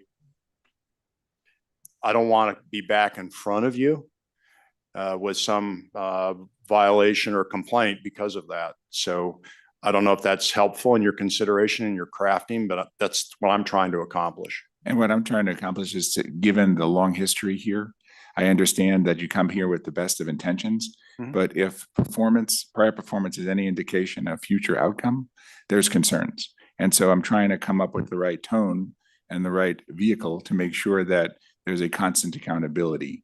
That's my core concern. We talk about these conditions and we'll make these and we'll agree to those, but we need to make sure that there's, frankly, at this stage, very timely and quick accountability on a either monthly or quarterly basis, if that's where we land. Sure.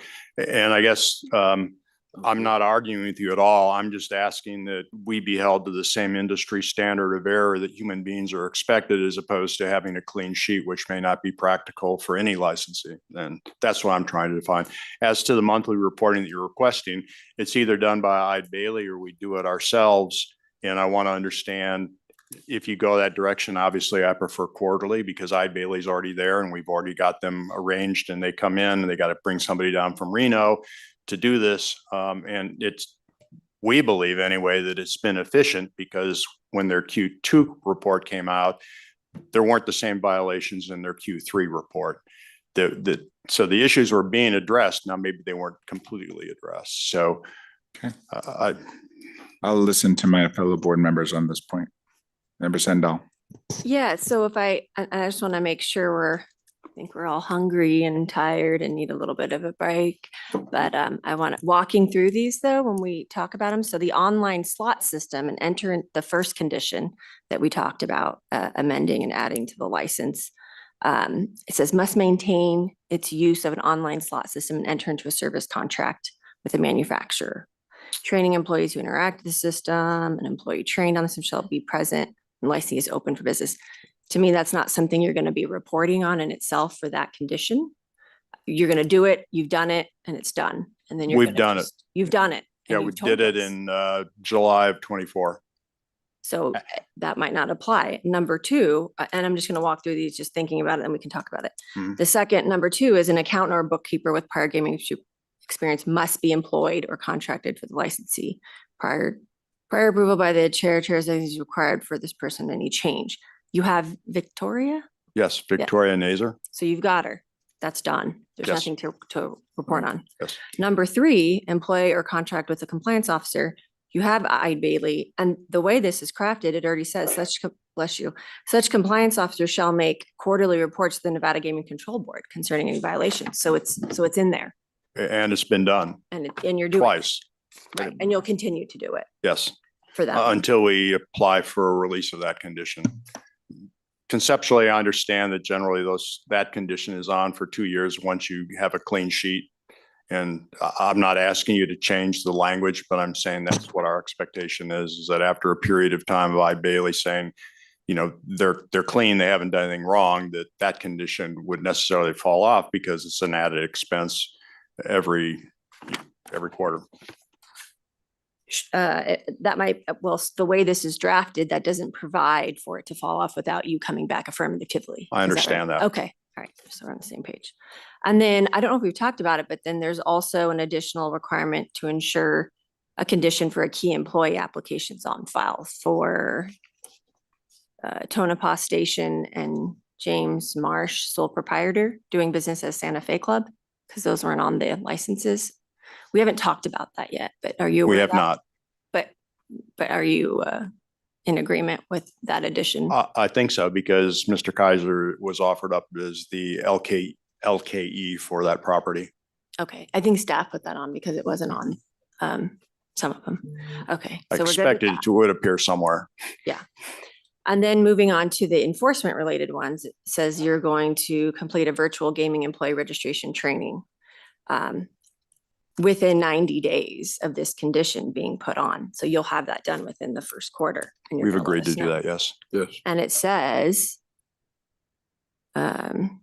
oh, it's not an annual requirement. So maybe perhaps we want to make that, I don't know if the chair or my fellow board members want to make that an annual requirement. I think the way this is worded, unless I missed it, this is just a one-time requirement Once a year.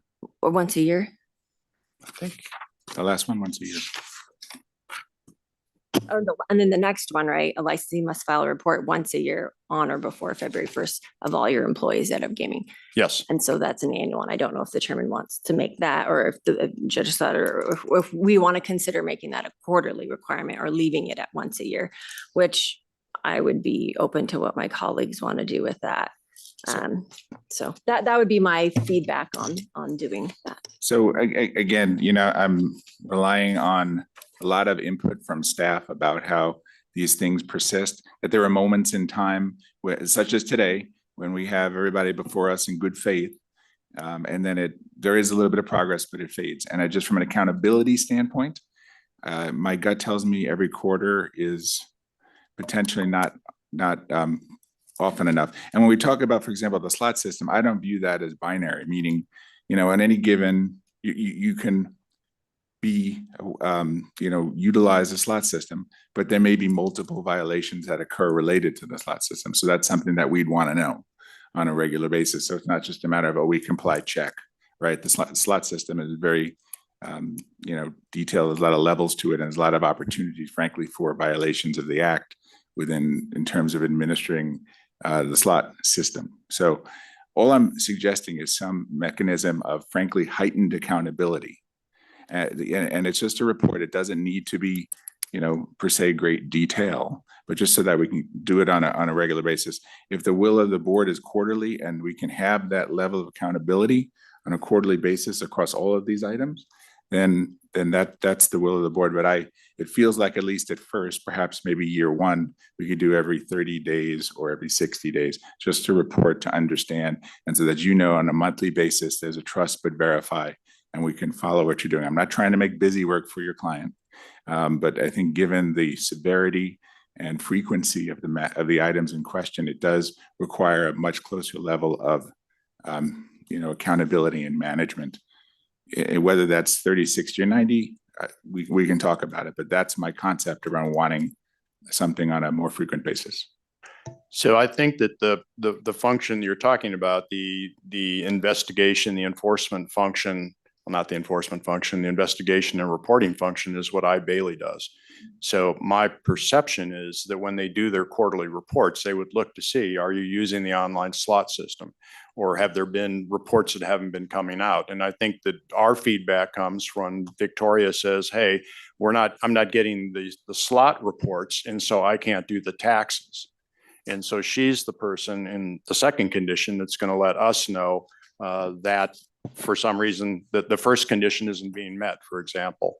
So I think you and I are talking about, how do we satisfy your comfort that there is an independent third party that comes in and does this research and confirms, they're making progress on these that are unimportant, but they're making also progress on condition 1 and condition 2. And I offer to you, that's what Bailey's role is. So why don't we do this? Why don't we keep it as is, but add a condition that the interval of reporting may change at the discretion of the chair, such that we'll go along, and if things are well on a quarterly basis, fine. But if we feel like there is more need for more frequent review, then the chair will administratively send a letter to the licensee requiring them to report on a 30-day basis or a 60-day basis. Satisfies everybody. Agreed? Yeah, that sounds practical. Okay. And that sounds like something DAG McGaw and DAG Lawrence then we'll need to add as a condition. Did you want us to repeat it? If you could, I was focused here and. I saw, yeah. So the concept is that the reporting requirements set forth in these conditions will remain as drafted, but an additional condition will exist such that if the chair believes that more frequent reporting is required, the licensee agrees to allow the chair to change the interval or some such words. Change the intervals that are presented in the conditions? Yes, of the reporting, the frequency of the reporting. And now that may go the other way. Maybe things are going great in 6, 9, 12 months. We say, maybe we want, biannual reporting, but just that we can do that. So, just for clarification, this would apply to the second additional condition, starting out, the licensee must file a report once a year. That would be what this would apply to? No. No, my view is it would apply to all. To the extent applicable, it would apply to all. And may I add, Mr. Leslie mentioned having to come back then to remove these conditions. Do you want to make it apply where then the chair could administratively remove the reporting requirements too? Just as an idea. I'd request that just to make it simplicity. Yeah. I would Because, agree. That's been sort of our confusion here is who should we be sending requests to and who should be approving Victoria, who should be approving Ide Bailey. I mean, technically speaking, that process never took place. So that would be wonderful. I think that makes sense in light of where we are and having gone through the issues today. Okay. Chairman Dreitzer, may I add, I don't know if we need any input from staff. I know they helped draft some of these conditions, or if TNL or enforcement or investigations has any thoughts. I think we support all the conditions. I know that TNL would probably be responsible for all of the reporting. However, we could assist with some of that tracking. I would also mention that obviously Mr. Kaiser is going to have a 2-year limited approval. So at that point in time, if we wanted to modify those conditions, remove those conditions, we could do so at that point in time. Well, which I think is helpful because so far we've been sending the reports to TNL, and then I understood that applicant services wasn't getting those reports. And it sounds like you want to see the reports also as chairman. As long as the board staff receives it, and then it's within the board, I'm okay with that. Okay. TNL is fine then. As I said, yeah, certainly we defer. We defer and expect, as has always been the case, that if an issue arises, TNL or any of the other chiefs would bring it to my and potentially the board's full attention. Awesome. Thank you. Very good. So why don't we do this? Why don't we trail this matter to give Mr. McGaw an opportunity to draft this, and then we can bring it back after Mr. Leslie's reviewed the final conditions. Does that make sense? And I could, Ms. Lawrence, could you stay on here as the deputy as we move forward into the non-restricted items? Sure. Very good. So with that, we will trail this for a few moments. And then when Mr. McGaw and Mr. Leslie have conferred on the conditions consistent with the discussion here today, we'll bring it back and do the final motion. Thank you. Thank you very much. Thank you.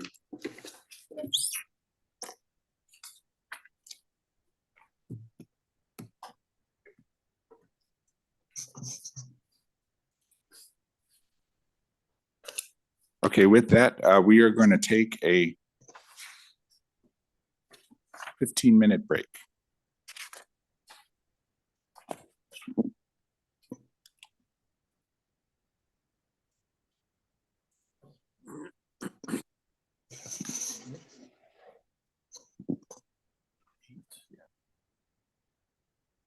So my fellow board members are hungry. I suppose I am as well.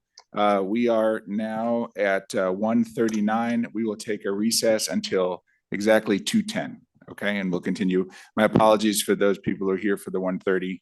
We will start back up at 2:10. Thank you.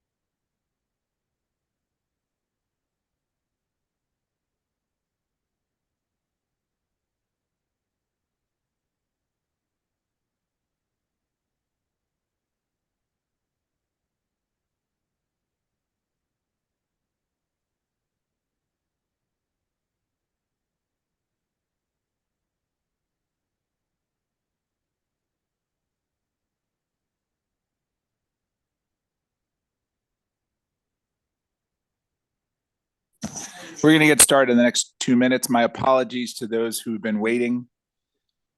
Sometimes these days run long and we do the best we can to approximate breaks, but sometimes we don't get it right, so I apologize.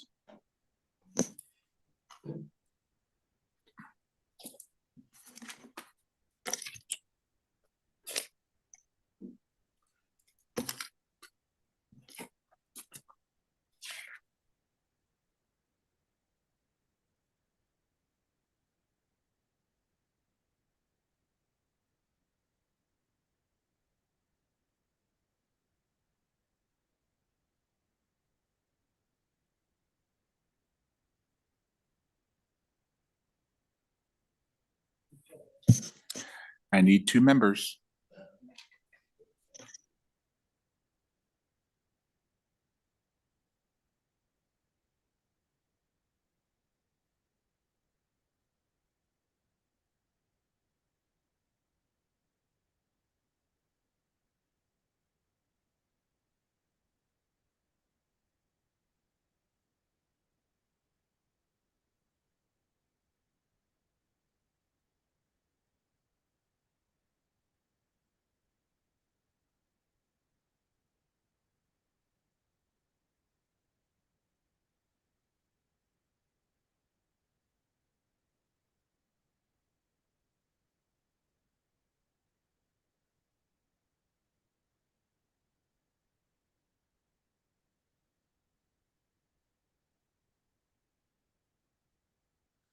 All right.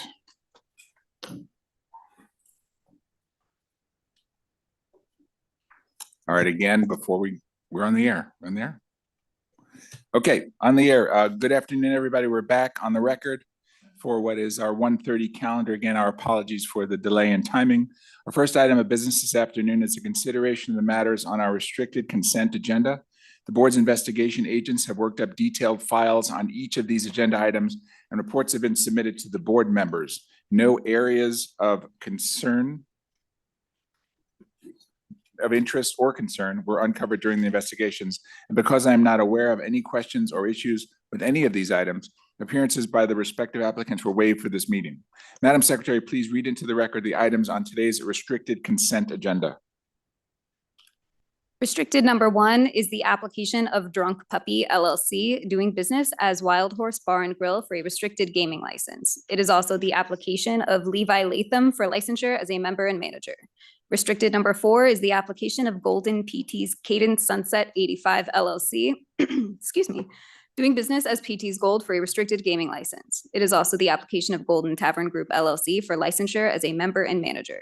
Restricted number 5 is the application for Omni Laxmi LLC to receive a percentage of gaming revenue from United Coin Machine Company doing business as Century Gaming Technologies, doing business at 7-Eleven store number 15889A. It is also the application of Kunal Chopra for licensure as a member and manager.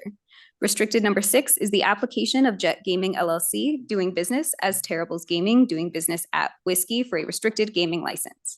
Restricted number 7 is the application of Jet Gaming LLC doing business as Terribles Gaming, doing business at Terribles number 446 for a restricted gaming license.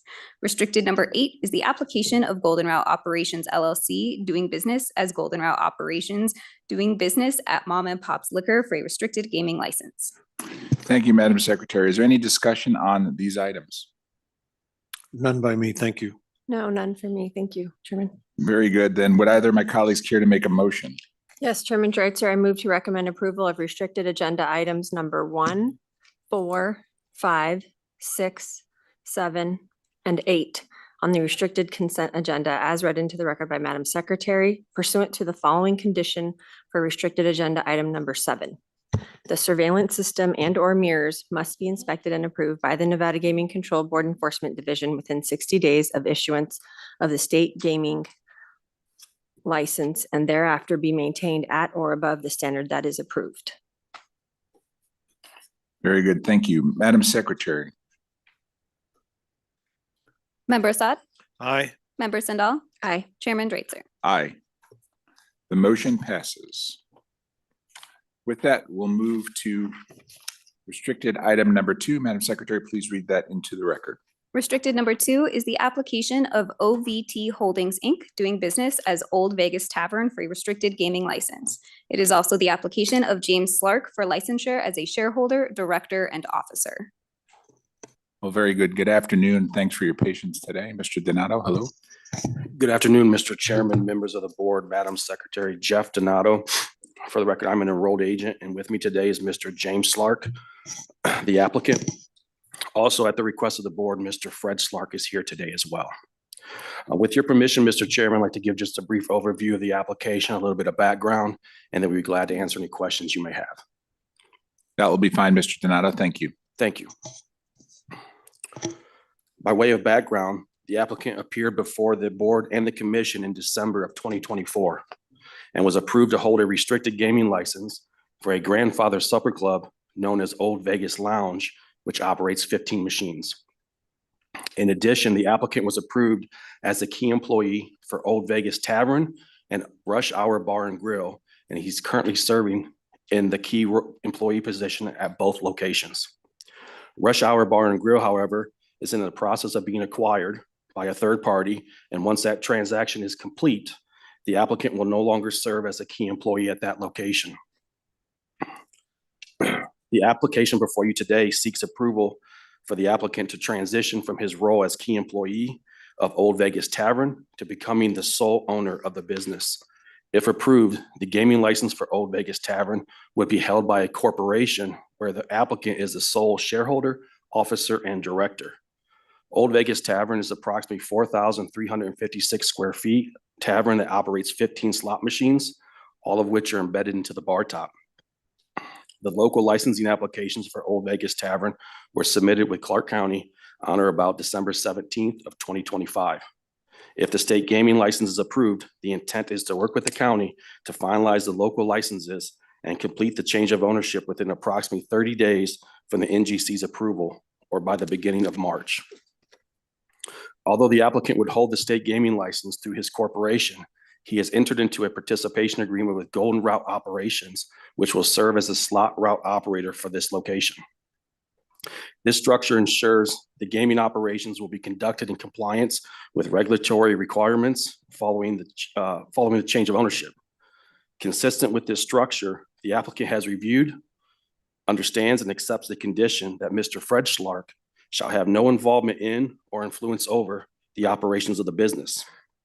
Also, the applicant previously attended the Restricted Licensee Compliance Seminar in June 13th of 2023. This concludes our presentation, and we'd be glad to answer any questions you may have. Mr. Donato, thank you very much. So as I understand it, Mr. Slark, your acquisition of Old Vegas Lounge happened in December of 24? That is correct. That is correct. And why don't you describe how that's been going? You now have had the opportunity to be an owner at that property for a year. Why don't you give us some input about how that has been going? Of course, and thank you for having me as well, Chairman and Board. It's been going very well. It's been a fun year, very exciting. I've learned a lot being in this business, of course. So I'd say a successful year, better than I anticipated actually. So revenue's good, gaming's good. Compliance, of course, is very important. So you certainly understand the conditions that my predecessor had discussions with you about, I do. Chairman Hendrick? Correct, I do. And so I'm not going to rehash that, but you do understand that every single aspect of that was discussed at that board meeting applied to this equally as they did to the Old Vegas Lounge acquisition. Correct, I do understand. How is it that you are, it's a unique situation, Yep. certainly. Mm-hmm. So how is it that you're able to make sure that you can separate the personal relationship you have with Mm-hmm. your father Mm-hmm. from your sole management Mm-hmm. of the business? Mm-hmm. How have you navigated that this past year? Good question. With great care, of course, because being my father, it is a unique situation. So I think just drawing the line of no business discussions, no business involvement, just making sure that line is not crossed essentially. So we have our father-son relationship, of course, and then my business relationship is my own, myself. And if that makes sense, maybe not the most articulate answer, but. That's okay. That's okay. But, and that if there were to be an issue, even the smallest issue, that would have tremendously negative effects and impact on yourself and your, Understood. certainly your license and your ability to move forward with your livelihood in this way. Of course, understood. And I would not want to jeopardize that.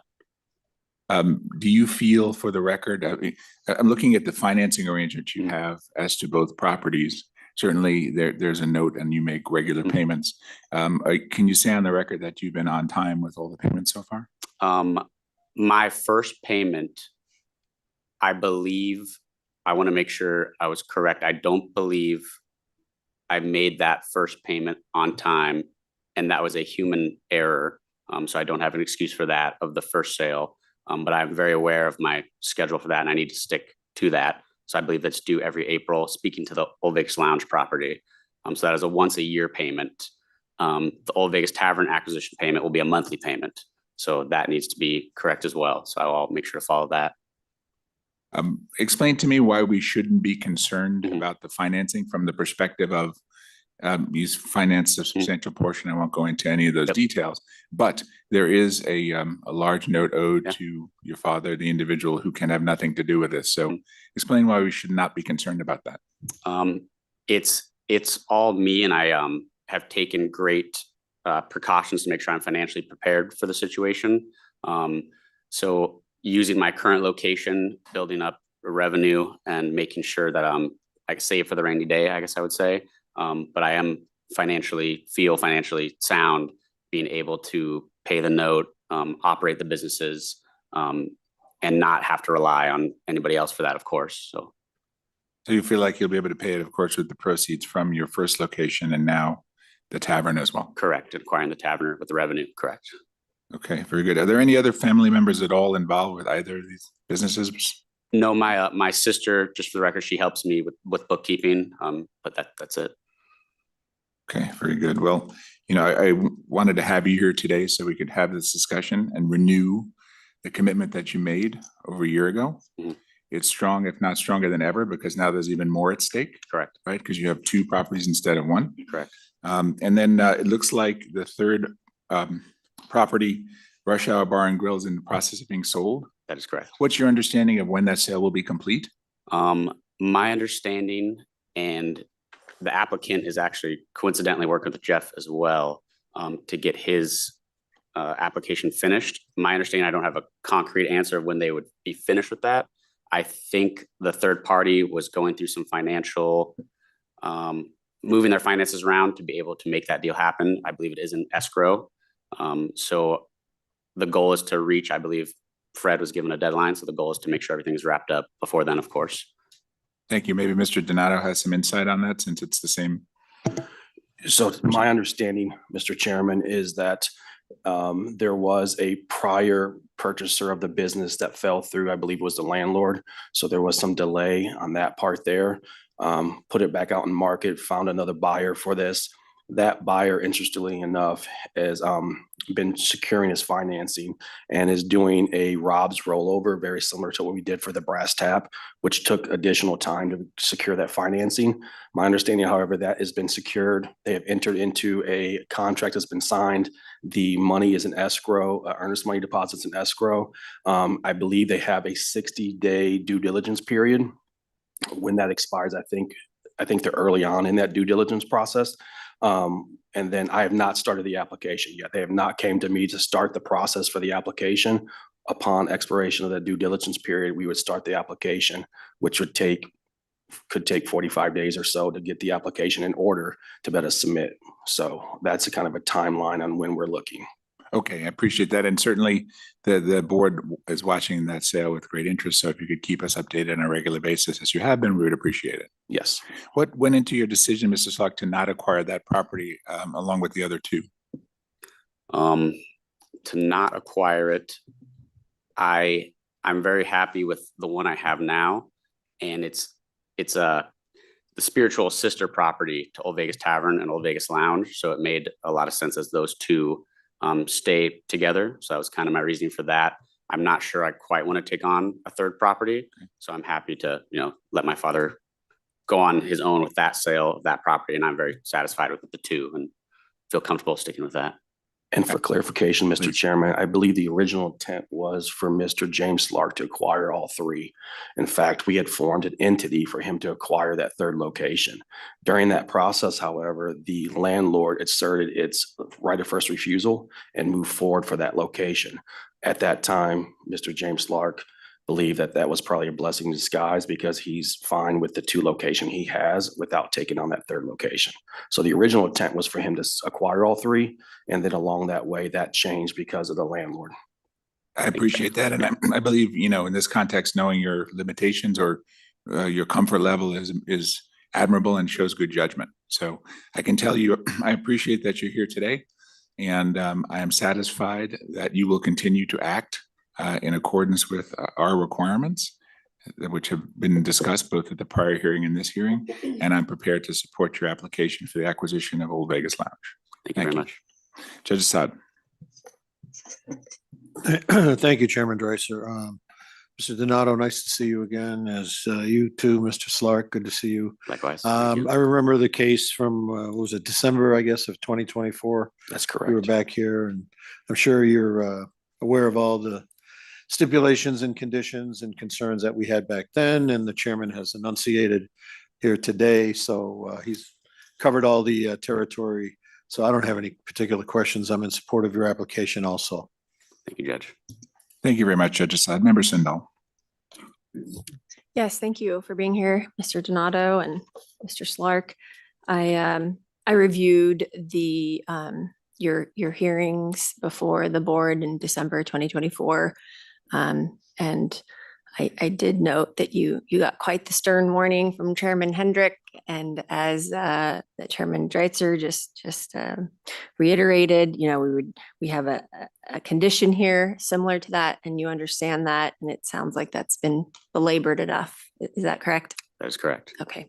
Well, I have nothing further. All of my questions were already addressed by your questioning with the chairman. So I'm happy to support your application, and I wish you the best of luck. Thank you very much. Thank you very much, Member Sindall. I believe a motion is in order.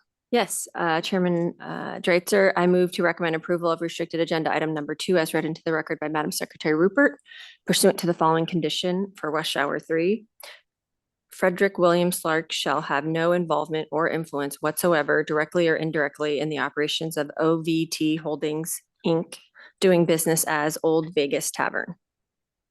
Very good. Thank you very much, Member Sindall. Madam Secretary. Member Assad? Aye. Member Sindall? Aye. Chairman Dreitzer? Aye. Thank you very much. Thanks Senior Agent Marta Rosen for all her work on this application.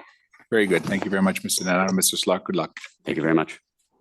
Very good. With that, Madam Secretary, please read into the record restricted item number 3.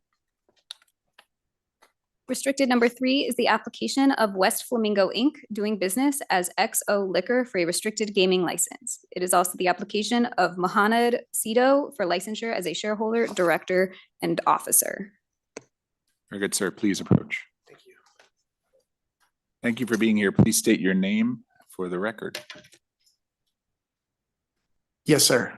My name is Mohamed Situ, and I represent West Flamingo Inc., DBA XO Liquor at 3935 East Charleston Boulevard, Suite B3, Las Vegas, Nevada, 89104. Very good. Could you briefly go through with us your intentions for gaming at the property? Just to bring in gaming and to bring in more revenue, to do better as a business, and just to grow the business and continue to do good. The prior owner had gaming and it did well. I was the key employee there for about 14 years until he wanted to close it down. So I took the opportunity to come in and fill out my application and try it myself and give it a run and rejuvenate the business and make it better. Well, good for you. Is this your full-time? I'm sorry, sir? Is this your full-time job? Oh yeah, this is the only thing I have is my stores. Yes, sir. Very good. Very good. How many stores do you have? I have this one, and I have the Maryland Parkway and Desert Inn location that I've owned since 2013, and then a smoke shop that I run also. This is the only one with gaming, though. No. Oh, the Maryland one has. Yes, sir. Right, Maryland okay. Parkway has gaming. since like 2014, 2013. So what's the status of the key employee? The key employee has been fulfilled. My key employee is Rochelle Smith. She's my district manager now for all my locations, and she goes around and handles anything that needs to be done. She doesn't work behind a cash register or anything. She just takes care of anything that comes up or that arises.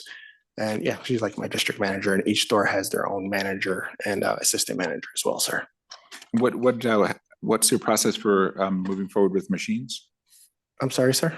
Moving forward with machines, acquisition of machines. How do you intend to do it? Oh yeah, so we've already in the process of everything. Like we're making the payments and we're moving forward. And Mrs. Partee, Heather Partee, has been helping me with my application and submitting my application and stuff like that. Yeah. Very good. Well, I appreciate you being here today, Thank you, and sir. I absolutely will support your application. Thank you, sir. Member Sendall. Thank you, and thank you for being here. Thank you, Mr. Ms. Sindel. Sito. Can you describe just your living arrangements and the time you spend? It looks like in our records that you reside in Michigan and also in Las Vegas, and seems like you put a lot of hours in, but perhaps some of them, they're remote at times, and just kind of explain how you spend your time. Yes, ma'am. So I usually travel here once a month from like the 1st to the 10th to come out and check out my locations. I have a home here, and I come and I check out my locations, and I have my manager meetings and stuff like that. And then when I'm in Michigan, I'm usually on the cameras and day to day with all my managers and staff, going over sales, going over customer acquisitions, going over anything and everything that pertains to our business. And yeah, for the summer, I usually bring my kids and my family out, and we spend like 3 months here at a time for the summer because the kids are out of school. I had 4 daughters, and my wife, we had this thing where once our oldest daughter turned 10, we were like, you know what, let's move back to Michigan, more culturally sound with our culture, and to get a little bit of that experience. So that was the meaning behind that, is just more family and more, better environment for the children and stuff like that with 4 girls and stuff. That's great. And my wife's really like culturally tied into our culture, so it works really well. Wonderful. Well, I'm glad that you're able to work remotely with today's technology and travel down here by plane to Vegas. Yes, ma'am. Do you have any intentions to open more locations or add gaming to anywhere else? Like you mentioned your smoke shop or anything like that? No, probably not the smoke shop, honestly. This has been a pretty long process doing everything on my own, and it was a great learning experience. And honestly, I have 4 daughters, and I would like to just Busy enough? yeah. I got a 3-year-old too now, so it's like one's going into high school, so there's a lot going on. So I also want to be able to spend a lot of time with them too. So I think this is pretty much it right here. Yeah. Well, that's great. I mean, congratulations. I didn't pick up that you worked at the location as a key employee for so many years, and now here you are owning your own. So congratulations. Thank you, ma'am. Very successful and happy for you. So I wish you all the best and happy to support your application. That's all I have. Thank you, Chairman. Thank you, ma'am. Hello, sir. Very good. Thank you very much. Thank you, sir. Judge Assad. Thank you, Chairman Dreitzer. Thank you for being here in person, Mr. Cito. Thank you, Mr. Assad. I've read through your applications, very straightforward. Ms. Smith is the key employee. She's been with you since 2016, I believe. That is right, sir. So she's very capable, I'm sure. So I don't have any questions or concerns. I'm in support of your application as well. Thank you, Mr. Assad. Well, very good. With that, I believe we are ready for a motion. Yes, thank you. Chairman Dreitzer, I move to recommend approval of restricted agenda item number 3 as read into the record by Madam Secretary Rupert pursuant to the following condition. A key employee application must be on file with the Nevada Gaming Control Board at all times and refiled within 60 days of any change in the person occupying that position. Yes, ma'am. Very good. Thank you very much, Member Sendall. Executive Secretary, please proceed. Member Assad? Aye. Member Sendall? Aye. Chairman Dreitzer? Aye. Thank you very much. Good luck. Thank you, sir. We're going to return then to unrestricted 10. Are we ready to go with that? Sorry, Mr. Chair, I could use just a few minutes. I got one last condition to modify and we're good to go. All right, then moving along, we will turn, Madam Secretary, to the next item on our agenda. The next item for your consideration is the excluded person nomination of Matthew Raymond Boyer as noted on the agenda. Very good. Thank you very much. Madam Secretary, please state your appearance for the record. Good afternoon, Chair Dreitzer, Judge Assad, Member Sandal. Madam Secretary, my name is Nona Lawrence with the Attorney General's Office. The matter before you today is for the board to determine whether to nominate Matthew Boyer for inclusion to Nevada's list of excluded persons. I will note for the record that the notice requirements of Nevada's open meeting law have been satisfied, as Mr. Boyer was provided written notice of today's meeting by certified mail. Initially, this matter was set to be on the December 2024 agenda, so Mr. Boyer was served for that meeting and then re-noticed for the January meeting. I have the documentation should the board wish to see them. I also note that this is not an evidentiary hearing today. If the board nominates Mr. Boyer to the list, Mr. Boyer will be notified of that decision and he can request a hearing before the Nevada Gaming Commission. I prepared a memo to all of you regarding Mr. Boyer that describes him and his activities, and in it includes 5 exhibits that support placing Mr. Boyer into the list. However, if you would like, Mr. Chairman, I'm prepared to make a presentation to review what is in that memo and that lays out the basis for Mr. Boyer's inclusion and summarizes the evidence. After that, I can answer any questions and then the board can deliberate and make a decision. Yes, Deputy Attorney General Lawrence, I think it would be appropriate for you to lay out the basis for this and have it on the record. So please proceed. Very well, thank you. Pursuant to NRS 463.151 subsection 2, the list may include any person whose presence in a gaming establishment is determined to pose a threat to the interests of Nevada or to licensed gaming or both. In making that determination, you may consider the criteria set forth in NRS 463.151 subsection 3. Pursuant to NGC Regulation 28.010, if you determine that any one of the criteria is met, the board can nominate Mr. Boyer to the list. Mr. Boyer satisfies 5 criteria for inclusion to the list, although your memorandum lists 4. First, he has been convicted of felonies under federal law. Second, he has been convicted of crimes involving moral turpitude. Third, he's been convicted of a crime that is a violation of the gaming laws of California. Fourth, he has been convicted of willful evasion of taxes. Fifth, he has a notorious or unsavory reputation, excuse me, that would adversely affect public confidence and trust that the gaming industry is free from criminal or corruptive elements.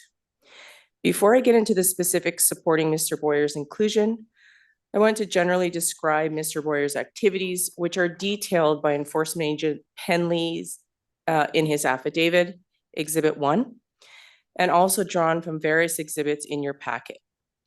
Mr. Boyer is a known illegal bookmaker who operated a bookmaking business out of California, taking wagers on the outcome of sporting events for various people at agreed upon odds using offshore sports wagering websites. Over the course of at least 9 years, from 2014 to 2023, Mr. Boyer took tens of millions of dollars in illegal wagers from at least 700 bettors.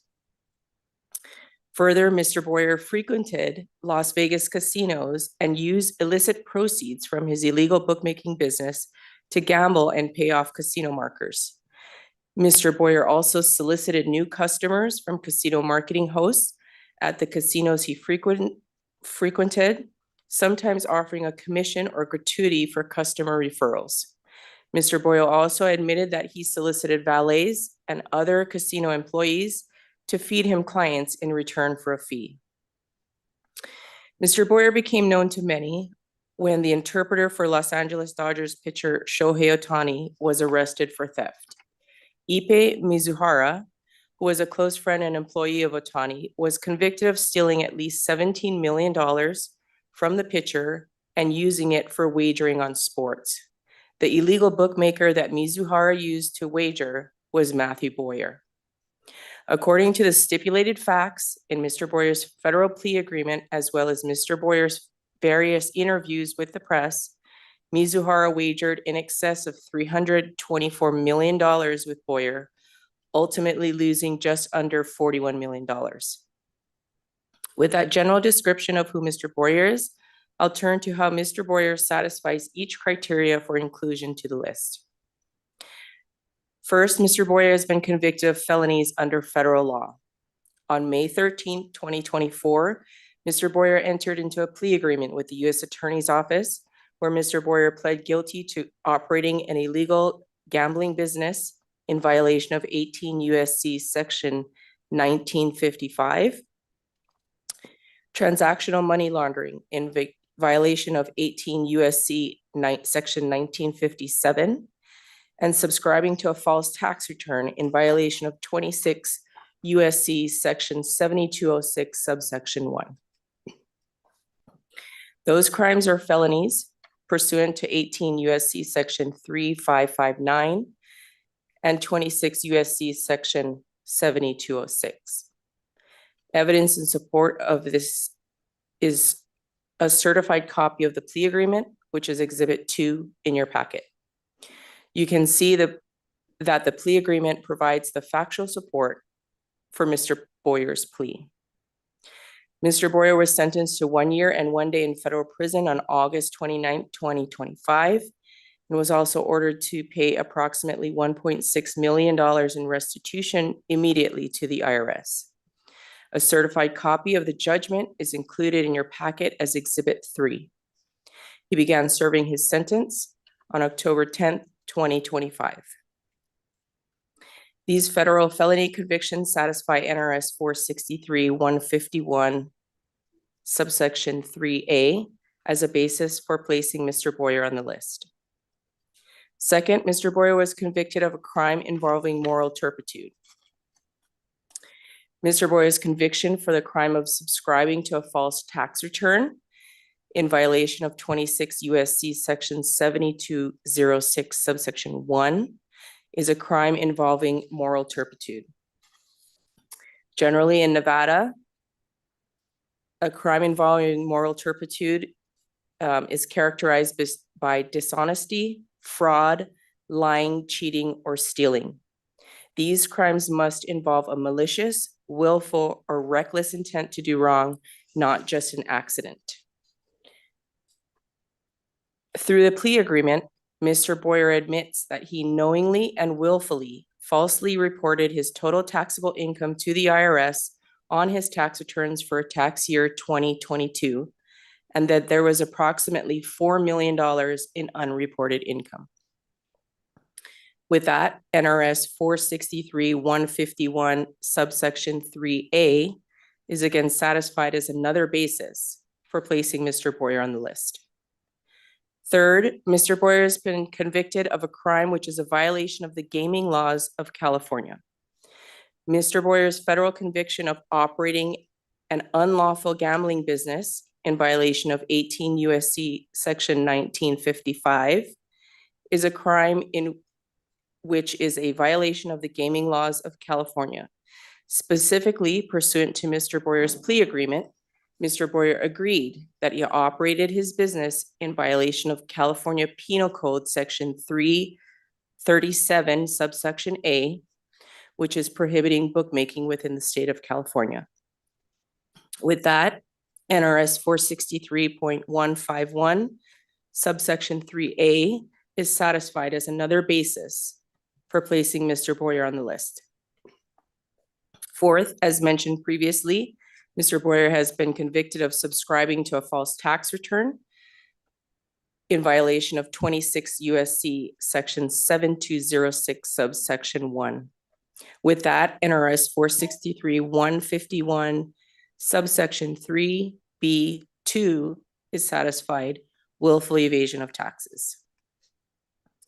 Fifth, Mr. Boyer has a notorious or unsavory reputation which would adversely affect public confidence and trust that the gaming industry is free from criminal or corruptive elements. That notorious and unsavory reputation is reflected in the previously described federal convictions of Mr. Boyer.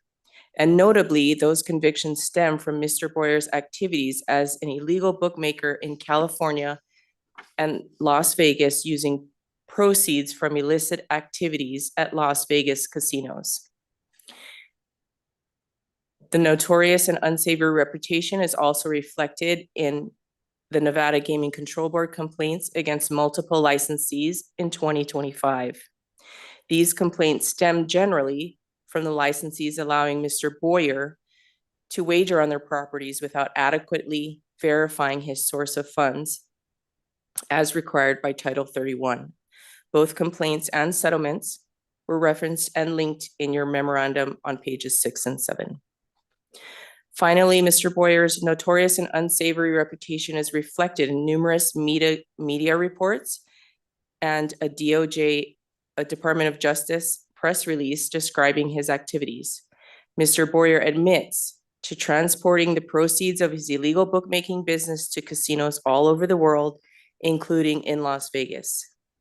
Mr. Boyer has given several live interviews to media outlets such as CNN, ABC, Fox, Forbes, CBS, and others, where he admits to accepting tens of millions of dollars in wagers, laundering the money through casinos, and pressing the casinos for all possible comps on his play. Mr. Boyer wrote a book about his illegal bookmaking, runs his own podcast describing his illegal operation, and also has his own website, MatthewBoyer.com, where all of his live interviews and media articles are contained. Mr. Boyer may be one of the most media-exposed illegal bookmakers in the country. Examples are contained in Exhibit 5. All of this then satisfies NRS 463.151(3)(c) and forms another basis for inclusion of Mr. Boyer on the list. As I stated earlier, establishing any one of the criteria under NRS 463.151 subsection 3 is sufficient to place an individual on the list. Mr. Boyer satisfies 5. Accordingly, this board may, if it so chooses, nominate Mr. Boyer for inclusion on the list, and this matter would then proceed to the commission. Mr. Boyer will be provided notice and an opportunity to request an evidentiary hearing before the commission. I'd be happy to answer any questions that you have. Well, thank you, Deputy Attorney General Lawrence. We appreciate that very thorough presentation. Normally, I wouldn't give much airtime to this particular individual in this particular setting. However, I think it's important to note that today the board takes an action that goes to the very core and the heart of Nevada's gaming regulatory mission, the protection of integrity of gaming, the confidence of the public, and the reputation of the state as a gold standard for gaming regulation. The matter before us concerns the inclusion of Matthew Boyer on the list of excluded persons. And let me be clear at the outset what this is and what it isn't. Placement on the list of excluded persons is not a criminal penalty. It is not a substitute for prosecution, nor is it intended to duplicate or interfere with the work of law enforcement. Rather, it's a regulatory determination grounded in Nevada law and longstanding precedent focused on whether an individual's conduct is incompatible with the standards of honesty, integrity, and public confidence that licensed gaming demands in the state of Nevada. Nevada gaming is a privilege. Participation, whether as an owner, operator, agent, or patron, is conditioned on conduct that does not undermine public trust or expose the industry to reputational, operational, or regulatory harm. The record before the board, as presented by Ms. Lawrence, reflects conduct that, when taken as a whole, under 5 categories, demonstrates a sustained disregard for all of those standards. The evidence shows activity that is antithetical to the principles of transparency, lawful operation, and integrity that are essential to regulated gaming in the state of Nevada. Such conduct creates risk not only to individual licensees, but to the system as a whole. The list of excluded persons exists for precisely these circumstances. It exists to draw a clear line where conduct falls so far outside acceptable bounds that continued association with Nevada's gaming industry is inconsistent with the public interest. It serves as a measure that's designated to prevent future harm, not merely to react to past events. The board never takes these actions lightly. Exclusion is very rare. It's reserved for cases where the facts compel the conclusion that allowing continued access to licensed gaming establishments would erode public confidence, invite regulatory circumvention, or tarnish the reputation Nevada has spent decades building. Our decision today reflects that carefully crafted standard. It also reflects an important message. Nevada gaming will not be used as a platform for conduct that undermines the rule of law, exploits regulatory gaps, or places licensees in untenable positions. Licensees are expected to operate at all times with integrity, and so too are those who seek to engage with them. This action again reinforces that expectation. Finally, I want to emphasize that this board's responsibility is not to chase any headlines of the day, nor to respond to public pressure, but to apply the laws faithfully and consistently across all people and licensees. Today's decision does exactly that. For those reasons, and based on the record before us, the inclusion of Mr. Boyer on the list of excluded persons is both appropriate and necessary to protect the integrity of gaming in the state of Nevada. Having said that, I want to thank Agent Penley, who did a tremendous job in this matter. So thank you, sir. And also to thank Deputy Attorney General Lawrence for her thorough and complete presentation. Thank you very much. Judge Assad. Excuse me. Thank you, Chairman Dreitzer. I echo obviously all the comments that the chairman just enunciated. Mr. Boyer, he just came through Nevada like a vortex. He had toyed with us. He was just thumbing his nose at us. He played at Caesars for 7 years. He played at other casinos around town with impunity. He knew what he was doing. He was ruining people's lives. He was tempting hosts with bribes if they would refer customers to him, knowing that they would probably be terminated if they were caught, but he didn't care. He was responsible for so much negativity, worldwide negativity throughout the escapade that he engaged in.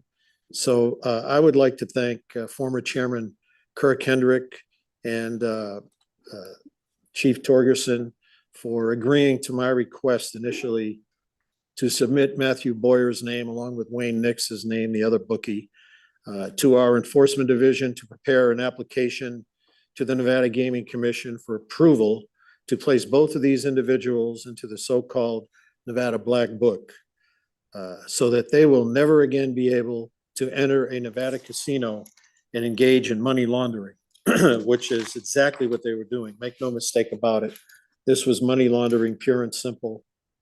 In addition to qualifying for his nomination under NRS 463.151, I believe that the Nevada Gaming Control Board needed to send a message loud and clear that we will not tolerate anyone who brings as much negative publicity and worldwide reputational damage to the Nevada gaming industry as these two individuals have, and in particular, Mr. Boyer. The first message should be unambiguous, loud and clear to Mr. Boyer and Mr. Nix and anyone else who attempts to launder money through Nevada casinos. They will be fully prosecuted, whether civilly, administratively, or criminally, and then they will be banned from entering any Nevada casino.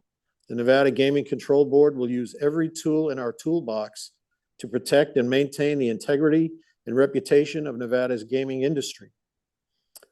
There's just no room for this in our community and in our state.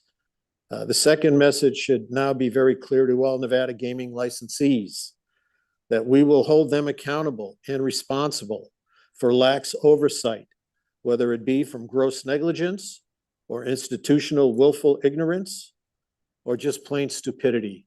Some of the actions by some of these executives and key employees in the casino industry that allowed this to perpetrate was just really stupid. I will give them the benefit of the doubt and just call it willful ignorance. I believe the buck must stop with the individual key employees who oversee the compliance departments.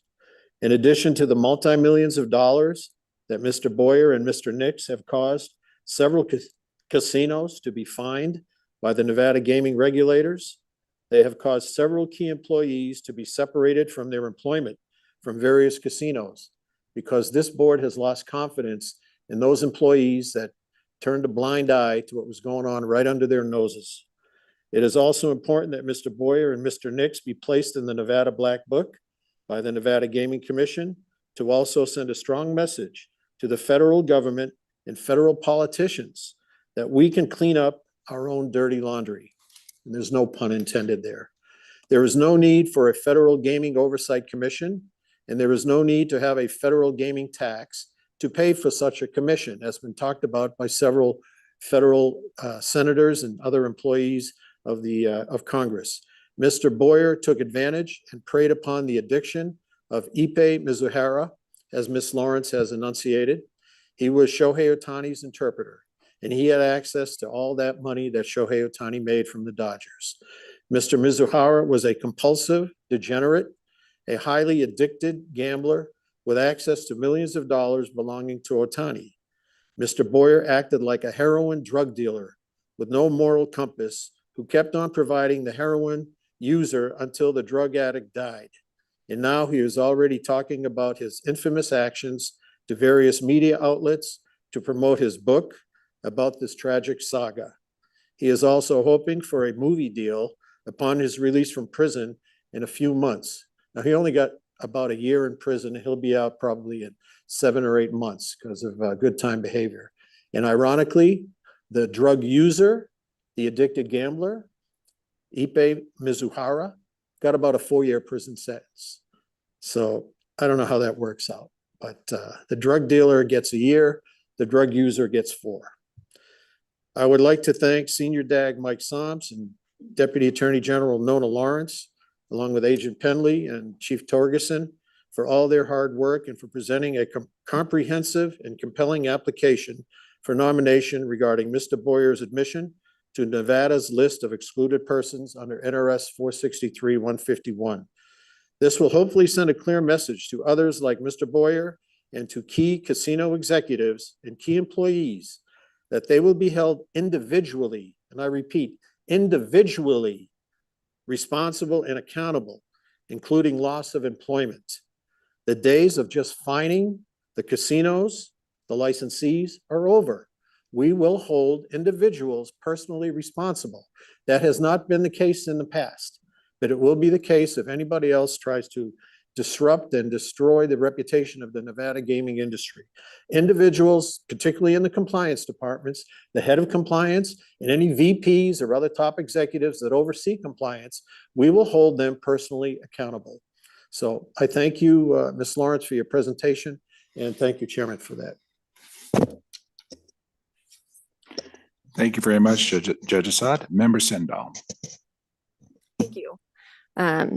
Thank you, Doug Lawrence, for your affirmative presentation. I had a couple questions. You mentioned that he went and started serving his prison term October 10th. That's correct. A few months ago. Mm-hmm. And then I noticed he was also given a 2-year supervised release. Do you know what that entails at all, or what that will look like? I don't. We do have his sentencing documents and we do have his prison jacket. It indicates his estimated release date is August 16th, 2026. And then it just indicates there's 2 years of supervision following that release. He did have an interview, I believe it was with Forbes, where they asked him if he was going to be able to gamble again. And he believes that he will once he gets off those 2 years of supervision. Okay.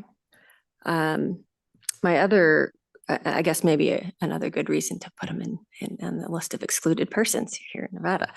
And I guess the other thing I wanted to add to that, you mentioned he paid an immediate or forfeiture of 1.6 million. I wasn't sure, is he supposed to pay the federal government any future earnings? And let me follow up with that question. You mentioned the book, the #1 bestseller, Recalibrate. You mentioned a podcast and a website, so he's got to be making money. Is that money being seized by the federal government? Is it owed to them, or what's the situation there? As far as I know, it's not being seized at this point. He did pay the 1.6 million before entering prison. His attorney that was on the previous case did indicate that he was probably going to be subject to about $7 million in additional taxes to the IRS. I'm assuming that's because they're going to audit all the rest of his tax returns, and then he's going to have to pay for the deficiencies in those. Understood. Okay. So then that will be money he would likely have to owe. I also wanted to confirm in the materials you provided us, you stated that he used multiple websites, the Boyer gambling business, that they use multiple websites. Were those legally formed online gaming websites or? Well, he used he had his own, and he actually, and I know this because I watched all his videos, he got into trouble where he couldn't cover bets. So he asked a website in Costa Rica to cover the bets for him. And the agreement was he would have to shift all of his bettors into Costa Rica, which he did. They covered the bet. And then he made a suspicious, they thought was a suspicious wager. And then that relationship was severed. So then he got all of his bettors back. So he was using the one in Costa Rica, but previously he was using his own in California. Does Costa Rica have legalized gambling laws, to your knowledge? I don't know. And it didn't sound like it because he said that when he made that bet, they made him fly there and they thought they were going to kill him. But I don't know. Well, and I raise this because this to the point of, to the aspect of negative harms, right, to the state of Nevada and the gaming industry and public confidence. There appears to be, a high level of kind of black market illegal gaming going on, and Mr. Boyer appears, from what you've provided to us, is engaging heavily in that unregulated market. Yes. So I would just highlight that is most certainly a policy concern and harm that I think not only here in Nevada, but I think throughout the United States and the world that we need to address is this online gaming kind of operation in these unregulated markets. And, as the judge and chairman pointed out, taking bets from people who are addicted to gambling and can't gamble on legal sites, and the ease of individuals being able to go online and utilize people like Matthew Boyer's gambling business is a concern. Thank you for your thorough presentation and the work of enforcement team. And I'm happy to support this nomination of Mr. Boyer to the list of excluded persons. Thank you. Thank you very much, Member Sendell. And with that, I believe we are ready for a motion. Yes, Chairman Dreitzer, in the matter of the exclusion of Matthew Raymond Boyer from licensed gaming establishments in the state of Nevada, I move to nominate Mr. Boyer to the list of excluded persons based on the criteria specified in NRS 463.151 subsection 2 and NRS 463.151 subsection 3A and C. This motion for nomination is specifically based on the following. Number one, as presented, Mr. Boyer has been convicted of felonies under federal law. Number two, as presented, Mr. Boyer has been convicted of crimes involving moral turpitude, including the willful evasion of taxes and conviction of subscribing to a false tax return. Number three, as presented, Mr. Boyer has been convicted of crimes in violation of the gaming laws of California, in that prohibiting bookmaking in the state of California. Number four, as presented, Mr. Boyer has a notorious or unsavory reputation that would adversely affect public confidence and trust, that the gaming industry is free from criminal or corruptive elements. Further, that any one of these criteria for exclusion independent of the others is sufficient to nominate Mr. Boyer to Nevada's list of excluded persons. Thank you very much, Member Sendell. Madam Secretary. Member Assad? Aye. Member Sendall? Aye. Chairman Dreitzer? Aye, the motion passes. With that, we will return, I believe, to non-restricted item number 10. Yes, we are just waiting to get printed copies. Okay, of then the let's move on to our next portion of the agenda. You have 8 regulation agenda items. The first is regarding the proposed appeal of Nevada Gaming Commission Regulation 1.150 as noted on the agenda. And if I might request, the first 4 are all related, so if they could all be read in. So when you say the first 4, Mr. Michaela, could you specifically give the numbers for those, please? Yes, as stated by Madam Secretary, we have 1.150, 5.110, 5A.020, and 5A.145, and 23.020, 23.025, and 23.050. Okay, with that, why don't you begin, Mr. Michaela, with an explanation in order, please? Thank you, Chair Dreitzer. Good afternoon, Chair Dreitzer, Member Assad, Member Sendall, Madam Secretary. For the record, I'm John McKellar with the Attorney General's Office. Before you today for discussion and possible recommendation to the Commission are proposed changes to Regulations 1, 5, 5A, and 23 related to card game updates. The draft dates of the proposed changes to the 4 regulations before you today are all October 7th, 2025. The proposed changes to Regulation 1 simply delete Section 1.150 as rake off is defined in Regulation 23. This would eliminate redundancy. The proposed changes to Regulation 5 are to Section 5.110. The changes specify that progressive payoff schedules do not include card game promotional pools or interactive gaming promotional pools reduced through a mechanism other than those set out in subsection 5 of Section 5.110. This change allows the creation of the concept of promotional pools as set out in Regulations 5A and 23. With a promotional payoff schedule, a certain hand or game win is required to win the payoff schedule. With the new concept of a promotional pool, certain player-funded prizes could be awarded through mechanisms such as raffles and volume of play.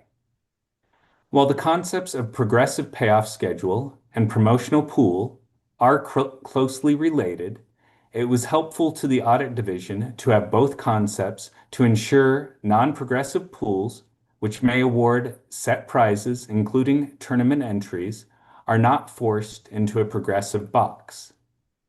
The proposed changes to Regulation 5A further the concept that progressive payoff schedules are different from promotional pools. The proposed changes to Section 5A.020 add definitions for pot, interactive gaming promotional pool, interactive gaming promotional rake-off, and rake-off. Section 5A.145 adds the distinction between progressive payoff schedule and promotional pools. Similarly, the proposed changes to Regulation 23 also further the concept that progressive payoff schedules are different from promotional pools.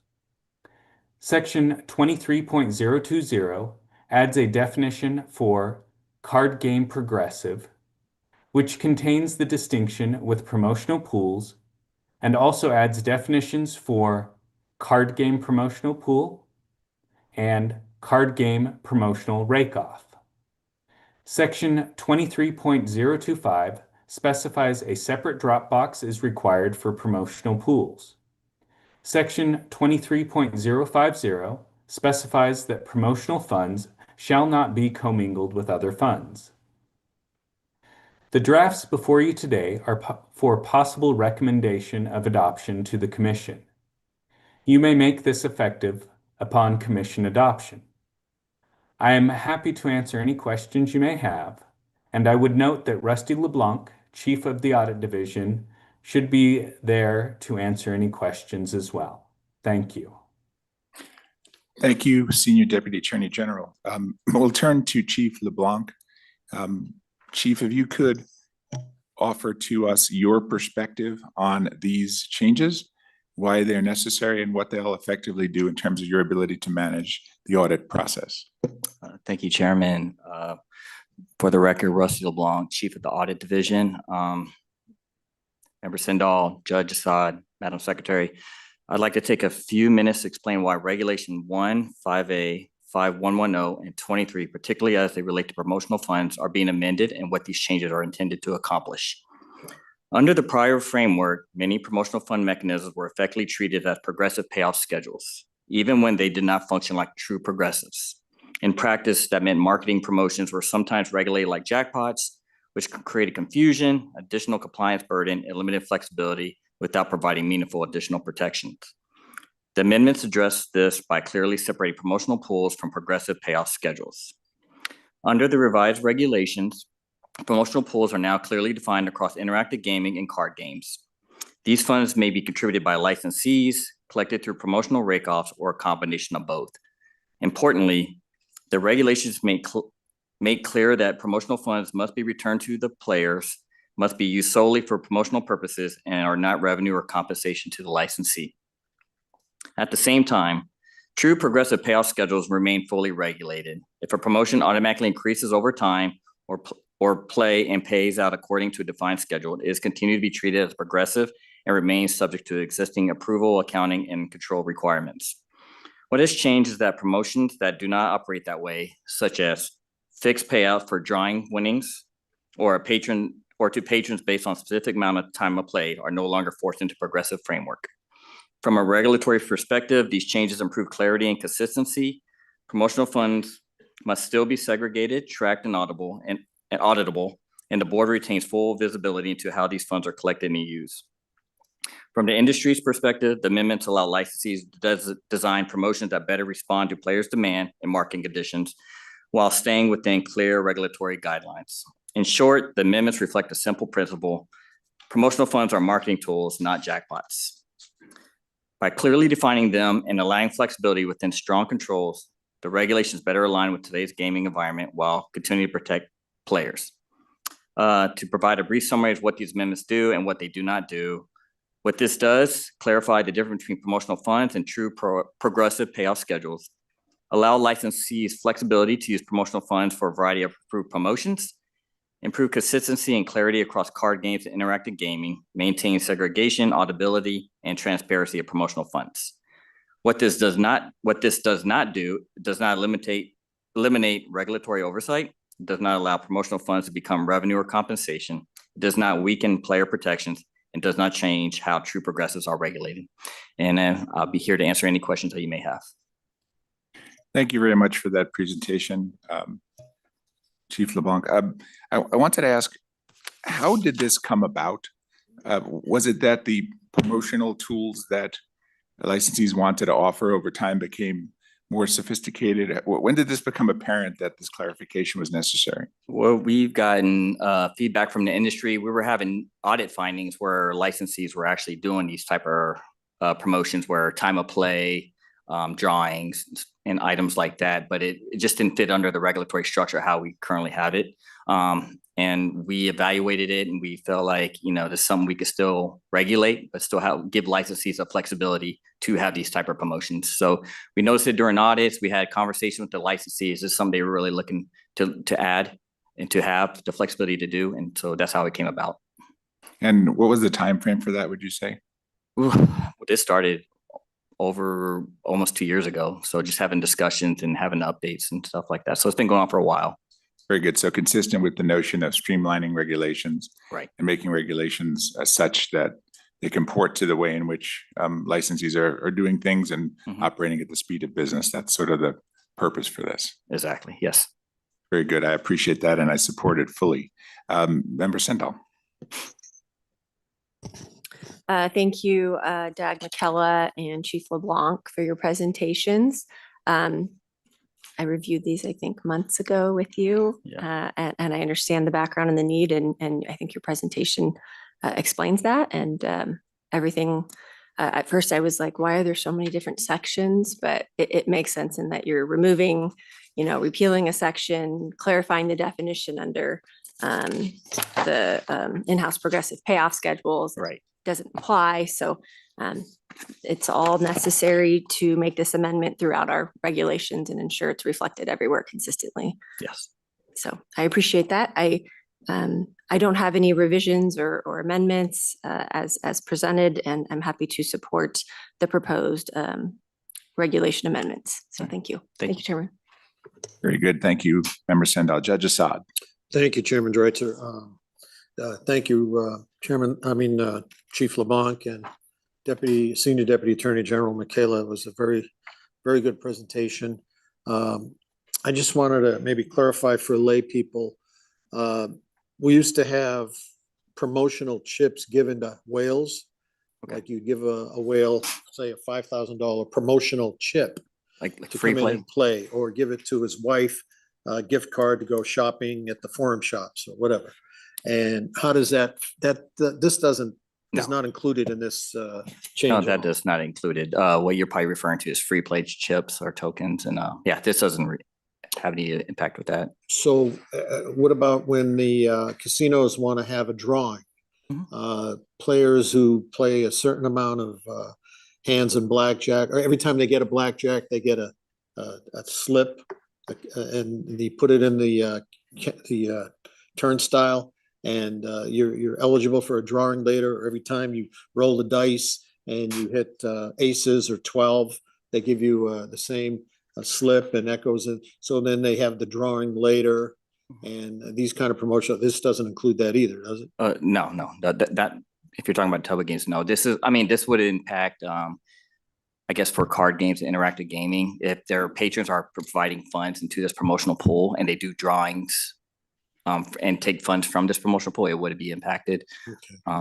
But it does have to be given back to, let's say, the poker players that played in the poker room or the interactive room. It has to be stayed within the same revenue section for those two. So this is basically separating promotional from progressive Correct. jackpots on the machines? Correct. And how does this factor into the tax collection part of it? These have no impact on tax. Like Their the same patrons' way. funds, the licensee takes it and they pay us back. So this has no impact. The licensees are not retaining any of these funds. Taxes are assessed the same way? Yes, yeah. Great. Okay, thank you. That's all I have. Thank you, Chairman. Very good. Thank you. Any further questions for either Senior Deputy Attorney General or Chief LeBlanc? Seeing none, I think we're ready for a motion. Actually, before we take a motion on these items, while Senior Attorney General Michaela did say all of the regulations, I didn't read the rest of them in. So just to be safe, I will read in the other 3 items. Please proceed. The second regulation agenda item is regarding proposed amendments to Nevada Gaming Commission Regulation 5.110 as noted on the agenda. The next regulation item is regarding proposed amendments to Nevada Gaming Commission Regulations 5A.020 and 5A.145 as noted on the agenda. And the final regulation agenda item in this matter is regarding proposed amendments to Nevada Gaming Commission Regulations 23.020, 23.025, and 23.050 as noted on the agenda. Very good. At this point, would either of my colleagues care to make a motion? Yes, Chairman Dreitzer, I'm going to make 2 separate motions, one for the repeal proposed and then one for the amended adoption. So I will start with the repeal. Chairman Dreitzer, I move that the board submit to the Nevada Gaming Commission for their consideration the proposed repeal of Nevada Gaming Commission Regulation 1.150 that is before us with the draft date of October 7th, 2025.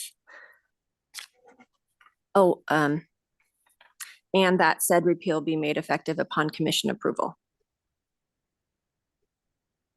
Very good. Madam Secretary. Member Assad? Aye. Member Sindall? Aye. Chairman Dreitzer? Aye. The motion passes. Next motion. Thank you. Chairman Dreitzer, I move that the board submit to the Nevada Gaming Commission for their consideration and adoption the proposed amendments to Nevada Gaming Commission Regulation 5.110, Regulation 5A.020, and Regulation 5A.145, and Regulation 23.020, Regulation 23.025, and Regulation 23.050 that are before us with the draft date of October 7th, 2025.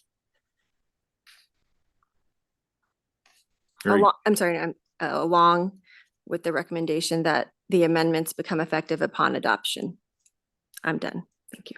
Very good. Madam Secretary. Member Assad? Aye. Member Sindall? Aye. Chairman Dreitzer? Aye. The motion passes. Very good. Madam Secretary, please read in the next item.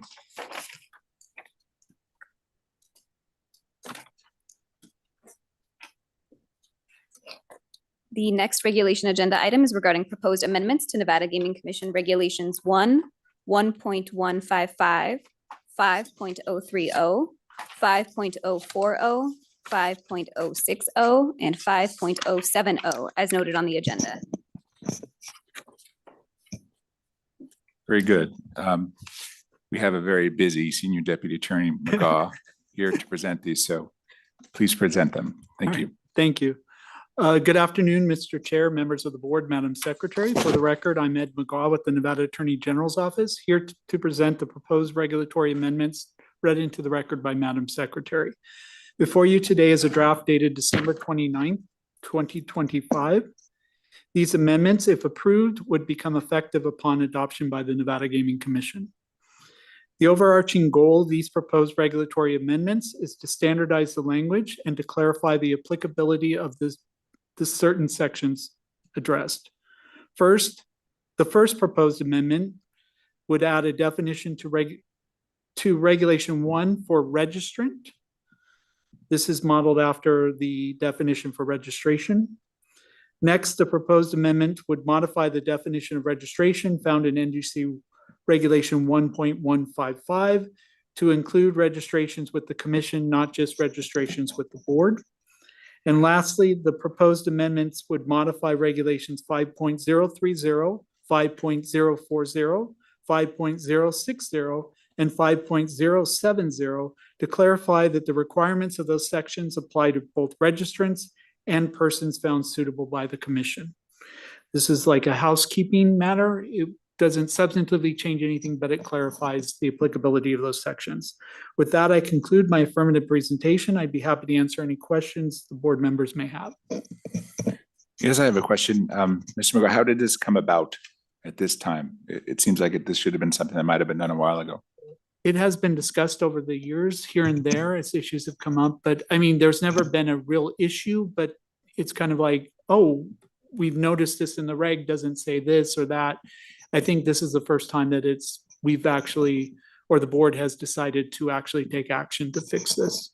Right. So again, consistent with the prior matter, we continue along the theme of streamlining the regulations and making sure that the defined terms within them are consistent with our actual practice. Correct. Standardizing and streamlining. Very good. I am in full support of this. Member Sendall. Thank you. And I want to thank Senior Dag McGaw, and then also Chief Rippey and his team for reviewing these and making sure they're in line with our, investigations division's application process, and that we're using all the correct terminology throughout these regulations. I had an opportunity to go through these and have Chief Rippey and Dag McGaw explain them to me, and I appreciate your work on this and happy to support it. So thank you. Very good. Thank you, Member Sendall. Judge Assad. Thank you, Chairman Dreitzer. I don't have any questions, just a housekeeping measure, so I'm good with it. Thank you. Very good. I believe then we are ready for a motion. Yes, thank you. Chairman Dreitzer, I move that the board submit to the Nevada Gaming Commission for their consideration and adoption the proposed amendments to Nevada Gaming Commission Regulations 1, Regulation 1.155, Regulation 5.030, Regulation 5.040, and Regulation 5.070 that are before us with the draft date of December 29th, 2025, and that the amendments become effective upon adoption. Member Thank you. Sendall, did you mean to also include 5.060? Oh, yes, thank you. And I amend my motion and consideration and adoption of the proposed amendments to Regulation 5.060. And that the amendments become effective upon adoption. Yes. Is that good? Thank you. Very good. Madam Secretary. Member Assad? Aye. Member Sendall? Aye. Chairman Dreitzer? Aye. The motion passes. Thank you. Mr. McGaw, are we ready? On non-restricted number 10? Number 10. Yes. Okay, let's do that.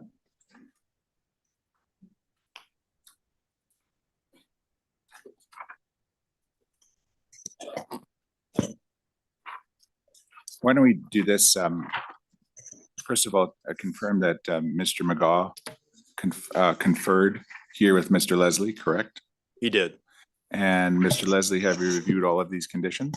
We find them very acceptable and support the efforts to help us. Very good, as do we, but Mr. McGough, if you'd be so kind as to give the intent as to each of them for the record. Okay, on the key employee registration requirement, we wanted to make sure that the person filling the key employee role would be located on site, full-time employee.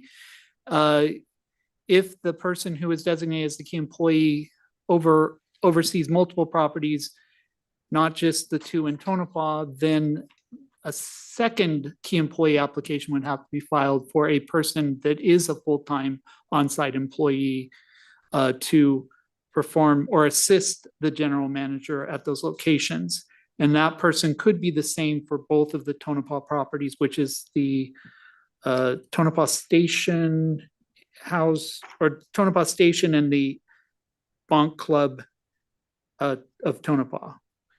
So that correction, we've modified that, or we've added that, or proposing to add that condition. Okay. The next one is dealing with the conditions that require reporting. The modified conditions add the following language: the chair or the chair's designee may administratively modify the frequency of any of the reporting requirements set forth herein, and that the condition may be administratively moved by the chair at the chair's sole and absolute discretion. So that was one of the changes, and that was added to both of the reporting requirements. Wait, which was the other one that was added to? It would be Yeah, I the got one it. that Okay, no. starts out, the licensee must file a report once a year on or before February 1st would be the first one. And the other, it would be also added to the original proposed condition number 3. I would also argue that it should be added to the slot condition as well, through the use of the word maintain. That's an ongoing requirement. So we would require on a quarterly basis the confirmation that the online slot system is in working order. So if you could add it to that condition as well.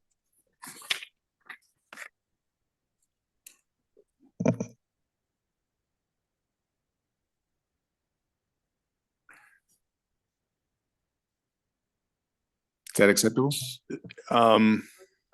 Sorry, I guess Chair. if I can just understand it, if it's a condition, it's mandatory. And so it's in place. So you're asking that there be a reporting function added to this so that quarterly there is a report that, yes, it's still in place? Well, again, from my perspective, it's maintain the use, but maintain as an ongoing term. So I'm looking, I would be looking for a quarterly update. That it is being maintained. Not only that, but any variances, any areas of concern, any things that arise, that is a key area that we would want to understand is being maintained properly. So would that be a function of Eide Bailly when they're coming in doing their quarterly reports, and that we would satisfy that if they put some confirmation in their report that it was being done? That's fine. That is, again, not only that, I mean, they can have a system in place. Sure. That it's being used properly and that we understand the degree of, concern or variance on a regular basis. Sure. So I have no problem with Eide Bailly conducting that particular function. I'm just trying to be helpful and not have a whole bunch of stuff flying to you from different people and That's fine. get confused and it gets lost. So We great. can make that part of Eide Bailly's. I will. Yeah, because again, just the check mark and saying we have an online slot system. Yep. That's insufficient relative to the maintenance of the system and the proper usage of the system. Okay. Very Awesome. good. Thank you. Thank you. Sorry, if I'm understanding correctly, then is language being added to the online slot system condition, or is the request for a report on the online slot condition let's do this. applied in the? Right. Let's do this. On the assumption here on the record we made today that Eide Bailly will make it part of their reporting. Mhm. I accept that, and we can leave this condition as written without further obligation. Cool. As long as we have an understanding that Ide Bailey will speak to that as an area of concern or an area of a proper regular audit. We have that understanding, and I also have the understanding that Ide Bailey will on a monthly basis update tax and licensing as to the progress on their prior quarterly report. Very good. Thank you. So we're back on track, Mr. McGuire. No changes. Please proceed. Thank you, Mr. Chair. The other change is that for the employee registration requirement, it would be the person responsible for registering gaming employees with the board shall complete the virtual training rather than saying the licensee shall. They have 90 days in which to complete that. And then any person assuming that responsibility thereafter shall complete the training within 30 days. So, and Member Sindall has the exact language, but that was the other significant change. I believe that addressed all the changes that were requested. All right, so we've already heard from Mr. Leslie that these are acceptable. Any comments or questions by the board before we go and take a motion with these conditions? None by me. Thank you. Member Sindall. I just wanted to confirm then investigations is good with these proposed conditions and tax and license division. Investigations is discussion, right? good with it, yeah. It looks like Chief Linksaloth is shaking his head yes as well, so. I just want a confirmation on the record that everyone's on board and good with these. Okay, then I'm prepared to make a motion if you're ready to move forward, Chairman. Please proceed with the motion. Did we say we're on non-restricted number 10? I brought it back on the record. Yes. Okay, you did. Okay. Chairman Dreitzer, I move to recommend approval of the remaining applications on non-restricted agenda item number 10 as read into the record by Madam Secretary Rupert pursuant to the following conditions. The person responsible for registering gaming employees with the board shall complete virtual gaming employee registration training that is deemed acceptable to the Nevada Gaming Control Board Chair or the Chair's designee within 90 days. Any person assuming that responsibility thereafter shall complete such training within 30 days of assuming that responsibility. This condition may be administratively extended or removed by the Nevada Gaming Control Board Chair or the Chair's designee.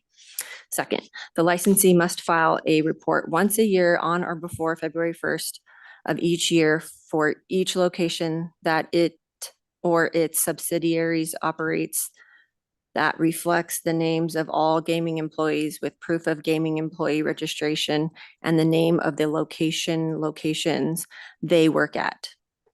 The chair or the chair's designee may administratively modify the frequency of any of the reporting requirements set forth herein. This condition may be administratively removed by the chair at the chair's sole and absolute discretion. Member Sindall? I didn't mean to interrupt you, but I've noticed that I did do a typographical error. It should be the chair of the board or the chair of the board's or the board chair's designee. So if you want to amend that to read board chair, and that would be the same in the change, Oh, I the see. condition Yeah. number 3 as well. I apologize for that.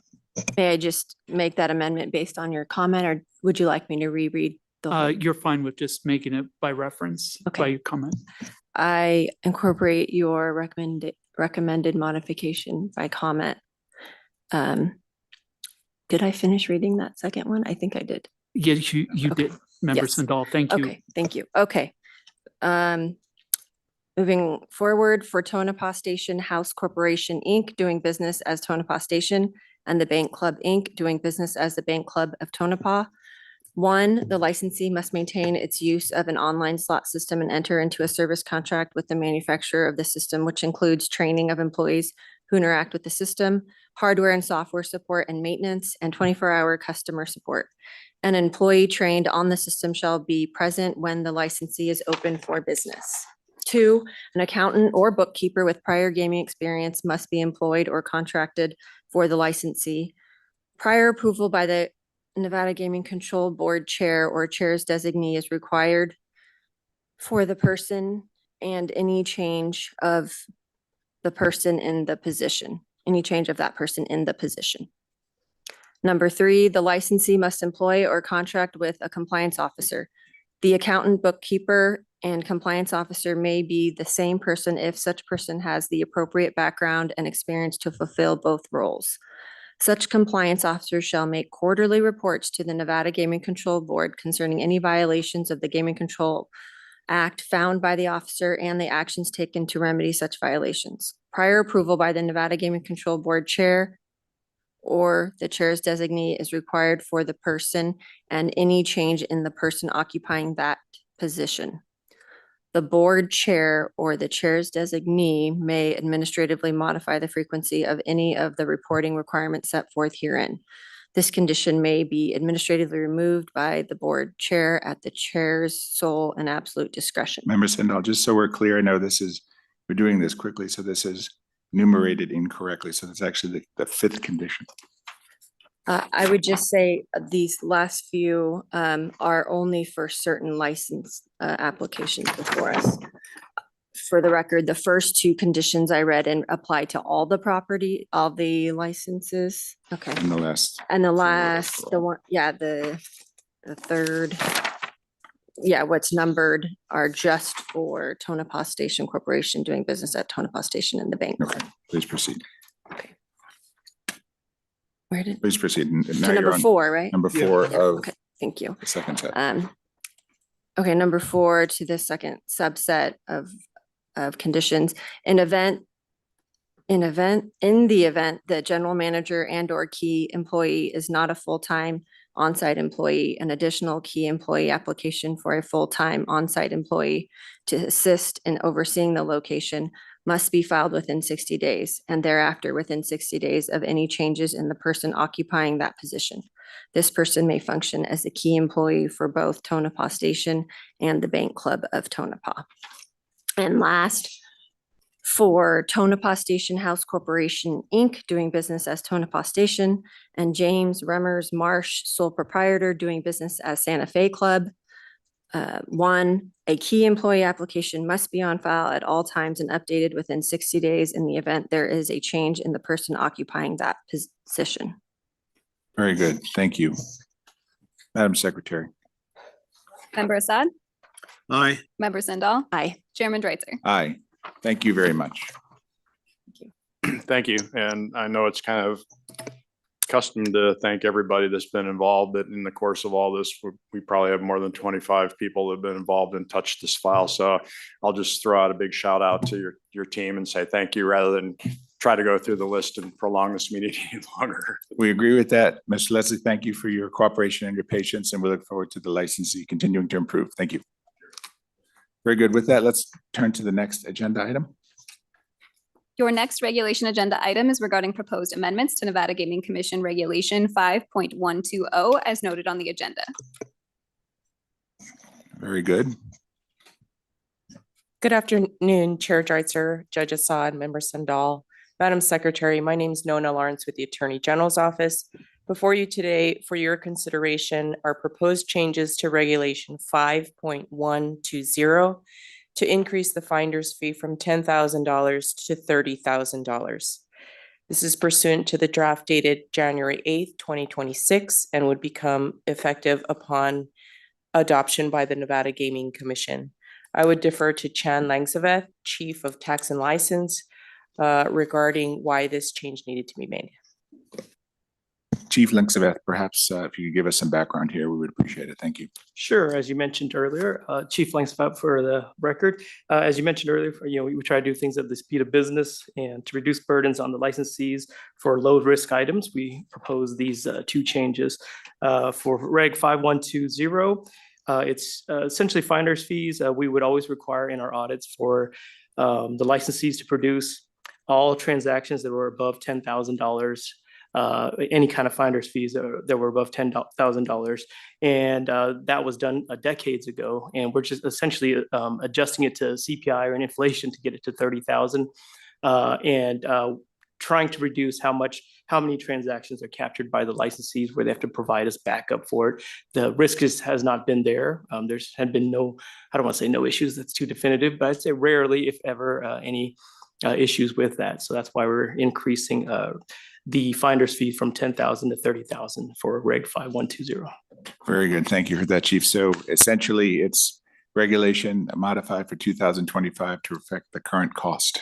Along with the risk, I mean, we wouldn't do that if we found a lot of violations, let's say, throughout the years, but no violations, then to also adjust for inflation so that the licensees don't have to pull all these transactions that, you know, have never been any issues. Very good. I stand in full support. Member Sendall. Oh, and did you want me to go through Reg 6050 also, or separate? Just do it separate for now. And then Okay. Any comments about that, and then we'll go into the next. Sure. Nope, thank you for this update and I'm happy to support it. Thank you, Chief. Very good, Judge Assad. Thank you. No questions. Very good. Chief, please proceed. All right, and then for Reg 6050, kind of the same idea of, you know, going again, trying to reduce the burdens for the licensee. Typically for an audit, when it's open for either Group 1 or Group 2 audit division or tax and license. I'm sorry. Chair, I don't believe this matter has been read into the record yet. Good catch. This regulation agenda item is regarding proposed amendments to Nevada Gaming Commission Regulation 6.050 as noted on the agenda. All right, so during an audit, for instance.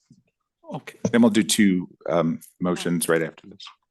I believe Dag Lawrence has a presentation as well. I don't know whether you want to do that before. Let's proceed with the chief, and then we'll go back. Go ahead. Okay, yeah, and so during an audit, we would request currently original stock certificates, and those stock certificates, we look at them so that they can comply with NRS 463-510, amongst other things that we look for.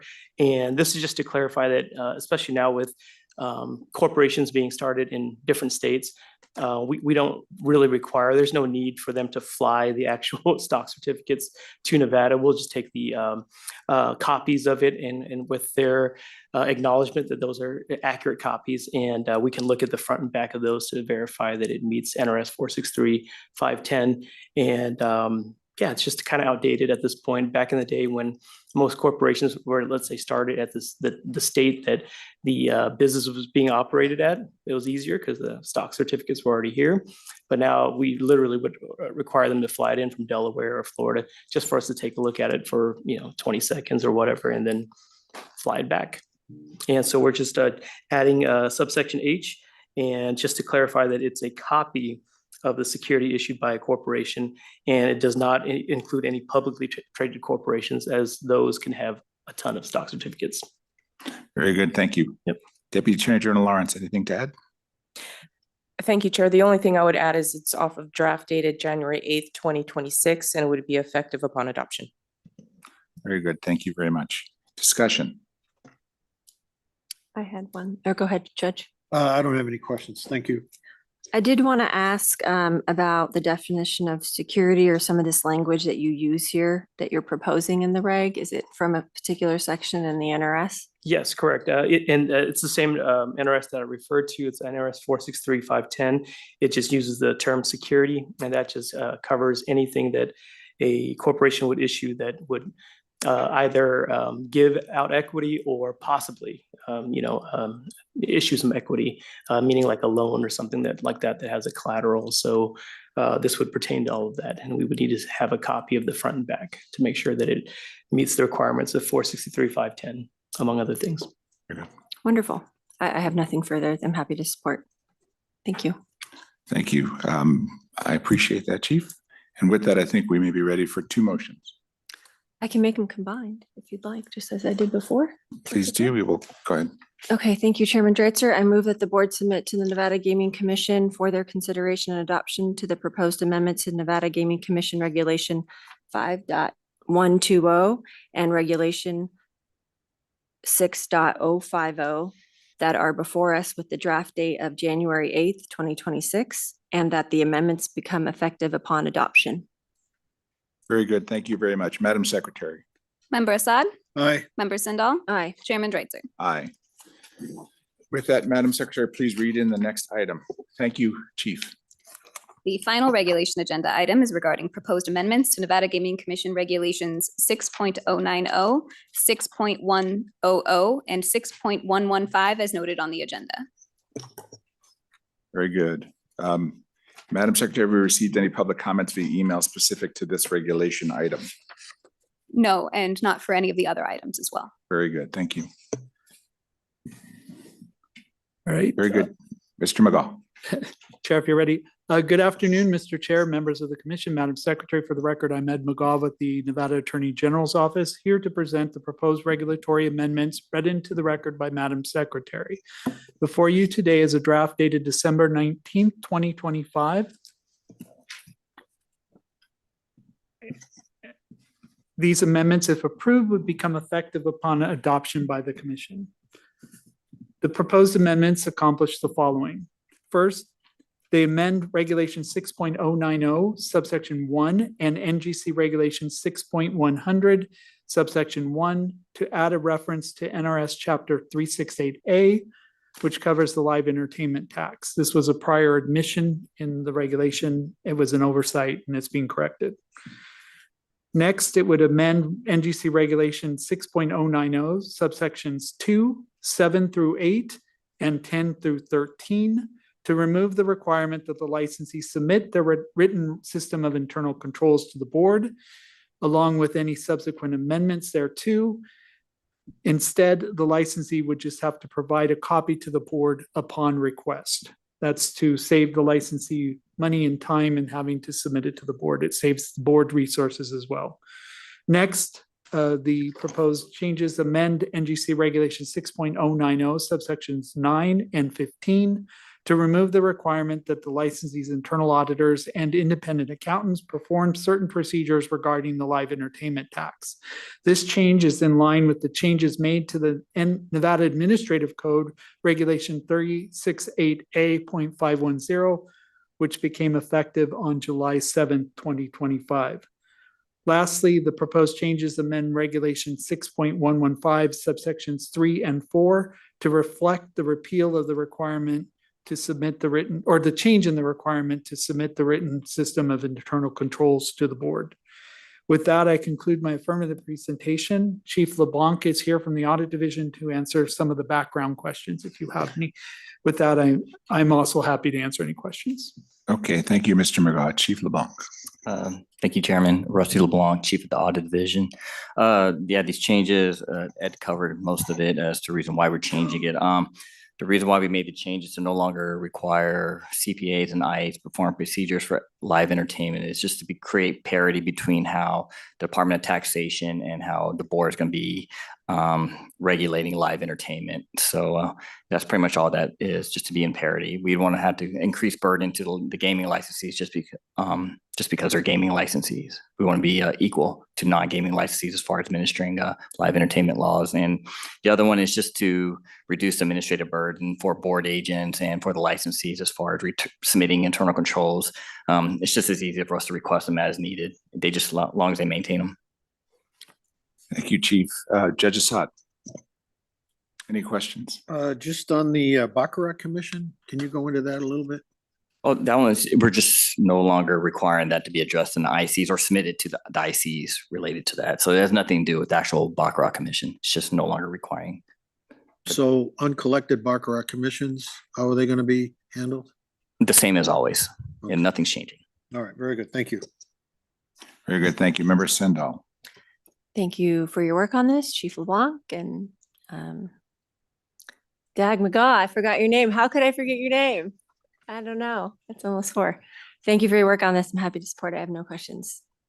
Very good. Thank you. And then from my perspective, it just appears these are things that are a long time in coming. When did this particular item come into focus as something that needed to be addressed? With the live entertainment items, as far as not requiring CPAs and IAs, or at least creating parity with the Department of Taxation. This came about, I believe, last year. Chief Fremont, Chief of the Audit Division at the time, this is one of her projects. And so we're just kind of completing the final pieces of it.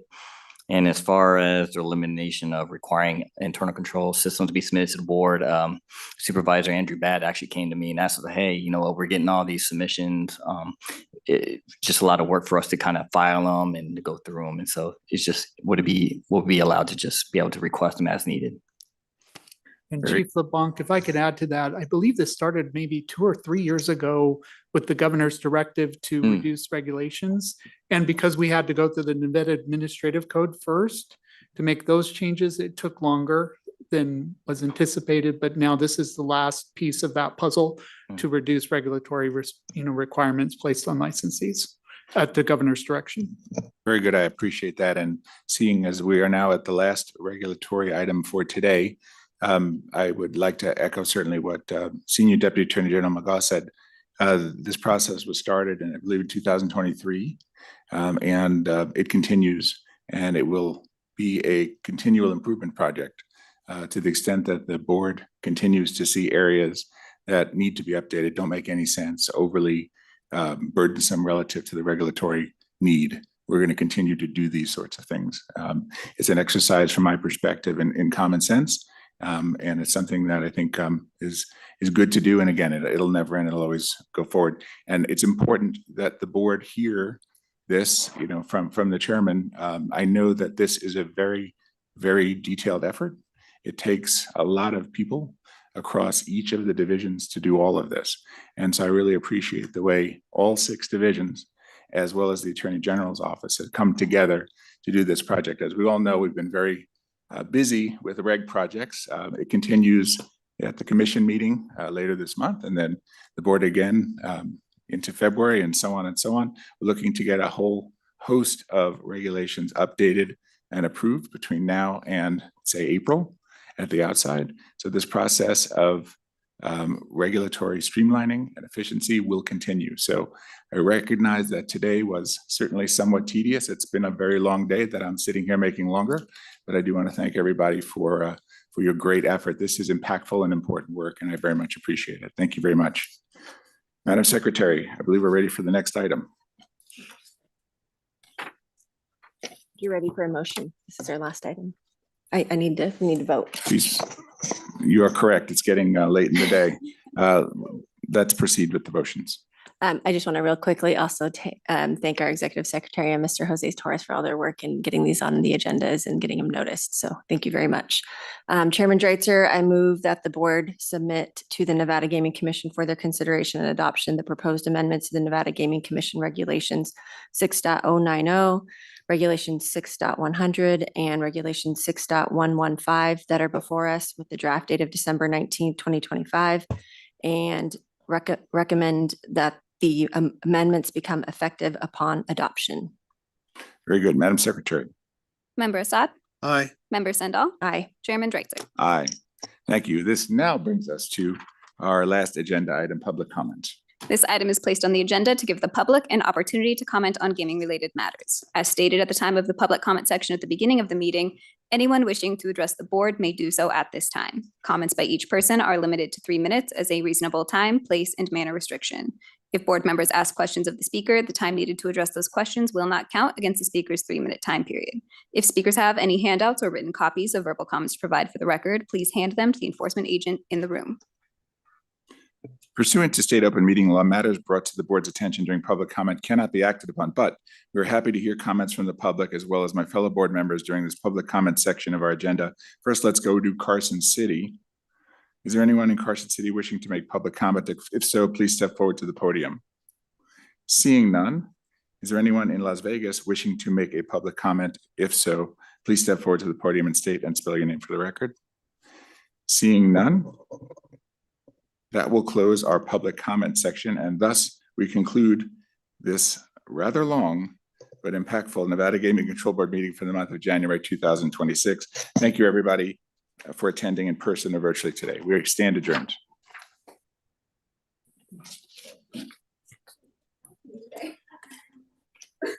And then I left my water at security.